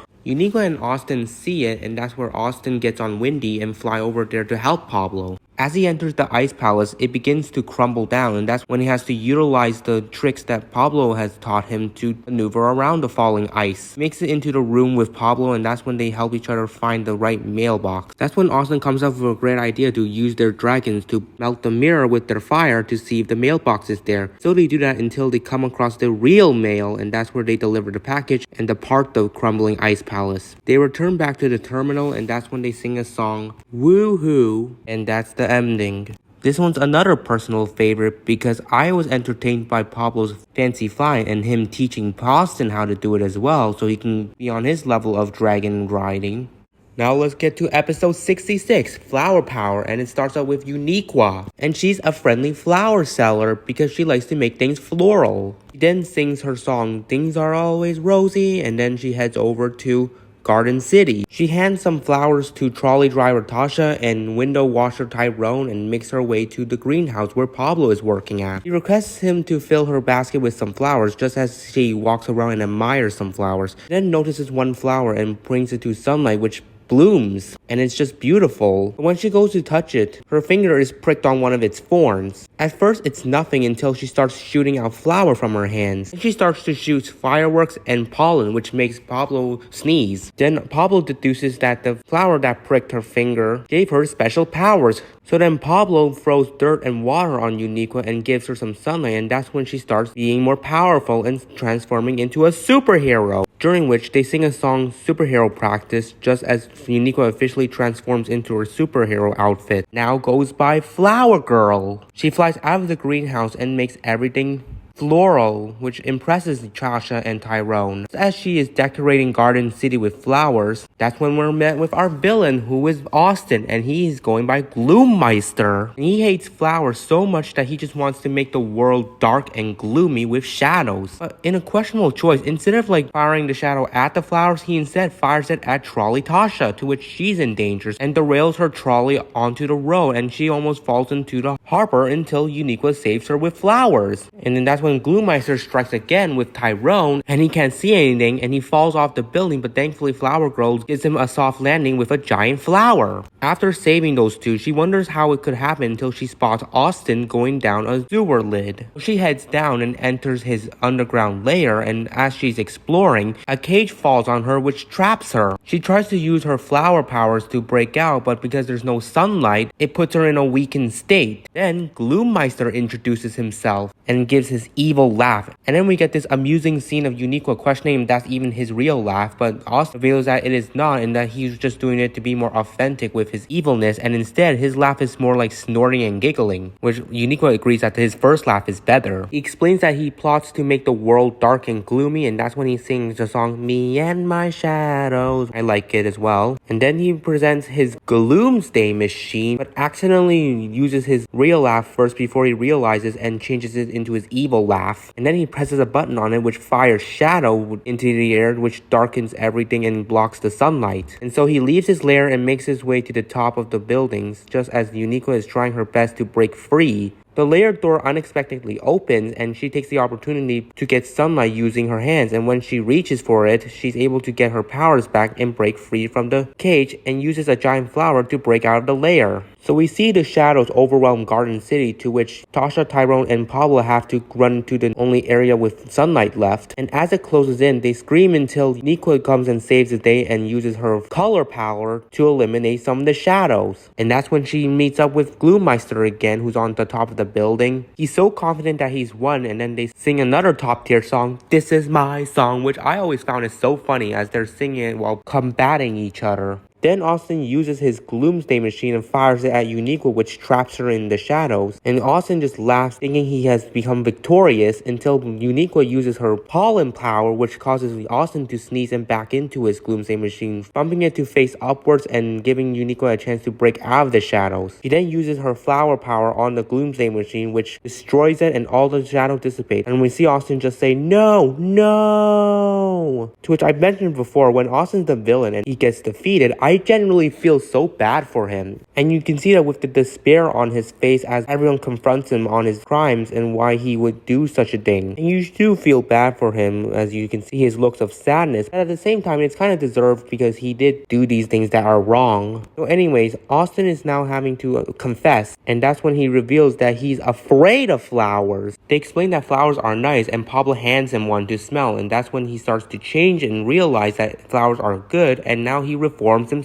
into Bloommeister and asks if he can be Uniqua's sidekick, to which she accepts. And that's the ending. Again, this is another personal favorite of mine, top tier one for me, because I adore superhero stories, and I like Austin as a villain because he's so hilarious and it's so out of character for a kind and caring person like him. So when he gets his downfall, I do feel a lot of sympathy towards him, even though it's well deserved for his criminal actions. Time for episode 67, The Funny Boogeyman, and it starts out with Pablor and Uniqua. And I know I never mentioned this before, but if you were to ask me which duo is my personal favorite in the Backyardigans, I would say Pablor and Uniqua because they are so chaotic and fun together. Anyways, they are known as the Boo Crew, who are trying to catch scary creatures, and that's when they sing a song called the Boo Crew. Then they head over to a theater where there's a boogeyman that's inside, and that's Austin, who is a laughing boogeyman, and he's just having fun. He introduces himself and his funny things and his secret box of laughs, and he claims he's gonna only open it for comedy emergency, which alright. Anyways, because he's the boogeyman, he has the ability to sink through the floor or walk through the walls. Pablor and Uniqua enter the theater and attempt to catch the creature. They make it to a hallway, and that's they and Austin unnoticedly singing the song Find Me. Afterwards, they bump into each other, and because Austin was stacking things on his head, there was a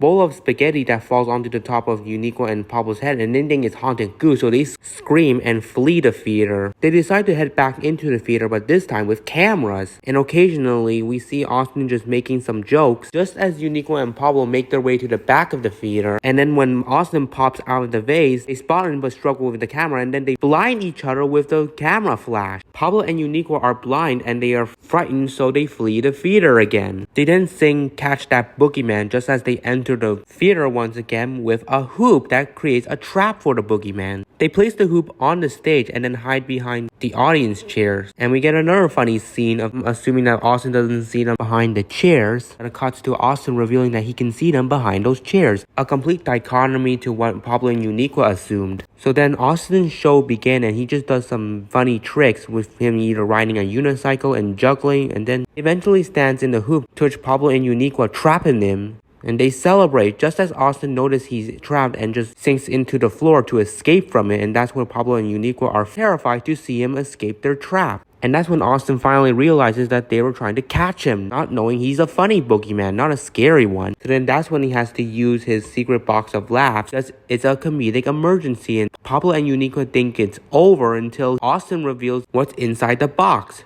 Giant shoes! And that's when he sings Giant Shoes. Afterwards, Pablor and Uniqua laugh along and realize that Austin was just a funny boogeyman, which clears up their misunderstanding.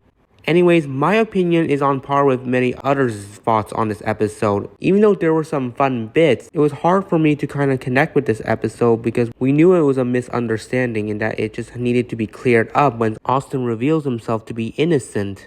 Time for the 68th episode, Follow the Feather, and it starts off with Tyrone, who's an adventurer, and that's when he comes across a flying polka dotted feather, to which he thinks that it came from the flying polka dotted pony. He then sings Watch Her Fly before he heads over to meet with his fellow adventurers. On his way, he is met with the mysterious lady who is Uniqua, and she knows where to find the polka dotted pony, and so she instructs Tyrone to just follow the feather without giving any more detail. and disappears before Tyrone can ask her more. So Tyrone meets with his fellow adventurers who are Tasha and Pablor, and they are frightened when he unexpectedly opens the door, to which Pablor nearly drops a jar he was holding. He asks for their help to go on an expedition to find a polka-dotted pony and reveals its feather. And then the trio see that on the map there's a valley that is shaped like a feather. So that's gonna be their destination. And then they sing a song, Follow the Feather, before they head on to the hot air balloon. After flying over a couple of valleys, they do come across the Feather Valley, and that's when Tyrone unthinkably pulls a rope that stops the balloon and causes it to descend down onto the ground. They make it out of the crash zone safe, but realize that their balloon is now destroyed. Then they spot a temple with a feather on it, so they head over inside. But before Tyrone goes in, he's met with Eureka again, and she instructs him that he needs to read between the lines before disappearing again. Once in the temple, it starts to crumble and the floor below them breaks, to which Pablor almost falls in, but thankfully he's saved by Tasha and Tyrone. And Pablor takes the feathers and sees that there are markings on its lines, so then he reads it using his magnifying glass, and while he does so, the temple starts to crumble. And that's when he finishes off the sentence that instructs them to run. And so the three of them are running out of the crumbling temple, and that's when Pablor loses his grip on the feather, but thankfully Tyrone retrieves it and nearly falls into a pit and jumps out of the temple just in time before two feather statues would block his exit.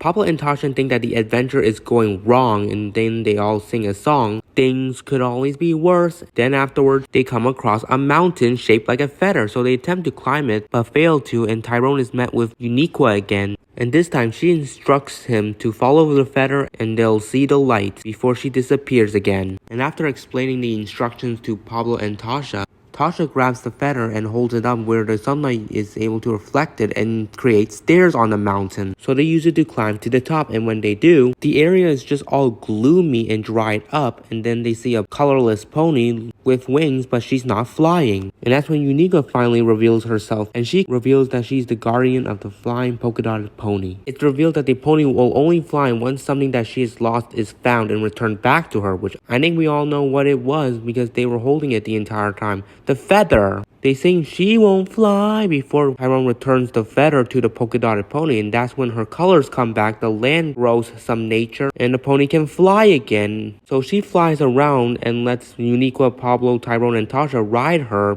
and everyone is ecstatic. Yet again, another personal favorite of mine because I just love the adventure of Tyrone, Pablor, and Tasha trying to find where the polka-dotted pony is at using the feather that Tyrone found. Now we get to episode 69, which is Breakout, and it starts out with Tasha and Eureka and their princesses trapped to the top of the tower. So now they have a mission to bust out of the tower, and they sing a song, Break Out, before the backyard transforms into the castle where they are in. So we see them in their room trying to plan out their ways to break out of the castle, and we see them have a map to outline how they're gonna get out, and they also have a magic mirror who is Austin, and he's very useful with instructing them where to go and alerting them if there's a guard nearby. And then that's when we're met with our guards, Pablor and Tyrone, and they are serving the princesses crumpets. After the guard leaves, the princesses pull out a piece of the wall that opens up a secret passageway, and they make their ways into the main area. Just then, we have Pablor and Tyrone viewing all the security cameras located around the castle, and then the two of them sing, You Can't Get Out of Here. Then we see Eureka and Tasha communicate with Austin just as he reveals that there are guards coming towards them, so they have to hide. Afterwards, Eureka uses her hair, which fires a grappling hook onto the chandelier, and swing her and Tasha to the third floor. And I'm surprised Pablor and Tyrone didn't notice that when it's clearly out in the open. But anyways, the princesses are on the third floor, and then they make their way into the grand hallway, which is filled with laser beams, and Austin explains that if they touch one,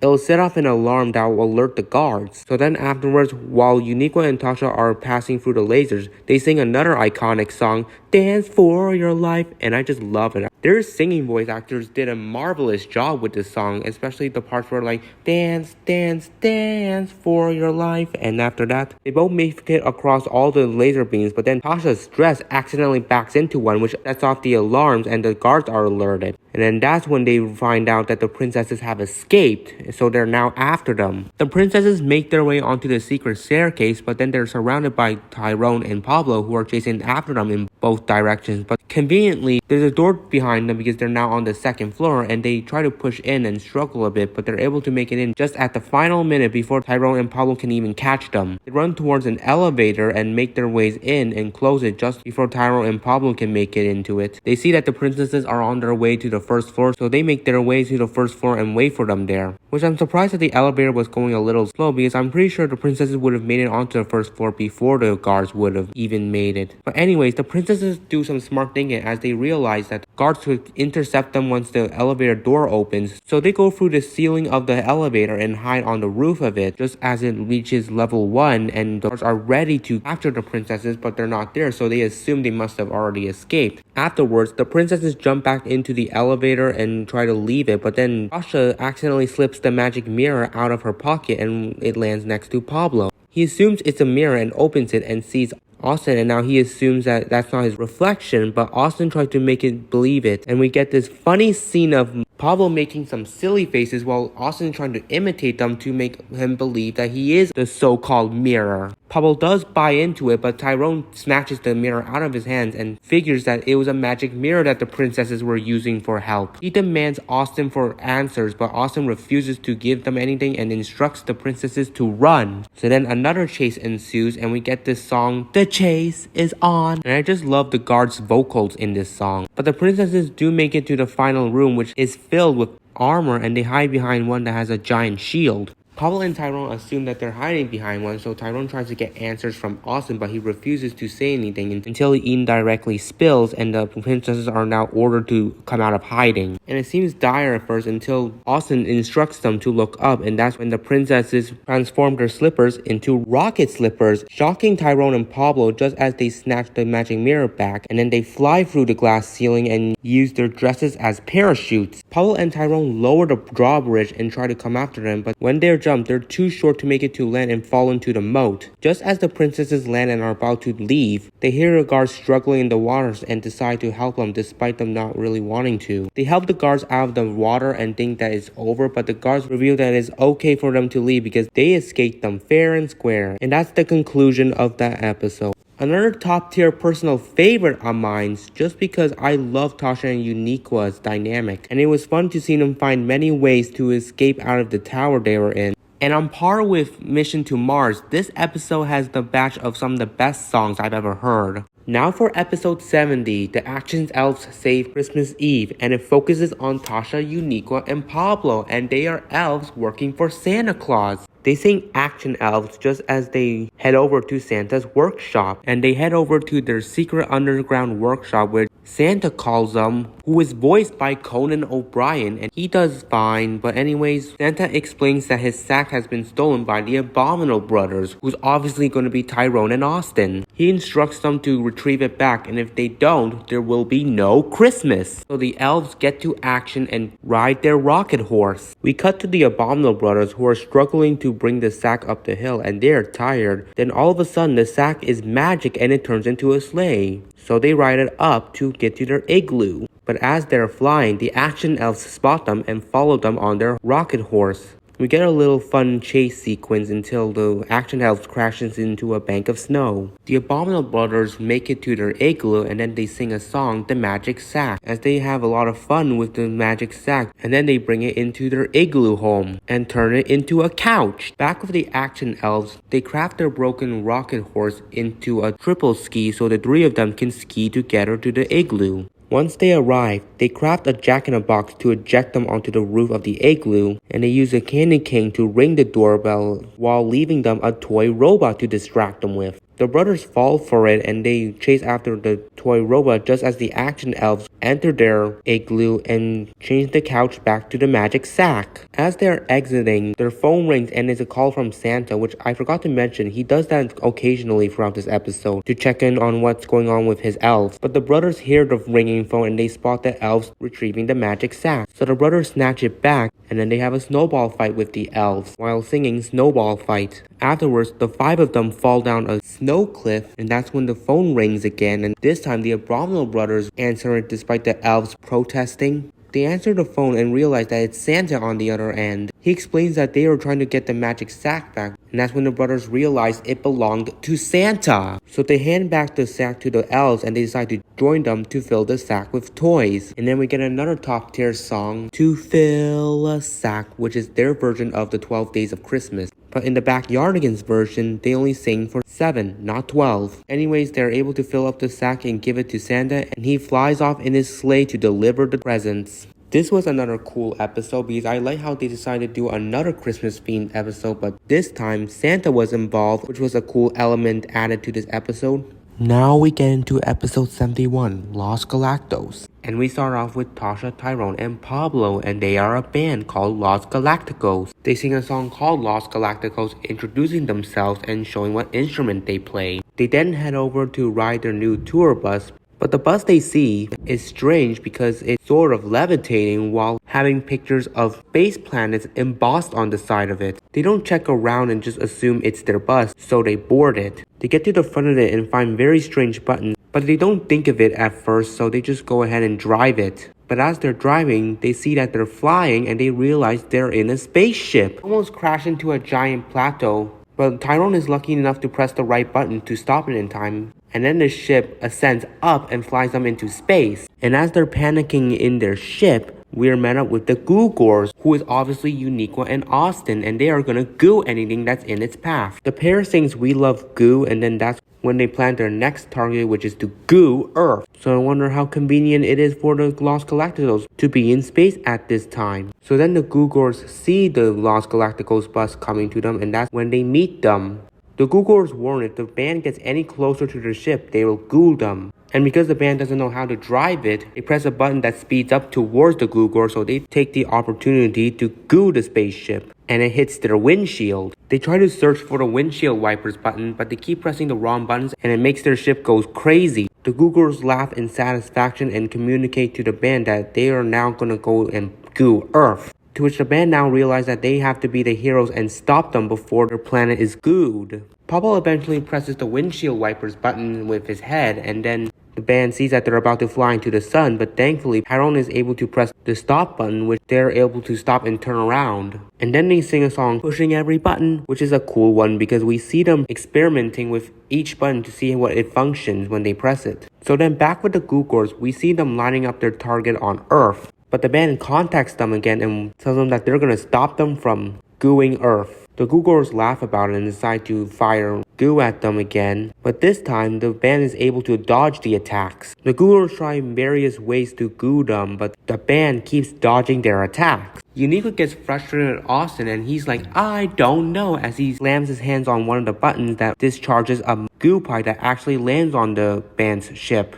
So then that's when they start forming their giant goo bubble to goo Earth. Meanwhile, the band just shakes off the goo and witness the Goo Gores launching the giant bubble of goo at Earth. So the band race in their ship to try and get ahead of the goo bubble, and then they deploy a shield that's able to deflect the giant goo bubble at the Goo Gores, and now their ship is gooed, to which they scream. The band celebrate just as they see the Goo Gores ship heading straight into a moon, so they go ahead and save the Goo Gores by teleporting them into their bus ship just before their ship crashes into a moon. The Goo Gores thank the band for saving them, and now they head straight back down to Earth. They land back down to the surface of Earth, and then the Goo Gores realize how much fresh air and beauty Earth encompasses. And then everyone sings the song Earth as We Know. Then afterward, Austin points out that the real tour bus is right over there, to which the Los Galacticos realize they took the wrong bus. And that's when it's revealed that the spaceship bus belonged to 3 aliens. And they get the Los Galacticos' autograph before departing on their bus ship. And that's the ending. Another strong episode, because I like how much convenience it entailed. Where if the Los Galacticos weren't in space, their planet would have been gooed by the Goo Gores, but because they boarded the wrong bus and made their way into space, this gave them the opportunity to save Earth, which is an interesting storyline. Episode 72, For the Love of Socks, and it starts off with Tasha, who is leading her crew, Uniqua, Tyrone, and Pablo, to make socks. Then the 4 of them sing, Socks, wonderful socks. Then they head over to the sock factory.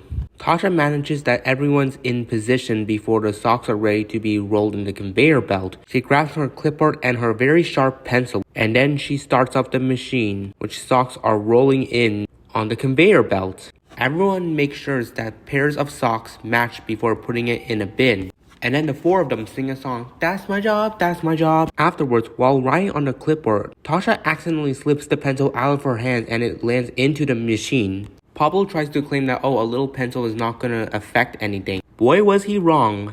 The machine goes haywire and lots of socks goes flying out of it. The workers try to do their usual job despite the ordeal. They start to get hit in the face with socks, to which Tasha presses the stop button and the machine stops. Tasha suggests they go into the machine to retrieve the pencil, which everyone thinks that's crazy, but they come along anyways. They enter the machine and admire how cool the factory is. Tasha spots the pencil as it rolls into a room with a giant fan in the ceiling, and it lands in a pile of socks. Then the four arrive in the room as well and are admired by the room, to which they call it the static clingatron that separates socks from sticking together.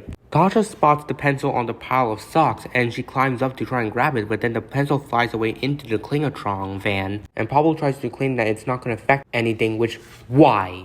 Why are you saying this when you literally were in the room where it caused the machine to go haywire and discharge a barrage of socks? But anyways, Pablor's comment doesn't do him any favor and the pencil causes the Clingatron fan to malfunction. It gets more powerful and begins pulling everyone off the ground, but Pablor is able to cling on to the pile of socks, to which then they have him make a sock roll so they can reach a shaft that they see. So they make it into it and head into the next room. Tasha discusses how the pencil could impact the making of socks, to which they sing a song, "A Life Without Socks Is Not a Life for Me," which is enjoyable. But then they spot the pencil bouncing on the conveyor belt into the next room, so they chase after it. And they make it to a room that decorates the socks. They spot the pencil and run on the conveyor belt to try and catch up to it, which they have to avoid many obstacles to do so. Then at some point, the pencil is knocked into one of the gears of the machine, and Pablor tries to claim that it's not going to impact anything, which, zip it, Pablor, because it now does the opposite of what you say. And of course, the machine breaks down. The obstacles go even faster, so they have to avoid it in much quicker reflexes. And they do make it out into the final room that has a giant yard ball in the middle, which is what makes the socks, and everyone is mesmerized. They spot the pencil and decide to use socks to help them zipline on the yarn string. And as they're trying to grab the pencil, they sing a song, "Gotta Get the Pencil," as they struggle to retrieve it. To which Pablo, Uniqua, and Tyrone land to the surface level of the room, leaving Tasha left in the higher ground to try and get the pencil. She fails to get it just as it falls into the yarn ball, and it causes another problem. Socks and floating platforms start to drop onto the ground, and everyone has to escape into this sheltered area, but Tasha sees an off button, and that's when she does this dramatic shot of her saying, "For the love of socks," before slamming her hand onto the button and shutting off everything, and that's when the pencil falls out of the yarn back into her hands. And now she explains that the off button works only in an emergency. Everyone is relieved, and that's how it ends. Yet again, we got another strong episode on our belts. It was an interesting concept of having them make socks and then going through the machine to retrieve a pencil that's causing disasters throughout the factory. The 73rd episode, The Flipper, and it starts off with Pablo, Uniqua, and Tasha. And they're known as the Meteor Watch Squad. And if a meteor comes into Earth, Pablo has a new invention called a rocket racket, which will be used to swat it away. The three of them then sing a song, "Today Could Be the Day." Then they head over to their observatory to begin with some stuff. They go into their lockers to grab some things, and we see Pablo have a teddy bear, which is going to be relevant later on in the episode. We check out Pablo's cool rocket racket before he trips on his way down the short staircase and knocks into a shelf, which almost drops a jar of space stuff. But anyways, they continue their meteor watch until they finally see one coming at Earth. Pablo gets so excited that he gets to use his rocket racket to the point where he has a panic attack for the first time in season 4, and the final time he does it as well. But he's too distracted to where he runs into the shelf again, and this time the jar of space stuff actually falls onto him, and now he has it all over him. He thinks he's alright until he starts to transform when he hears the word meteor. He turns into what they call him, the Flipper, which is obviously the Backyardigans version of the Hulk. But as the Flipper, he goes crazy trying to search for the meteor, destroying stuff around the observatory. And then they sing a song, "Where is Meteor?" before the Flipper slams into the lockers and the teddy bear comes out and he hugs it, and that's when he transforms back into Pablo. And that's when the girls recognize that Pablo turns into the flipper if he gets excited about the meteor, and he'll turn back to his normal self if he hugs the teddy bear. Then the three of them get in the truck and head outside. It's a bumpy ride, and then Pablo's teddy flies through the truck's sunroof and onto its antenna, to which Pablo notices as his teddy is missing and is about to transform into the flipper, but Uniqua and Tasha try to calm him down while saying, "Don't flip out." But Pablo sees the meteor through the sunroof, and that's when he turns into the flipper again. He jumps out of the car and starts stomping around, getting excited about the meteor. And his stomps are causing the rocks around them to fall, and the girls have to maneuver around the falling rock. And then they stop just before they crash into a rock, but then there are rock pillars falling down like dominoes, and that's when Tasha and Uniqua have to escape their truck just before the final rock pillar falls onto it. To which the teddy bear flies back into Uniqua's arms, and she hands it to the flipper, and he turns back to Pablo. But now their rocket racket is ruined and they can't do anything to stop the meteor. But then that's when Pablo floats the idea of him becoming the flipper, riding the rocket into space and using the giant racket to swat it away himself. So they go through with that plan, and Pablo turns into the flipper and is now riding the rocket into space, holding the giant racket in his hands. And he successfully swats the meteor away just as he's falling back into the Earth's atmosphere. The rocket has a parachute, so he's given a safe landing, and he's given his teddy and is turned back to Pablo. They all celebrate as they sing a song, the Meteor's Watcher's Celebration. And that's the conclusion. This is another episode I remember because I always liked the element of Pablo becoming a Hulk himself, but in a way that he's excited about a meteor. And it was a cool storyline for the flipper to be the one that saves the day when it was an unexpected thing to occur.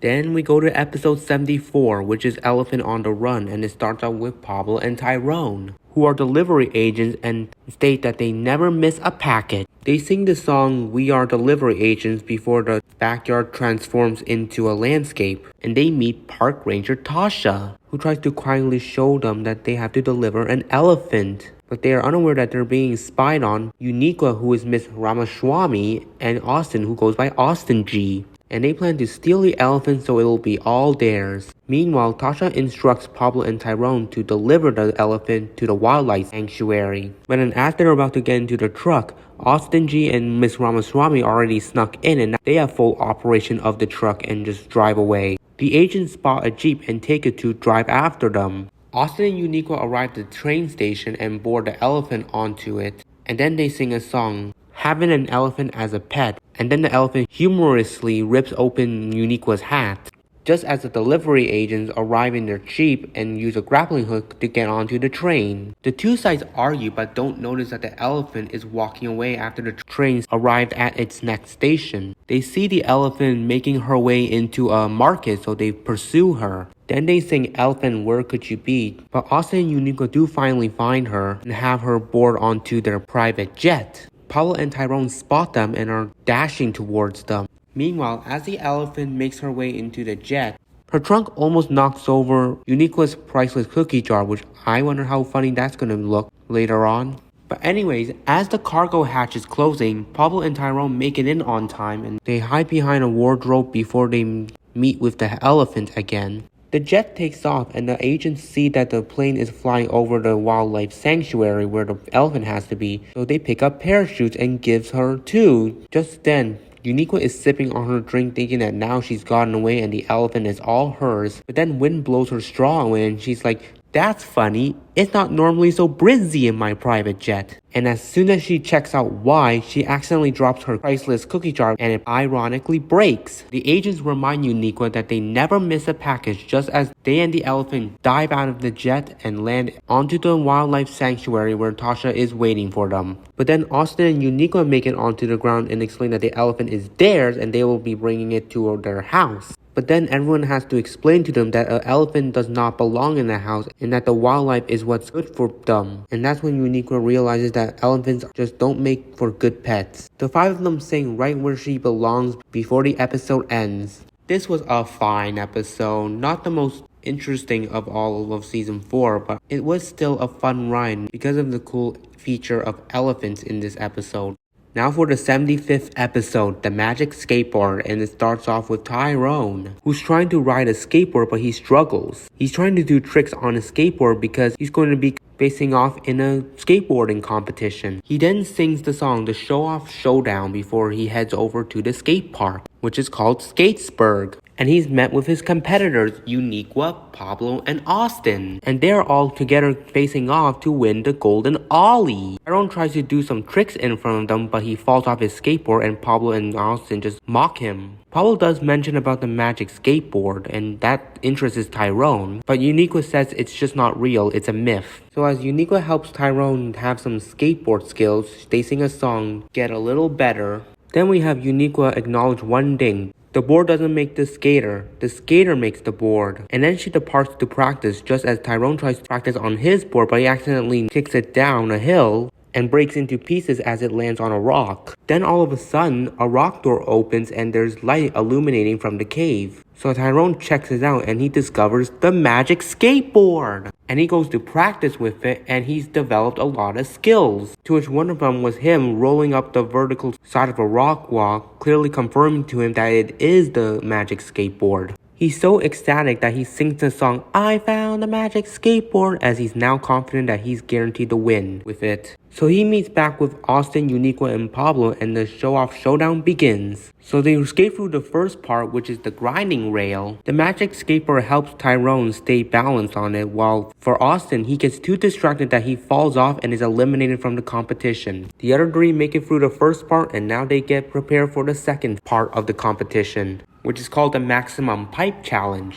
The Magic Skateboard helps Tyrone once again keep himself skilled in the competition, while Uniqua fails to skate around the pipe and falls off too, so now she's eliminated. And now the competition comes down to Pablor and Tyrone, and they are preparing themselves for the third part of the competition, the Extra Extreme Ramp Run. Before they start, they sing a song, May the Best Dude Win. Just then, when Tyrone tries to pick up the Magic Skateboard using his foot to step on it, he doesn't catch it on time and it falls down the ramp and it rolls away off course. Which many people acknowledge this part, and I will too. I don't know why Tyrone doesn't just go down and just grab it back. It's just off course, it's not broken, he can just retrieve it. He's in complete despair, but Uniqua suggests he uses her board. But Tyrone explains to her that that was the Magic Skateboard. But Uniqua reminds him about the quote she told him. The board doesn't make the skater makes the board. So Tyrone uses Uniqua's skateboard to continue the competition. So Tyrone and Pablor face off at the final part. Then when Pablor tries to go for the final ramp, he falls down, eliminating him from the competition, leaving Tyrone left to try and win the competition. He repeats Uniqua's quote as he goes off the big ramp, and he's successful and is able to skateboard to the finish line, winning the show-off showdown. Everyone applauds for him and hands him over the golden ollie, but that's when Tyrone admits that he cheated using the Magic Skateboard they mentioned earlier. But despite that though, they still acknowledge that Tyrone used his own skills on the last part when he used Uniqua's skateboard, so that was merit for his win. And that's the ending. This was an interesting episode. I like the underdog story of Tyrone, where he started off as a skateboarder who struggles with skills, but then he developed some over time by using the Magic Skateboard, which he did kind of cheat a little bit, but as soon as he lost it, it opened the door for him to apply the skills that he learned, which that encapsulates all the development he had. Now we're going into episode 76, Pablor and the Acorns, which is actually the last episode in airing order to air on my television screen. So this was my final season 4 episode I watched, because I've already watched every other season 4 episode before this one. But we begin with Tasha, Tyrone, and Austin, who are acorns. And being an acorn is a good thing because they are willing to help people. So then they sing a song, Acorns. Afterwards, the acorns decide they're gonna hike over to Buttercup Mountain, which is gonna be important for the story later on. Then we cut to outer space, where we see a spaceman driving his ship, who is obviously Pablor, and his name is Pablor. And he's trying to grab the Crystal of Power, but he is met with his enemy, Uniqua, so they fight over the Crystal of Power. Until at some point, their ships slam into each other and they are now bounced to separate directions. Pablor and the Crystal being sent into the Earth, while Uniqua is sent somewhere in outer space. So we return with the acorns, and then all of a sudden, Pablor's spaceship crashes right near them, and they go to check it out. And that's when they see Pablor exit his spaceship and just trip over the mound his ship created. They run over to see he's okay, and he spots the crystal glowing on top of Buttercup Mountain. They ask him why he wants it so badly, and he explains that once he has it, he will rule the universe. Then they sing Crystal of Power. During the song, we see Pablor being clumsy, running into a tree branch, walking through a mud puddle, and strolling into a bush.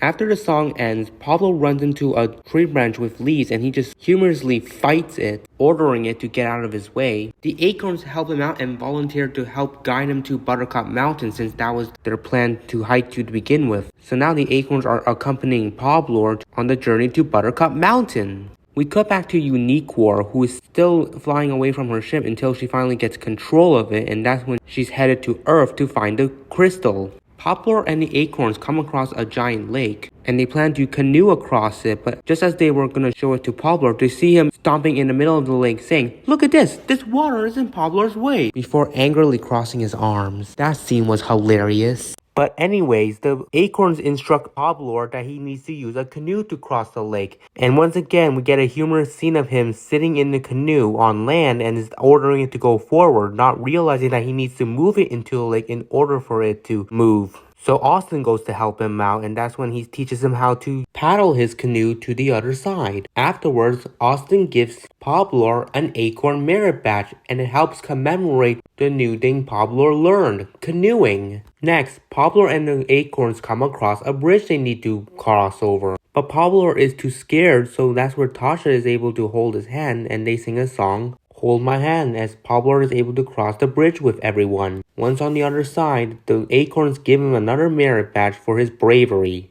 Then we return with Uniqua, who is on her way to Earth, and that's when she finds out that Pablor is there too, on his way to the Buttercup Mountain, where the Crystal of Power is located. So Pablor and the acorns finally arrive at Buttercup Mountain, and all they need to do is climb up a rope. Pablor goes first and makes it to the top, to where he's met with his enemy, Uniqua, and they are faced with the Crystal of Power in between. While the two rivals charge towards the crystal, we see the acorns struggling to climb up the rope together, to which it begins to snap, so they call for Pablor's help. Back with the rivals, Uniqua trips over a rock, and Pablor is right at the crystal and is about to grab it, but then he hears his fellow acorn friends calling for his help. After recognizing how much assistance they gave him, he shows heart and helps save his acorn friends just as the rope snaps. So he's able to hoist them up onto the Buttercup Mountain, and they all give him a group hug. We see Uniqua have possession of the crystal and brags about ruling the universe. But then Pablor ruins her fun, stating that he doesn't want to rule the world anymore and instead wants to become an acorn. And then he sings, "I'd rather be an acorn." And I enjoyed this song, and throughout it, we see that Uniqua starts to recognize how fun being an acorn can be, so she joins in, and now she's an acorn as well. And that is the conclusion to the final episode airing-wise. Like I said before, this was the final season 4 episode that I would watch, and I liked it. I enjoyed it. I was entertained by how Pablor started off as a villain, but then began developing himself to become more heroic. Episode 77, Super Team Awesome. And we begin with Tyrone, who is a tour guide, and he sings his song, "I'm a tour guide." And then Tyrone heads over to Old Gushy, which is inside a cavern. And that's the place that Tyrone is going to be tour guiding at. He showcases many small portions from areas that originate in the cavern. And then on a screen, he shows us Old Gushy, which is located at the bottom of the cavern, and it gushes lava. And so it does, just as he mentions it. But as the lava is gushing, its rattling causes a boulder to slowly roll down a tilted platform it's on. But it's thankfully stopped by two small rocks barricading its path. Tyrone is relieved and explains what could happen if the boulder clogs up the gusher. The lava pressure will become too severe to the point where it breaks apart the earth and it will split it in half. Tyrone fears this could become the case, so he calls for superheroes, and that's when we're introduced to them. Uniqua, who is Princess Strong Blossom,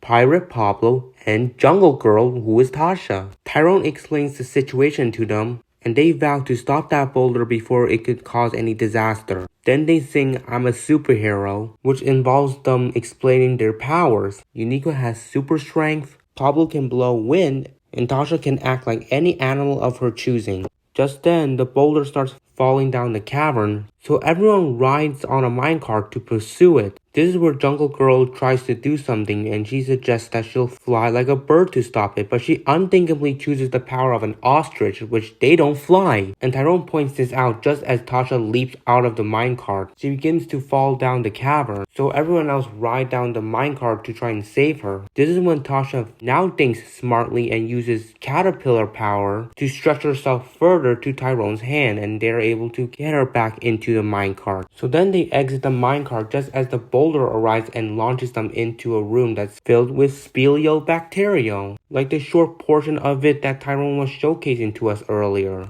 Anyways, they're stuck in it, but the boulder also gets stuck in it as well, so everyone is relieved at first, which I wonder how long that's gonna last. This is where Captain Pablo decides to use his power and he blows a tornado. It unstucks all of them, but it also accidentally sucks the boulder into it as well, unstucking it from the goo. They make it back to the main area and Pablo stops blowing the tornado just as they land safely, but the boulder is now back to falling into the gusher. They go down to the next level, and then they slide into an area that is slippery, and it's slip rock. Another thing Tyrone showed us a portion of in the beginning. The boulder is sliding towards them, and this time Eureka tries to use her power of strength, but when she's trying to stop it, the rock is slippery, so it makes her slide along with it. This causes her to end up rolling onto the top of the boulder, and then everyone else gets onto it as well. But they're able to get off the boulder once Eureka grabbed onto a stalactite. But then the worst case scenario happened and the boulder lands onto the gusher. Everyone is now panicking that the earth is now going to be in ruins. But Tyrone calms them down, reassuring them that they're superheroes, so they have the ability to prevent that from happening. And that's when they sing a song, "Superheroes for goodness sake." They head down to the final level to try and get the boulder out of the gusher. They each individually try to do something, but it's not working. So that's when Tyrone suggests that they work together to get the boulder out of the gusher. Tasha uses spider power to create a web string to pull the rock. We have Eureka lift it with her super strength. And finally, we have Pablo blow it away and the gusher is unclogged. Everyone celebrates that Earth has been saved, and they all sing a song, Super Team Awesome, during which we see them consider Tyrone a superhero despite him just being a tour guide, but they think that because he was being such a good leading figure, he can be considered a hero as well. And that's the ending. I had such thrill with this episode, and it was interesting to see another superhero story.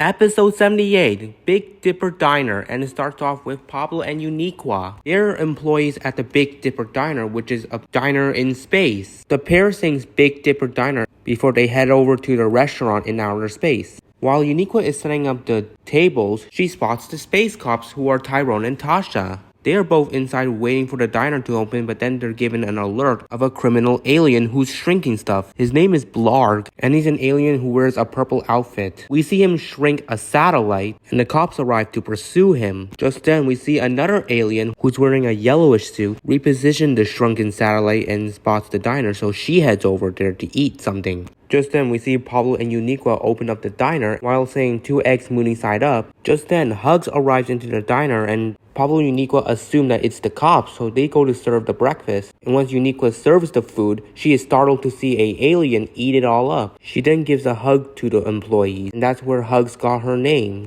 Just then, Blarg, the evil alien, gets into the diner and hides. Minutes later, the cops arrive as well. The cops confront the employees if they ever saw a space alien who is shrinking things, and employees are assuming that they're talking about Hugs, so they go into the kitchen to ask if she's the wanted space alien, but she shows her innocence and employees think the cops are talking about a different space alien. So they hide Hugs just as Tyrone goes to order some tuna fish sandwiches with some pickles for him and Tasha to eat. During which, that's when Blarg enters the kitchen and hides in another steel cover. And then we get a funny bit of Eureka's accidentally almost serving them Hugs and Blarg when she opens the wrong steel cover. This starts to act sus to Tasha and Tyrone. So they think something suspicious going on before they enter the kitchen to confront the employees. The cops decide to uncover one of the steel pans and it reveals steals their lunch, the sandwiches and the pickles they ask for. They go ahead and munch on it just as we see both aliens one at a time leave the kitchen. Cops spot one of them leaving the kitchen, and that's when a chase happens in the main diner. Blarg shrinks a nearby jukebox, so the cops chase after him, but then Hugs runs by as well and they confuse her to be the bad guy. And that's when they discover that there are two space aliens and Hugs is the innocent one. Tasha tries to arrest Blarg, but then he shrinks her, and now he escapes the diner and flies back outer space. Hugs chases after him too, and then so does everyone else. And then we see Blarg shrink the cops' space car. Then everyone sings "Stop That Alien" before Blarg makes it onto the roof of the diner, preparing to shrink it. Then Hugs arrives to confront him, but everyone begs her not to because he'll shrink her. But then we see her stand up to Blarg and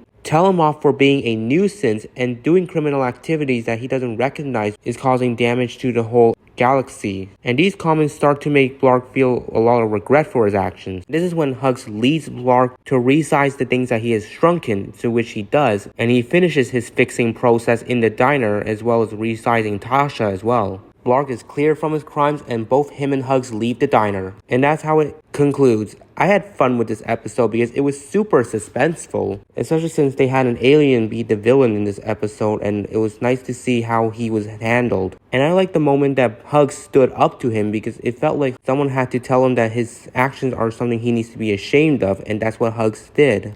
Episode 79, The Amazing Splashinis, and we have Pablor, Eureka, and Tyrone. They are the Amazing Splashinis, and the three of them sing "Die Dive," and then they head over to the water park to perform their new dive skill, the Sextuple Somersault Splash. Meanwhile, we see a sea monster enter the water park. Back with the trio, they did 2 dives and have failed to do the 6 somersaults, and that's when they sing a song, the Sextuple Somersault Splash. Then they head over to the top of the dive tower to try and do the 6 somersaults dive. Just as they leap off, the sea monster appears and startles them, and they just fall into the water wondering what it was. And that's when they discover that there's a sea monster taking up the entire pool. So the trio decides to use water skis to distract the sea monster to lure it out of the water park. And then they sing "Let's Go" just as they lure the sea monster far away from the water park. They get onto their water boat and return back to it. But as they try to do their dive again, the sea monster has returned to the water park and startles them again. So then they use megaphones to scare the sea monster, and he is startled, but then he starts causing havoc around the water park. He disappears and they go searching for him. Eureka spots him behind a waterfall and tries to whisperly point it out to Tyrone and Pablor. They don't think of it much, and then that's when Eureka loses her patience and points out where the sea monster's at, and that startles him and he starts sliding down a slide. Then we get some insanity taking place with them chasing the sea monster to where at one point water shoots all of them high into the air and they land onto a slide that swirls at the bottom. And then the sea monster lifts the trio up high on his head, and that's when they make a dive into the water. Which I question, why didn't they just take the opportunity to do the 6 somersault at this moment? So that was kind of a wasted opportunity. Then they sing a song, "You'd Make a Great Slashini," and at the end of the song, the sea monster raises them back high once again, and this time they took the opportunity to do the 6 somersault, and they are successful. They celebrate their success and thank the sea monster for being there to help them achieve their goal. This was a fine episode. It was an interesting concept to feature a sea monster into this, and how convenient it would become when the main characters needed something to help them succeed in their 6 somersault dive. And now we have made it to the final episode production-wise.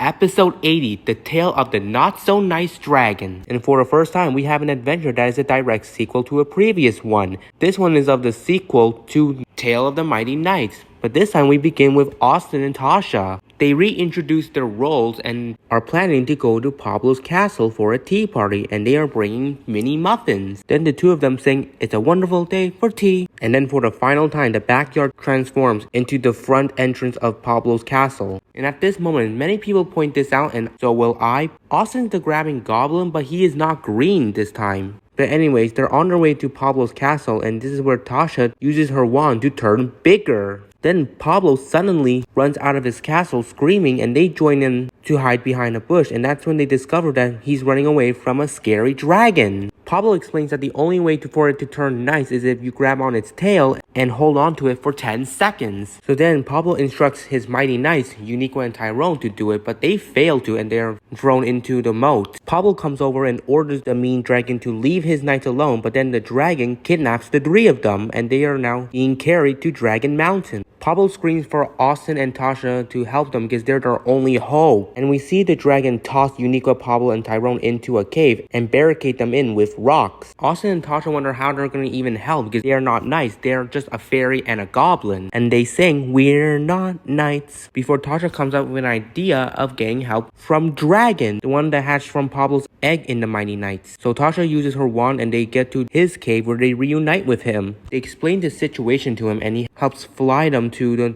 evil dragon's mountain. We return with Pablor, Tyrone, and Eureka, and then they sing a song, "We're stuck in a cave," before the three of them spot Austin, Tasha, and Dragon arriving to save them. But the evil dragon is guarding the way, so they have to try and quietly fly around him to help free the king and the knights. But then Dragon starts to get startled, and that alerts the evil dragon that someone is helping the king and the knights, and then he chases after them, and that forces Austin, Tasha, and Dragon to fly away. They hide somewhere and they admit that they weren't being calm in that moment. But Austin tries to brag that he was the calmest, to which Tasha disagrees. But Austin yells that he was really calm, which Austin, you were doing anything but. But his yelling caught the attention of Evil Dragon, so they have to fly away from him again. It's a suspenseful chase that leads to the Evil Dragon getting stuck at the entrance of King Pablor's castle. So now that he's stuck, it bought Austin, Tasha, and Dragon some time to help save their friends. So they return and try to move the rocks out of the way. Evil Dragon is able to unstuck himself out of the castle doorway and makes his way back to his mountain. And that's when Pablor comes up with the idea of Austin grabbing the Evil Dragon's tail because he's the grabbing goblin. So they distract the Evil Dragon with mini muffins, and that's where Austin takes the chance to grab onto his tail. The Evil Dragon realizes this and tries to throw Austin off, but because of his trait of being the grabbing goblin, he's able to hold on for 10 seconds, and that's where the Evil Dragon transforms into a nice one, and he starts by moving the barricading rocks to free Pablor, Eureka, and Tyrone. So now everyone and the new nice dragon come over for tea at Pablor's castle. Pablor declares that Austin and Tasha's reward should be mini muffins, and that's when they all sing the final song, "Mini muffins for the major heroes." And it's a decent concluding song, and we see everyone enjoying the tea party with Dragon and Nice Dragon. And that's the conclusion for the final episode. And this was a fun episode, so thrilling and such a suspenseful storyline all the way. And you can feel some type of emotion with this episode, especially the final part where they go have snack and the scene ends for the final time. This was just such a grand conclusion to this amazing masterpiece of a series. So with that, I finally talked about every episode of this series. And to reiterate, this was just a masterpiece of a show. It really carried my childhood, and it's something that I always would be enthralled by every minute I would watch an episode. And there are things that I didn't acknowledge because they're not really part of the main series, but they're somewhat related to it. There's the Backyardigans pilot, and there's Me and My Friends, which both of these have some relation to the Backyardigans, but I mainly wanted to talk about the animated series itself, so yeah. And I also want to mention that there was actually one last final animated media of the Backyardigans made for Nickelodeon's Mega Music Festival back in 2010. And it is of them singing the song, "I Got a Feeling," which is their version of the actual song that was made by Black Eyed Peas. And I have a lot of emotions when I watch the Backyardigans sing the song, as this was the last ever media project animated of them, and we get their final scene of them just flying away into outer space, which was definitely a nice emotional goodbye to them. I want this video to be an appreciation for the people who made this show, so I want to thank you all for making my childhood and entertaining the lives of many young children who love this show. So now I have one sad thing to talk about that happened recently. So the creator of the show, her name is Janice Burgess, unfortunately passed away in early March of this year, 2024. And it impacted the Backyardigans community, and so did it to me. So I wanted to make this video as in dedication of her and the work she put in to create such a treasure of a show like the Backyardigans. I thank for her dedication and I appreciate the effort she has put into. So now we may let Janice Burgess rest in peace and give our appreciations for her honor to make this show. And with all of that, everything is done. I thank everyone who is still watching this right now and listening to me reviewing every episode of the Backyardigans and giving my opinions on them. I hope you all enjoyed this, and I'll see y'all next time. Thanks for tuning in.